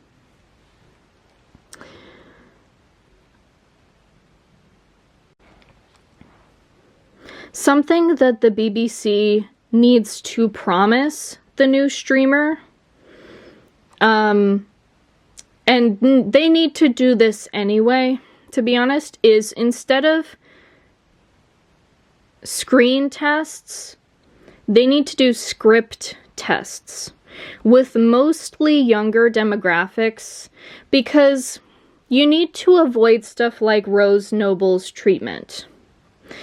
The whole thing about like Donna saying binary, binary, binary, and then her saying non-binary. Like, Rose is portrayed as a trans woman, not non-binary. And if you do script tests with younger demographics, a lot of them would tell you, hey, you can't use the word non-binary for a trans woman unless they are a non-binary person who is feminine leaning, and uses the pronouns she, her. And there are lots of like enamel pins out there that say like she/her, he/him, they/them, he/they, she/they. So you could have just had Rose wearing a she/they pin on her like jean jacket in the episode so that the non-binary line could have made sense. It's little things like that. It's suggestions like that that you would get if you were to do script testing. Because if you're gonna do diversity, you need to do it properly, and RTD did not do it properly. Which is another reason why the anti-woke people saying that the show is pandering. Are they, though? Because it looks performative to me. It doesn't look like legitimately making an effort.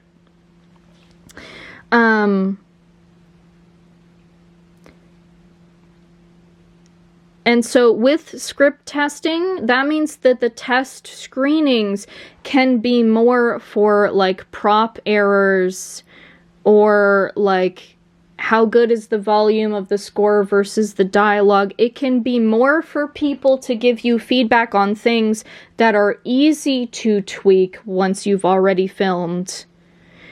But let the script tests be for before you have filmed, and that way your audience can tell you what dialogue needs to be tightened, and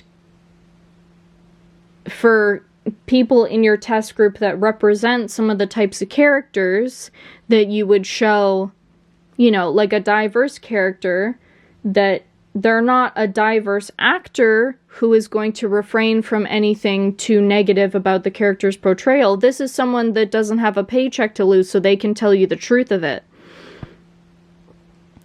And part of that deal with the new streamer about the script tests is that they'll be done in the UK and North America, since those are primary demographics, with groups of all ages, though mainly younger, and both sci-fi communities such as attendance at conventions, but also non-sci-fi viewers as well, so that it can determine how well these scripts test with both current fans and potential ones, since Doctor Who is supposed to be sci-fi for people that don't watch or like sci-fi.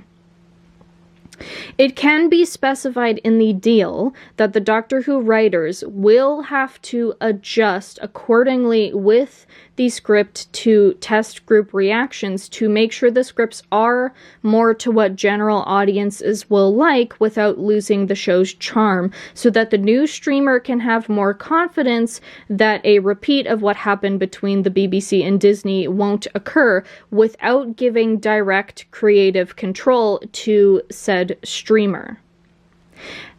And I also am not going to put a lot of blame on Disney, because they did give RTD and the BBC a lot of feedback about some not great screen testing reviews, and here's the document so that you can be aware if you weren't. The BBC and the new streamer together should hire an extra social media team to take care of spoilers for recently released episodes up to a week on recent posts, as well as manage leaks until the episodes containing said leaks have aired, and constant monitoring and regulation of comments. So you should have new rules for YouTube, Facebook, Instagram, and TikTok that now comments including the following will be deleted, and accounts leaving said comments will be restricted or blocked, including bots, bullying, discrimination like slurs or microaggressions, or foul language and curse words unless being used in a manner of comedy. This will take care of worries from the streamer about the script tests leading to massive leaks, and also set a positive precedent for other franchises of making comment sections of major social media platforms a more positive place for fans, which will encourage more fan interactions in the comments of the social media accounts under these franchises, because critical comments will be forced to be written out in a mature manner without insults or buzzwords, and positive comments won't be met with mocking from the anti-diversity, anti-woke, whatever crowd. Plus, no spam from bots, because unfortunately, you just can't really leave it up to the people in the comment section to report that stuff, because the reporting system on most of these major social media networks are incredibly broken and don't work, and you shouldn't leave it up to us to do. You should have someone doing that for you for your account. Because part of the reason why fandoms feel toxic is because you can't have as much enjoyment with the comments being flooded by, like, bots, spam, like, the very loud, despite percentage-wise being very small, anti-woke crowd, who, mind you, most proclaim they don't even watch, you know, Doctor Who, Marvel, Star Wars, whatever it is, that they don't even watch it anymore. So even if new comment rules will get Doctor Who or the streamer accused of silencing, in the grand scheme of things, it will show them taking a much needed stand with viewers who have continued to stay with the show, including those who put in the effort to express their criticisms in a mature manner. Because the anti-diversity naysayers are going to say whatever they want elsewhere, but make it known that under official accounts for the show that the franchise is making an effort to create a welcoming online environment for fans. And it would create merit with fans who want to discuss excitement for the show or discuss anything they would have changed in an intelligent manner without all of the flooding of this is part of the woke agenda garbage. Because it's going to make people, like, actually want to give your posts more engagement, because it's not going to feel like an eye roll, why bother, go and interact when the comments are full of so much shit. It's like, no, if the comments are cleaned up and a more welcoming space, you're gonna have a lot more people being like, I actually want to interact more because I'm going to get to interact with more genuine fans. So I do think that new comment rules, and it's not just Doctor Who that should do this. I wish Marvel would do this too, but introduce those new rules in an official announcement while also making it clear that to avoid spoilers, leaks, bullying, avoid places like Reddit.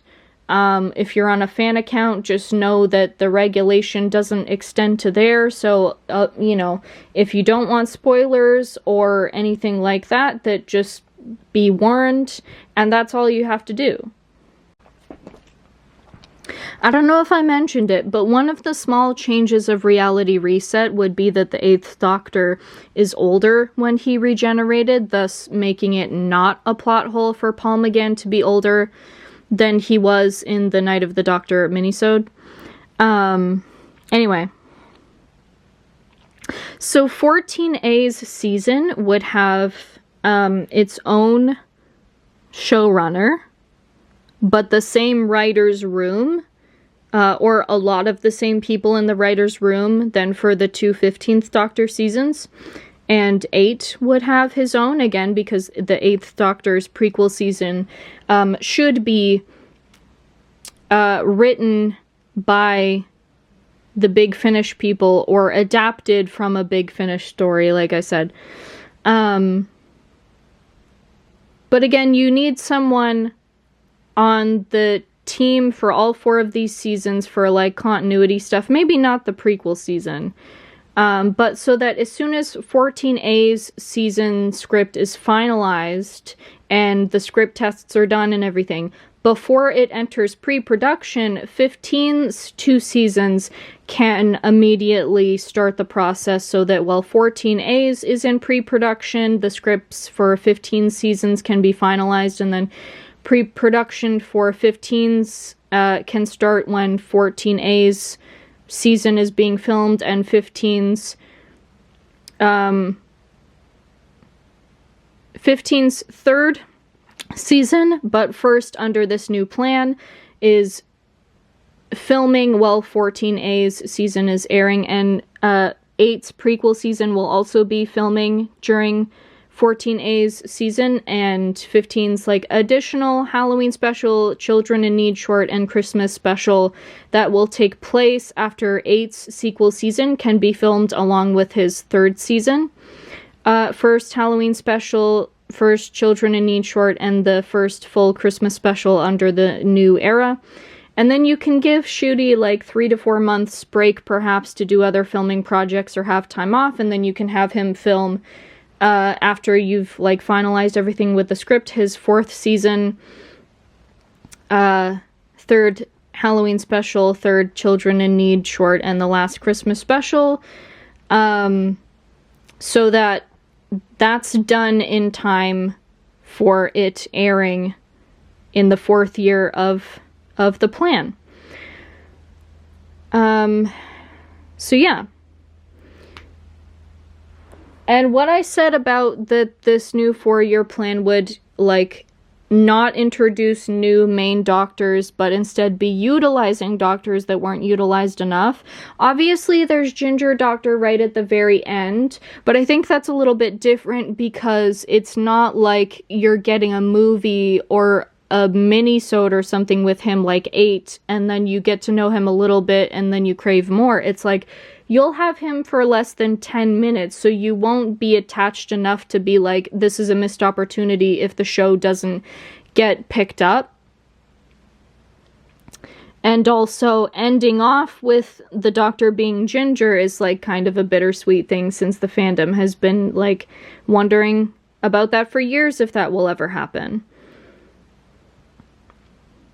And in terms of, like, I know the 9th Doctor only had 1 season, but he had a good arc, and he also said that, like, unless the BBC fire a bunch of people, that he's not going to come back, and even if they get RTD to step back, I don't think they're going to fire everyone on Eccleston's list.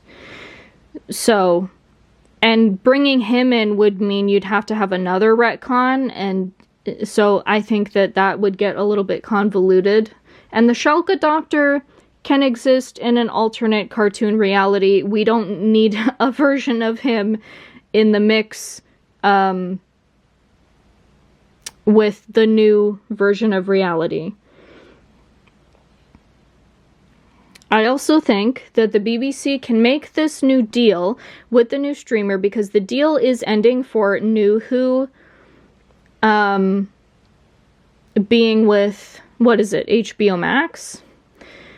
So they can give all of New Who and spin-offs like Torchwood and the Sarah Jane Adventures to the new streaming service, along with eventually all of the classics, so that the profit they would get from the subscriptions of having that whole catalog will make it worthwhile for that streamer to listen when the BBC says, like, look, this 4-year plan, and if we get renewed for seasons after that, has to show that we've been listening to fans, and fans have told us that 8 episodes per season is not enough, and we need to show them we've learned our lesson about that, which means you need to help us with that.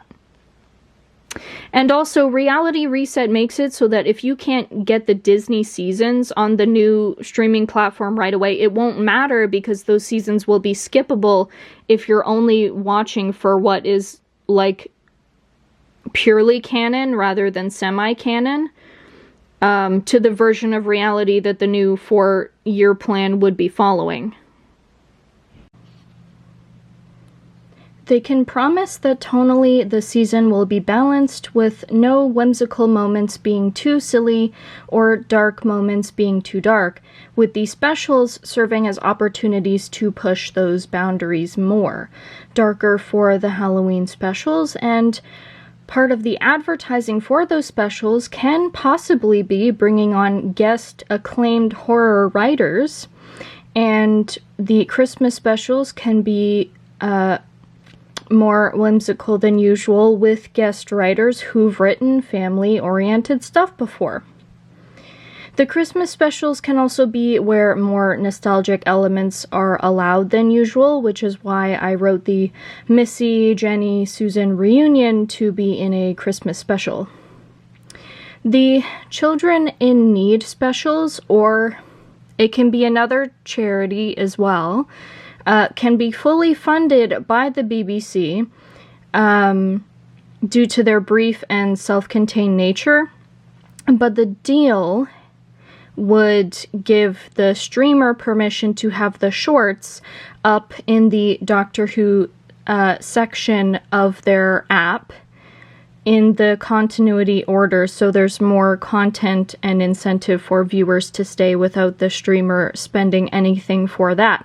And I would also say that they should be given the Doctor Who, like, behind the scenes. I think, like, the latest iteration was called Unleashed, but the one that was around back during the Tennant era as well, all of those episodes should be given to them for free, as well as any new behind the scenes going on, so that, again, there's more incentive because they're being given more of a catalog. The streamer can also be, can be promised there will be someone on the writing team who has experience writing good stories under a low budget, which will really help with the whole, like, you know, fans have told us 8 episodes per season is unacceptable. It has to be at least 10, and we need to do a Halloween special as well so that we can promise there's at least one darker episode per season, but we can stretch out the money so that we can have that amount of episodes, right? And if you have someone on the team who knows how to do low budget well, then that is a promise that can be kept.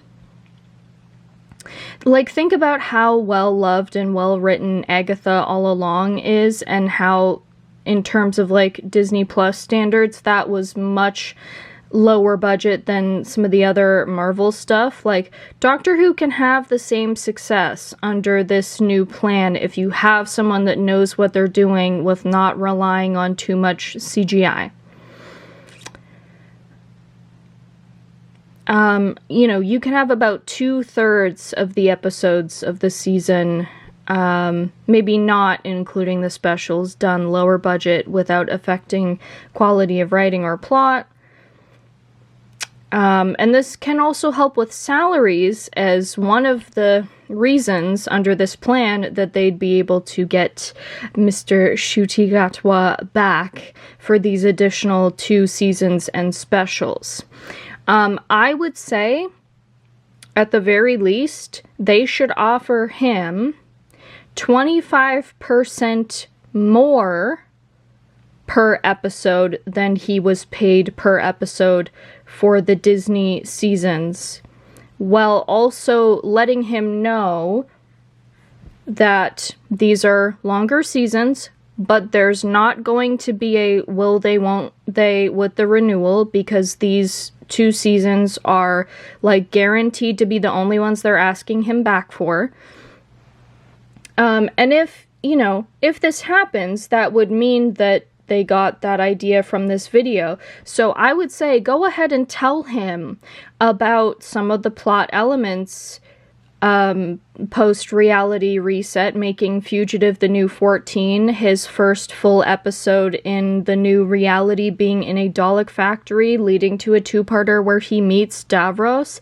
They can tell him about how he'll get a new Sonic that's more screwdriver shaped and still has the Rwandan proverb somewhere on it, and that he'll meet Jenny and Susan in a way that's, like, different from what was planned originally under the Disney seasons never made, but in a way that still completes the arc that he started there with 15 seeing his granddaughter, as well as, like, him getting to meet Missy, and they can tell him about, like, K9 eventually fixing him up, and the twist about his companion secretly being Kate's daughter, and the fun dynamic of her secret throughout the first season, and then the fight when he finds out, and then their friendship being stronger in the second season.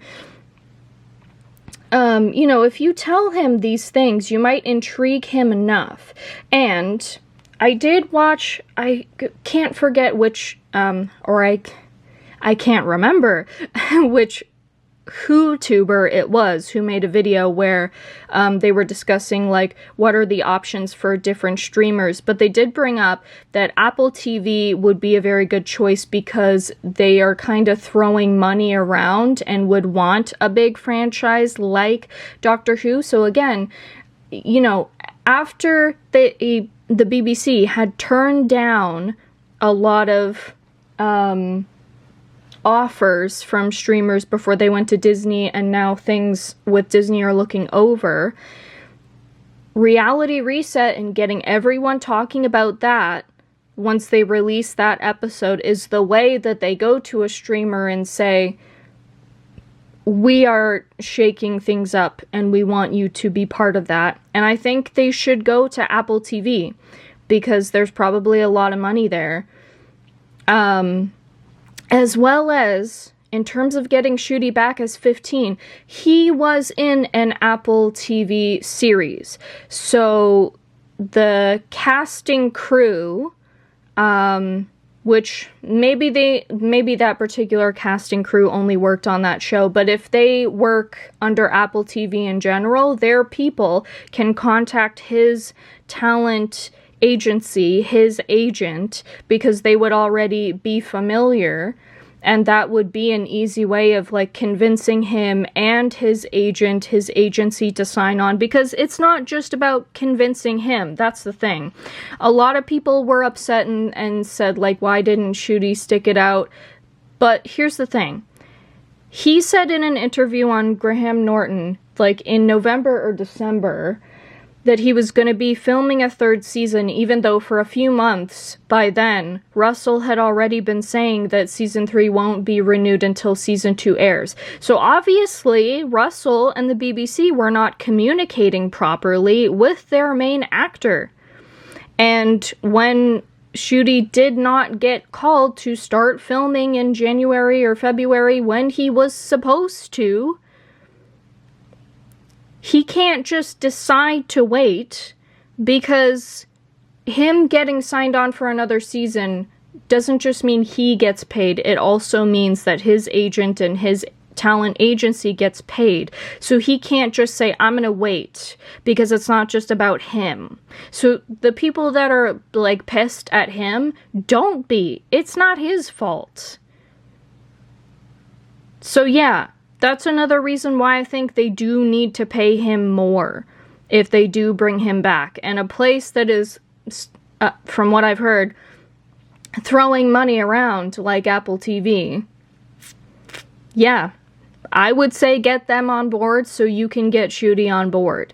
Because you need his agent and agency to also approve of it. So if he gets higher pay per episode and he gets more episodes and there's not going to be a will they, won't they this time with the renewal, that would be the way that you can make that happen.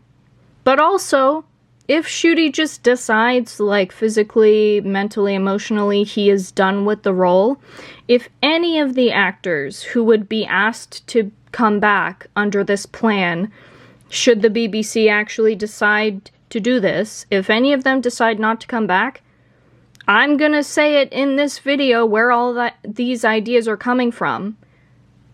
Do not direct your frustration at them. They are people. They get tired, they want new chapters in life sometimes, and they don't owe us returning to these roles if they don't want to. And yes, there is the elephant in the room. We technically still have a current showrunner, and the BBC contractually may not be able to get Russell T Davies to step back unless he decides to, considering he has reportedly written up another 3 seasons. So I'm just going to put it simple here, because if this video reaches the BBC, there's no way that it wouldn't also reach Russell. So this is what I have to say to you, Mr. Davies. First off, thank you from the bottom of my heart for bringing Doctor Who back in 2005. Myself and the fandom will never be able to repay you for all of the joy that this show has given us, and without you, we wouldn't have that. Thank you for choosing Christopher Eccleston as 9. Thank you for choosing David Tennant as 10.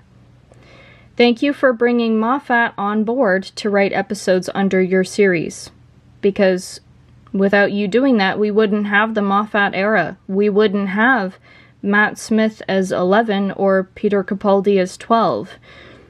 And although the Chris Chibnall seasons are criticized, and admittedly I did not care for a lot of the writing decisions he made, without him and you, we wouldn't have 13, who I do like, and Joe Martin's Fugitive, who I really love, and if all goes well, could become the new 14. Without you and Chibnall, I wouldn't have heard Seven telling his companion, "We're better than good, we're ace," which made the mishaps of the Jodie era almost feel worth it. Thank you, Russell, for changing things so Jodie's last season wouldn't end fading to black. Because I know that is what was originally planned, and I know that Chibnall made the Flux season because nothing had been planned originally. You two both brought the show back from the brink of death. And I appreciate the effort that it took to do that. Because I know the reports that Moffat asked you to come back to write during his era multiple times and you said no. And I know that Chibnall originally did not want to write for Doctor Who, or at least not write, but be a showrunner, and that the BBC pushed him and pushed you to come back to save the show. And you should not be pressured or bullied into working on a project that you emotionally have moved past in life. That was not fair on you, it was not fair on Chibnall. And thank you from the bottom of my heart for choosing Ncuti as 15. I adore him as much as 12. However, many of the writing decisions from the Disney Doctor Who era have been poor decisions in my and many other fans' opinions. Alt-right grifters are not the only people with problems as to how you handled these seasons. So as much as you have done so much for this fandom, I and many others feel it's best you don't do anything more. I understand you were met with rewrites, and it wasn't all your doing. But nevertheless, I am asking you, with all the goodwill I have, please step down as showrunner. Even the guy who invented the Absorbaloff as a kid has made a video on his own channel asking you to please leave, which tells us where the fandom is at right now. So, that is all I have to say to you, Russell. And thank you for listening if you do see this. As for the other fans watching, even though I want RTD to step down as showrunner, I'm actually not against him ever writing an episode. I think if he wants to write some standalone episodes that are brilliantly done, such as something like 73 Yards, Dot and Bubble, or Lux, as long as they are not Dr. Light episodes, I would be fine with that, and he may even win back some fan favor by dropping the occasional brilliant standalone, but I'm just not okay with him doing any more show running, and with everything I've seen from other fans in Discords lately, it's pretty much looking non-negotiable among us all that Russell leaves.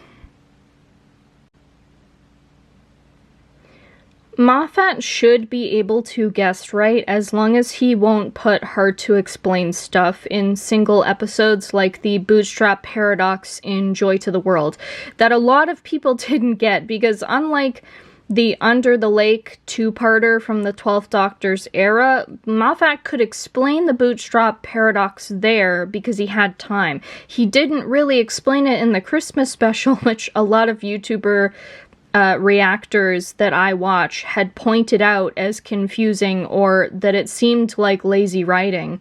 I get that he wouldn't want to go over how that works again, but many people watching had not watched all the way back to the 12th Doctor's era, so they wouldn't get it. And that hurt the episode, in my opinion. So Moffat, I would love for you to come back, but don't put a specific type of paradox or something that requires explaining unless you have the time to explain it. Please and thank you. You are my favorite, by far, Doctor Who writer, though. So all the love in the world to you. I would love for you to come back and write more. Honestly, I think you do better with two-parters than standalones, but you do write brilliant standalones as well. But I would love for you to come back for a two-parter in the future. Maybe. Pretty please. But that does kind of bring me to my next point. The BBC needs to get writers and showrunners who actually want to work on the show, not people that they feel they have to convince. Because look how that turned out with Chibnall, look how that turned out with Russell T Davies returning. Like, I'm sick of this. The BBC needs to, like, let people run the show who would like to. Not people that initially tell you no. And the past two eras of the show need to be the lessons that helped you learn that. You cannot continue making that mistake. I know you want to keep the show British, and that British entertainment has a smaller pool of people who, career-wise, are at a level that they would need to be at to take on a position of showrunner. I understand that the amount of available people that could take on this show is limited. And I know that you want to keep the show British. And while most of the crew and most of the writer's room, maybe half to 2/3, and most of the actors should be British or UK writers, if you allow writers or showrunners who aren't to have a chance, you'll have a wider range of people who could competently handle your most valuable franchise. Given that of Doctor Who's original creators in the 60s, one of them grew up in Canada, I would say open up the show to have Canadian writers and/or a showrunner, since it worked well with the franchise's infancy. Hell, I'm Canadian, so that's another reason why it would be cool if you actually use Reality Reset being a Canadian fan's idea when one of your show's founders is from my country. And yes, I know that recently the BBC have put out statements that they are fully committed to the show and not planning to cancel it. But even so, Reality Reset should still be used if it comes to your attention, because even the most loyal fans are upset with the state of things in canon. And in a show like this that already has such a long history behind it, you want to have good word of mouth. And how can you have that when fans who love it feel hesitant to recommend the show to their friends, knowing that they have to say the caveat of, there are some recent seasons where really bad narrative choices were made? However, If you do reality reset, you have good word of mouth by fans getting to say the badly done seasons are skippable because the show did a fan idea of partially resetting the canon in a way that answered criticisms using the elements that didn't work to bring the show into a great new era. Something that I didn't think worked in the Jodie era was how the Moffat era ended so abruptly, and the Chibnall era was different to a noticeable degree.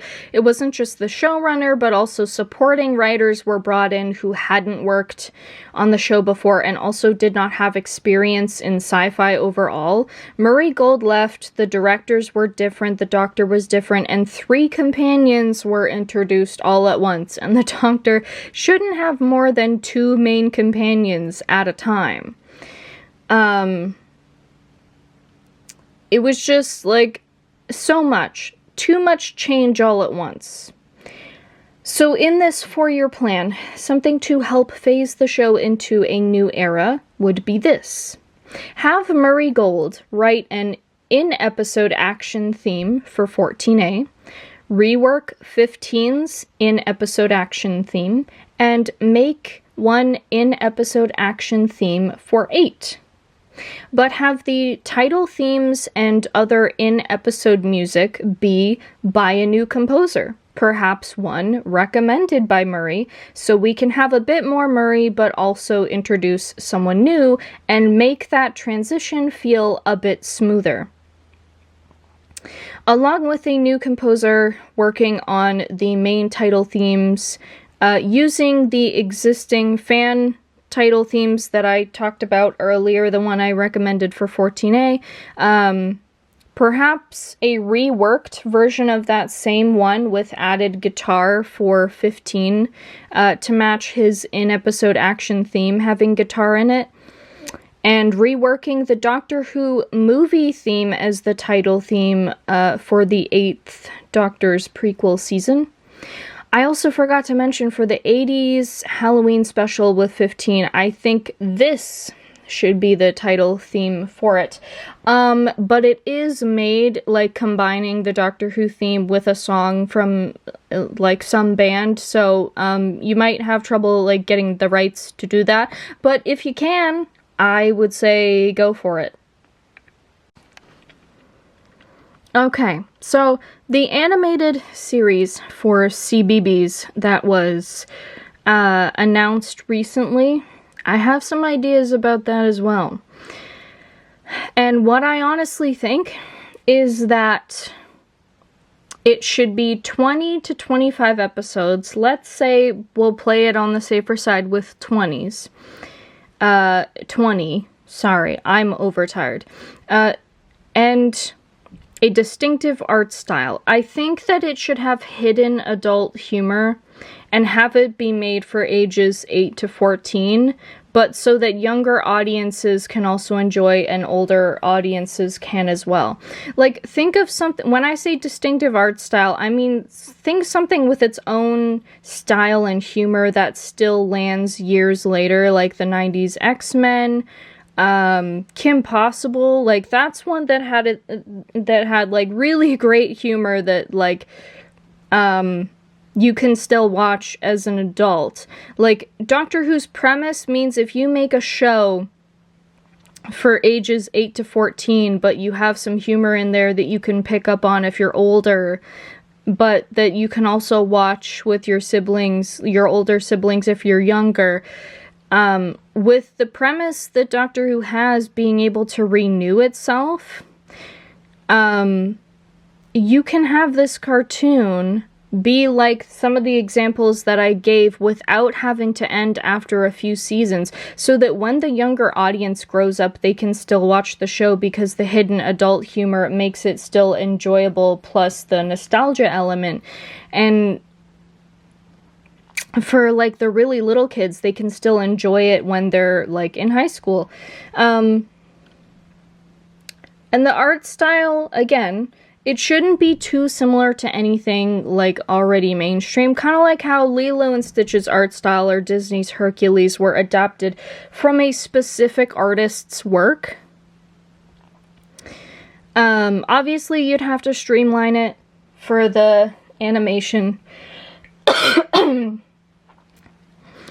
But also, with the whole thing that I've been saying with this new era being the show utilizing things that were underutilized, whether it be like doctors that they've brought in before, I think for the Doctor Who animated series, you should use design elements from the Doctor Who cartoon that was almost but never made back in the 90s. Because it would be a fun nod to it, but it would also be good designs that are already created for you, and you could just adapt them to the art style that is being used for this new series. And the opening title sequence can be a different style of animation, like maybe a paper cutout style.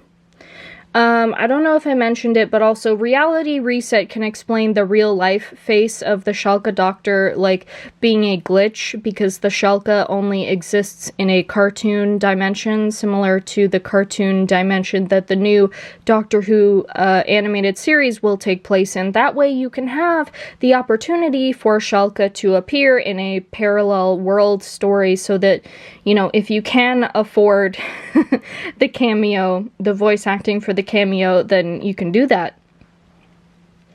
But just think, right? Think about how the schedule can go with the animated show and the live show, okay? In January, February, March, you have photos, interviews, trailers coming out, and then late spring and summer you have the 10 episodes of the live action Doctor Who dropping, and then late summer, autumn, the 20 episodes of the animated Doctor Who are airing, plus the live action Halloween special, the Children in Need or some other charity short in November, and then in December you have the Christmas special. So you would have Doctor Who all year round, but it wouldn't give you fatigue like the MCU, DCEU superhero fatigue, because it's just 2 shows, and the cartoon would not connect to the live action show, so that you wouldn't have to watch if it's not your thing. And with regards to, like, again, the new streamer getting all of New Who, and the classic catalog and the spin-offs, they're gonna want the animated series as well. Think about what's being done with Hazbin Hotel and Hell of a Boss, how Hazbin Hotel got picked up by Prime, and then Hell of a Boss is going to be released early on Prime, but then a month later it's still going to go on YouTube, the way that that sister show was always released on YouTube.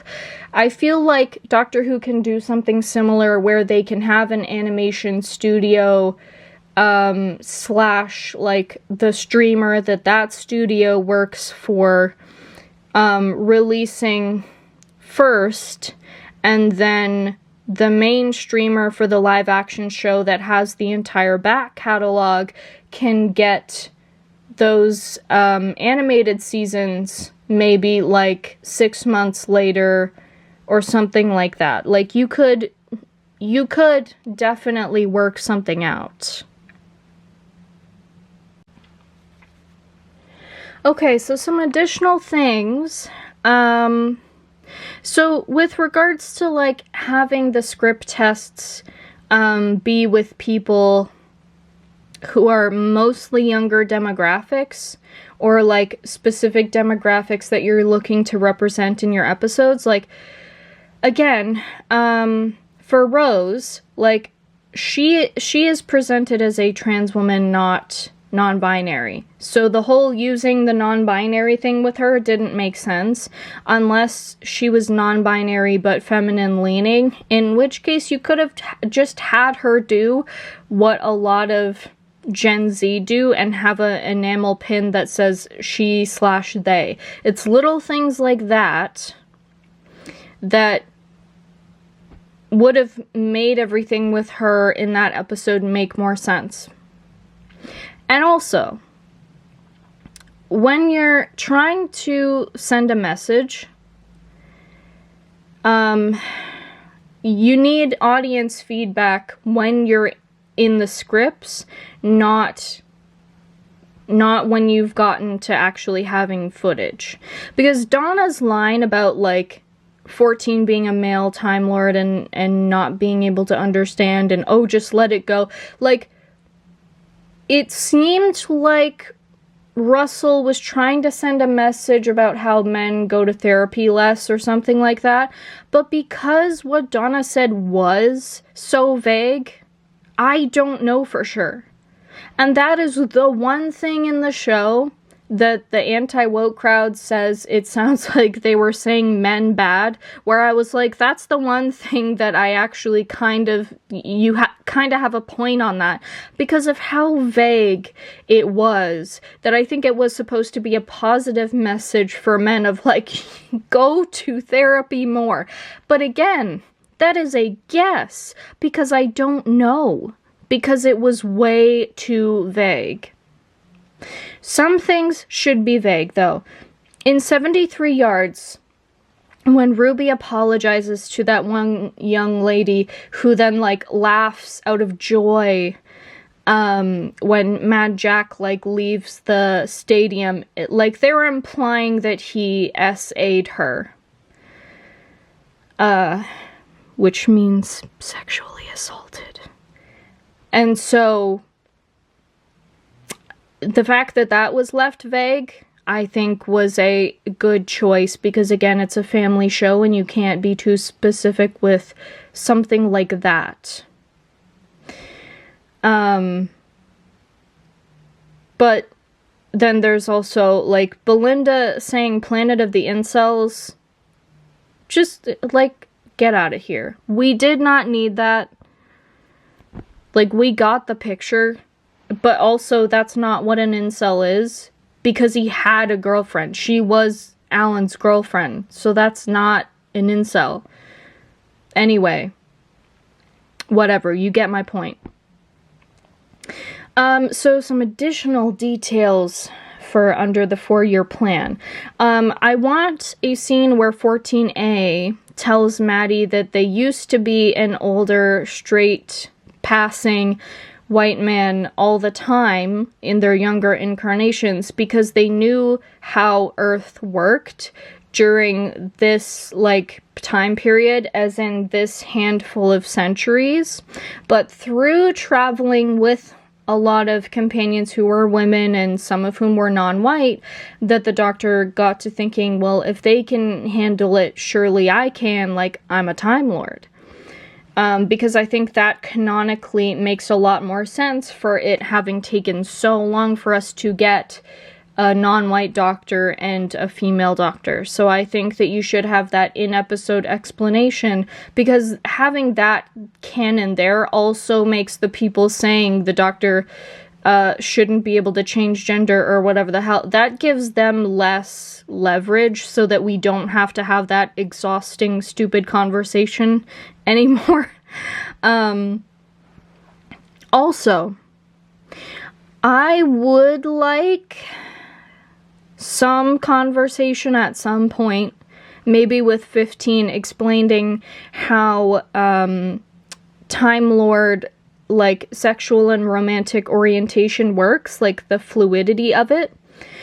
Because Time Lords, like, if you have a Time Lord couple who are married and one of them is a lesbian and then the other regenerates and now they're a man, I think you need to establish that feelings for someone that were already developed will stay there even if that person changes or even if you change. So, for example, And I also don't think the show ever actually said for sure that 15 only likes men, but for the fans who say that that is the case,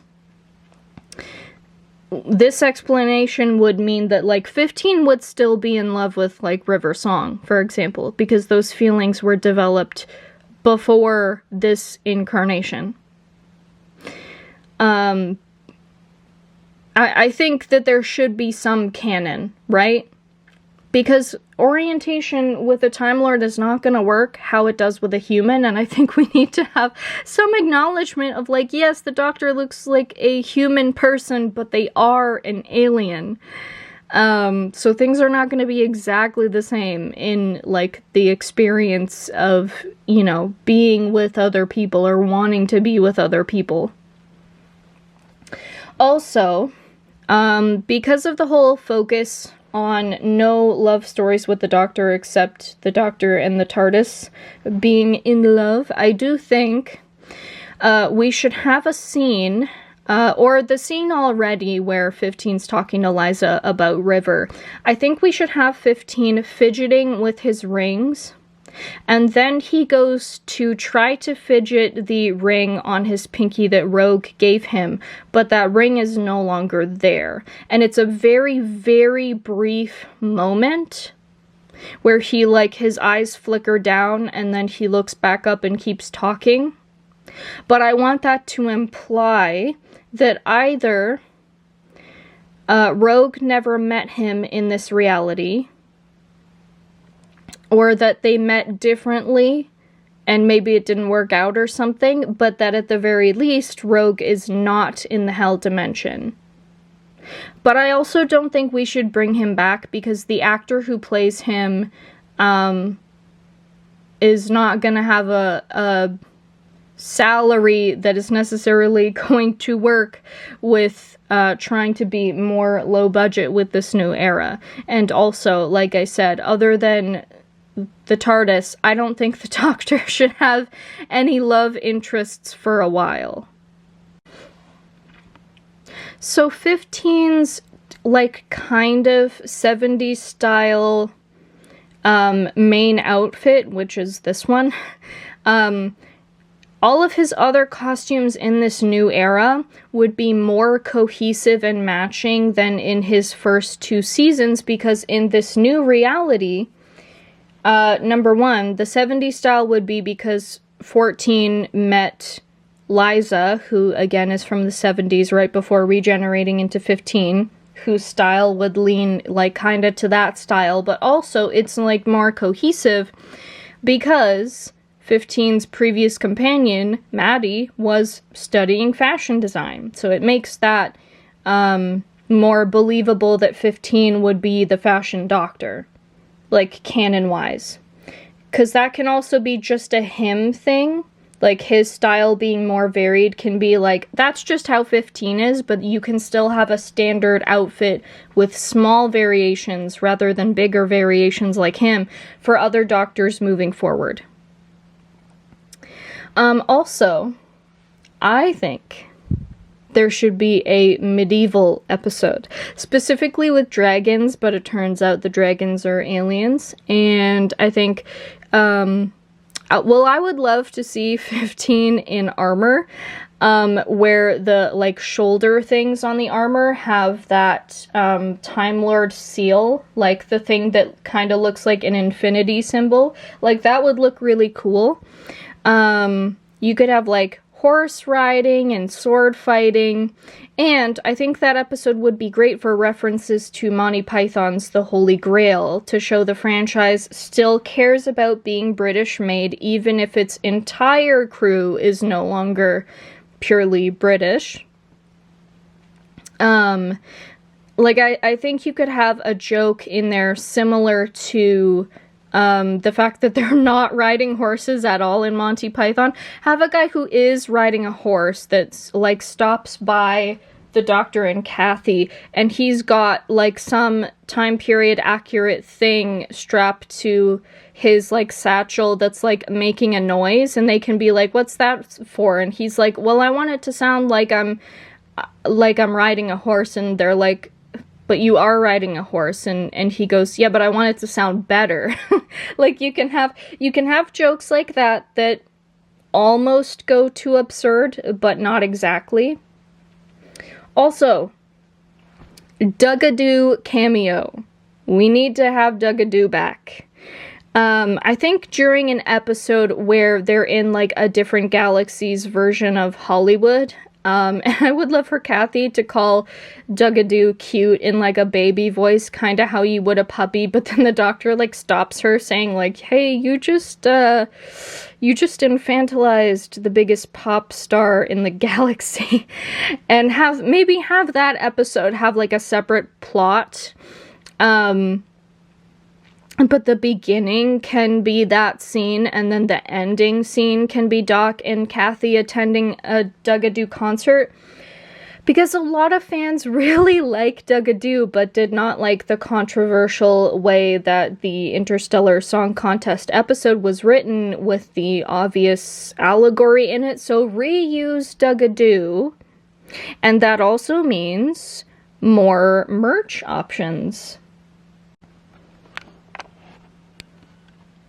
So if Kathy's actress can't do more than one season, like how Millie Gibson dropped out of season 2, you can have a different character step in who is already, like, pre-written as a plan B so that you're not scrambling.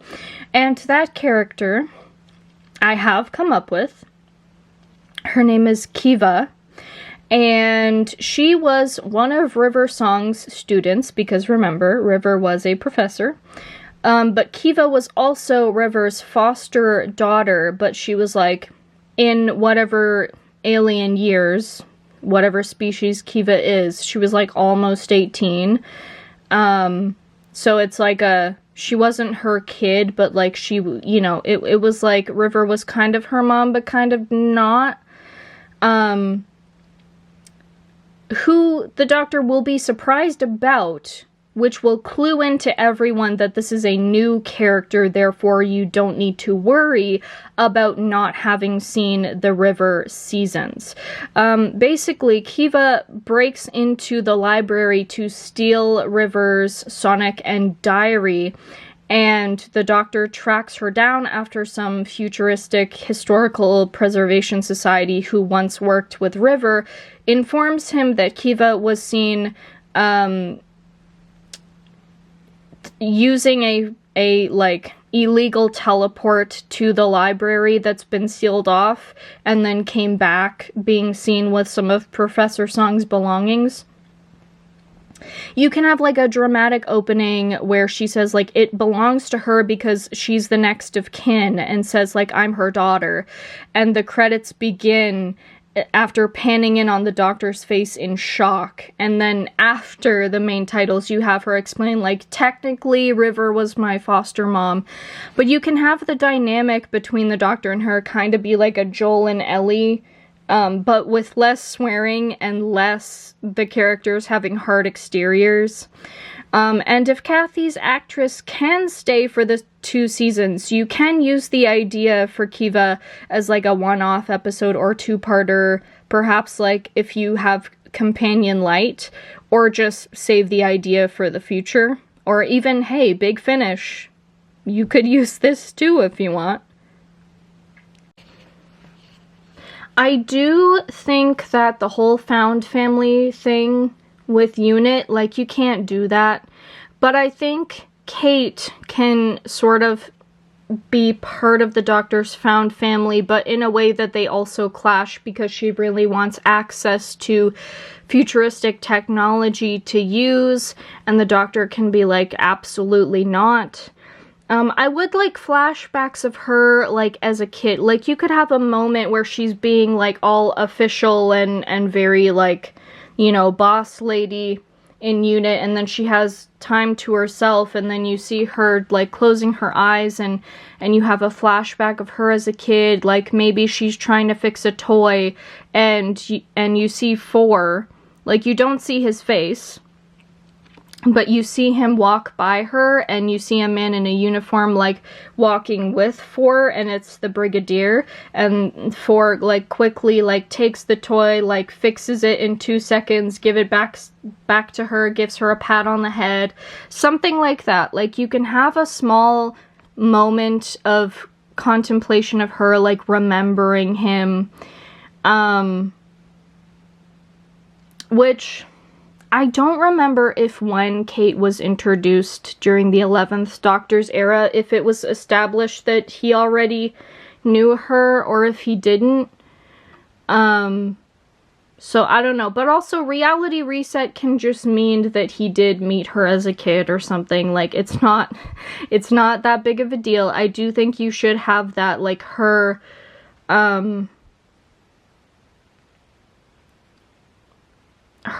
you know, having emotional attachment to the Doctor, but also clashing because UNIT is technically a sector of the government, and they're also, like, this very secret underground base, and they're harboring, like, a lot of, as much as the Doctor won't give her highly advanced technology, for Earth's current time period, they have some very advanced Earth-made technology. So, like, there needs to be a clash between them, but there also needs to be this, like, very emotional side to Kate that she desperately tries to hide. Because you need to believe that her and the Doctor are friends even if they disagree on some things. And you do need them to disagree on some things. Like, you need more friction there. Also, no Dr. Light episodes. Unless Ncuti contractually says that he needs to have at least 1 Light episode. But I'd say no more than 1, because there was too much Dr. Light in his currently made era of the show.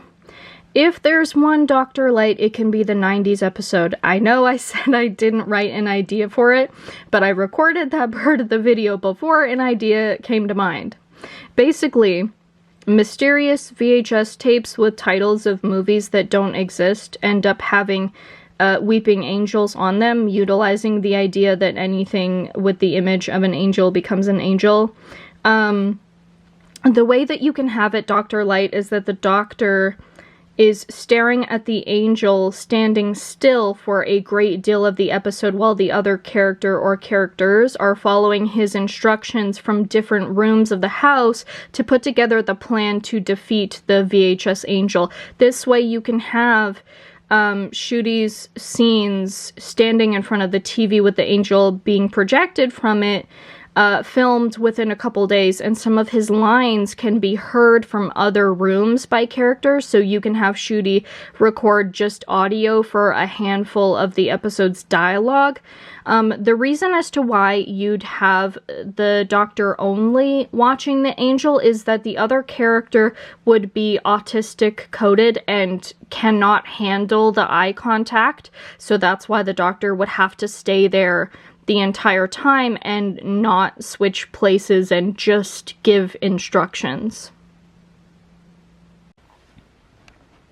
As I said, with all the stuff about 16 being a freckled ginger Irish Doctor, I do have a couple ideas for him. So I think that he should meet a British companion from decades ago who is revealed to be prejudiced against the Irish, showing the history of Irish subjugation under British colonization, serving as a way of showing, like, even with a white male Doctor, the show will still tell stories about social justice. This time being a very UK relevant message, fitting for the show, like being UK based. And also this would present something new where you have a companion who starts out as, like, not the best person that needs to have a redemption arc, which I think would make it more interesting. And it would be harder to endear fans to them, but if you get someone to write it really well, you can. Now, if 16's first season should air, hopefully before the 70th anniversary in 33. I think his first season should foreshadow the return of Romana, setting up, instead of a multi-doctor special for the 70th, you can have a multi-Time Lord special. Because I don't think they've... I mean, none of New Who has done that, but I don't know if the show's ever done that, like, for a special, having multi-Time Lords. I don't know. So yeah, that's my idea for the 70th. And I don't think they should do any multiverse stuff unless it's like a very small fleeting thing and for a special. Like, if you ever have a special that's got like a dimension hopper or something, you can show clips of the new animated series or the Shulka Doctors cartoon universe or a claymation Doctor Who, an old-timey silent film style, perhaps featuring any former Doctor Who actors who haven't returned since leaving their original run, such as Matt Smith or Peter Capaldi or Christopher Eccleston, if he would actually ever agree to it, which I don't think he would. Or classic Doctor actors whose doctors could just be much older in this silent film dimension. You know, whatever.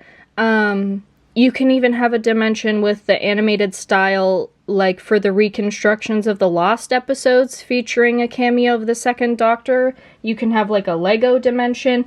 Stuff like that. If you're gonna do multiverse, that would be cool, but don't lean into it too much because Marvel did that.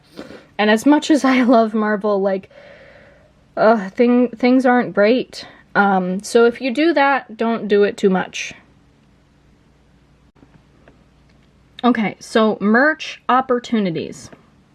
The 14th Doctor's and Maddie's sonic screwdriver. The 14th Doctor's and Tommy's sonic screwdriver.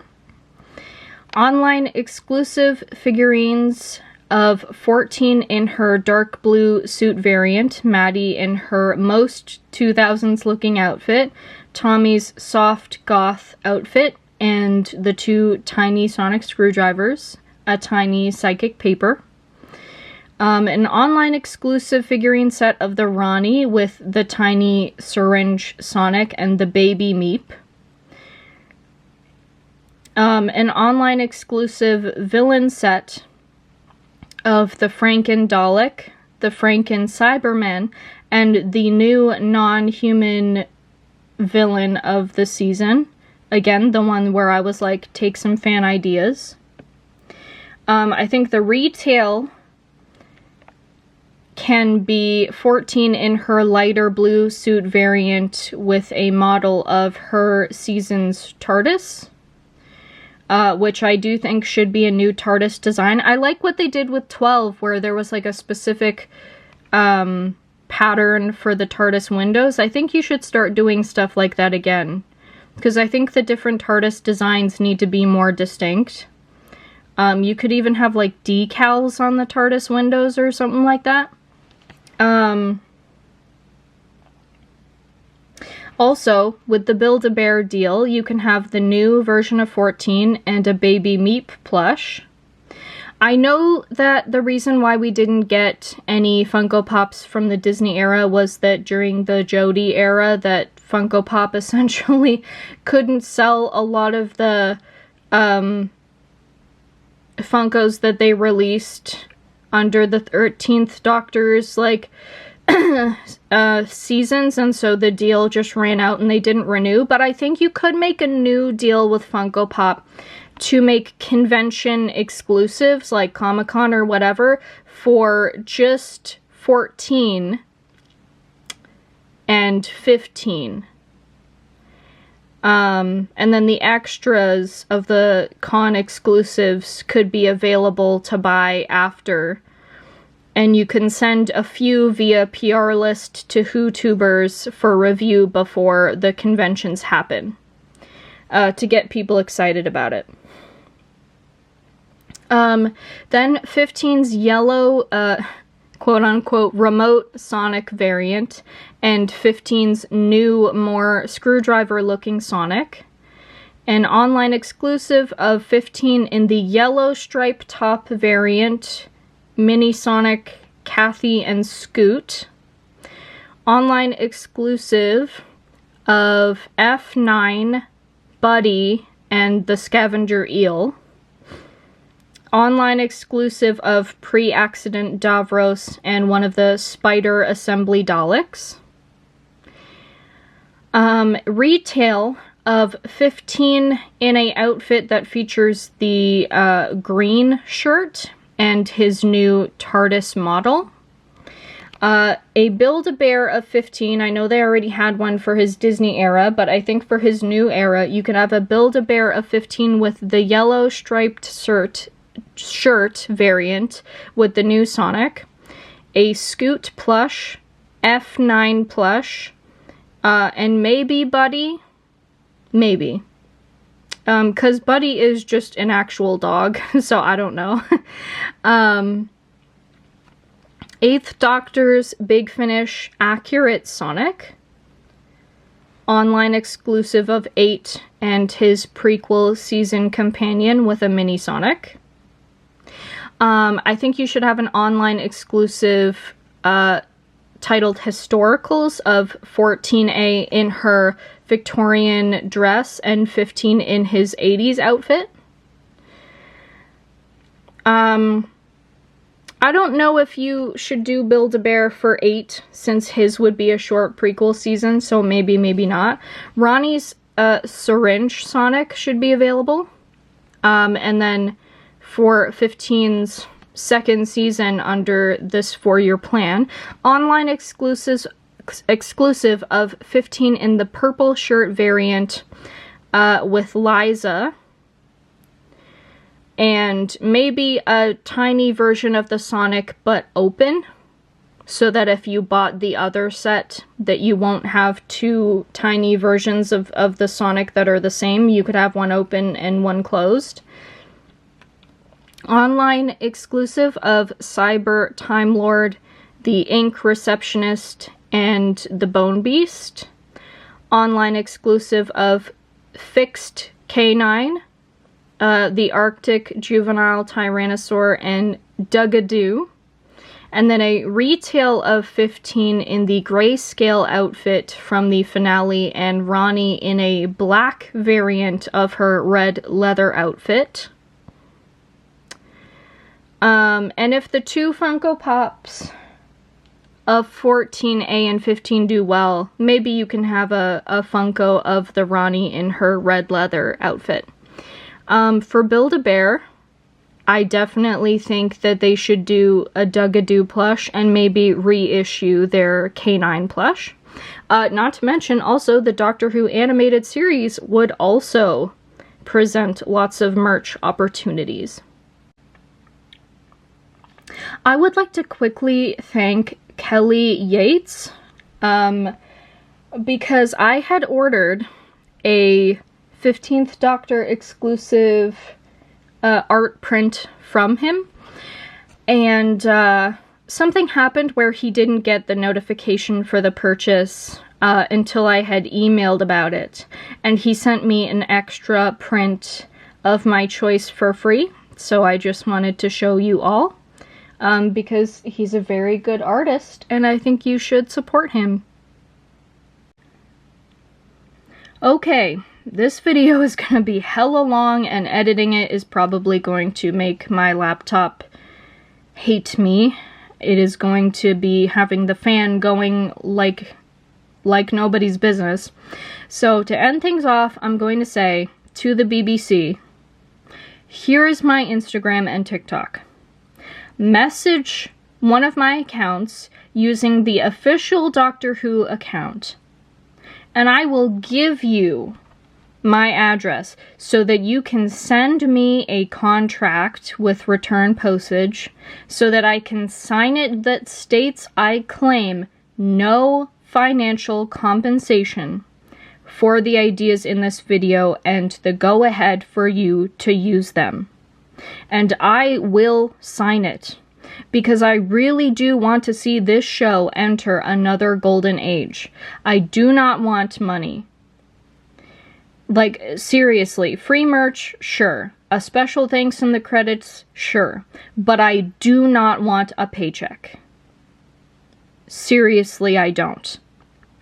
Because this is an existing property and not my own idea. Like, I am writing a book series that's probably going to be a trilogy that is my own original idea, and that's something that when I get that published, I want money for that, because that's, like, my own franchise.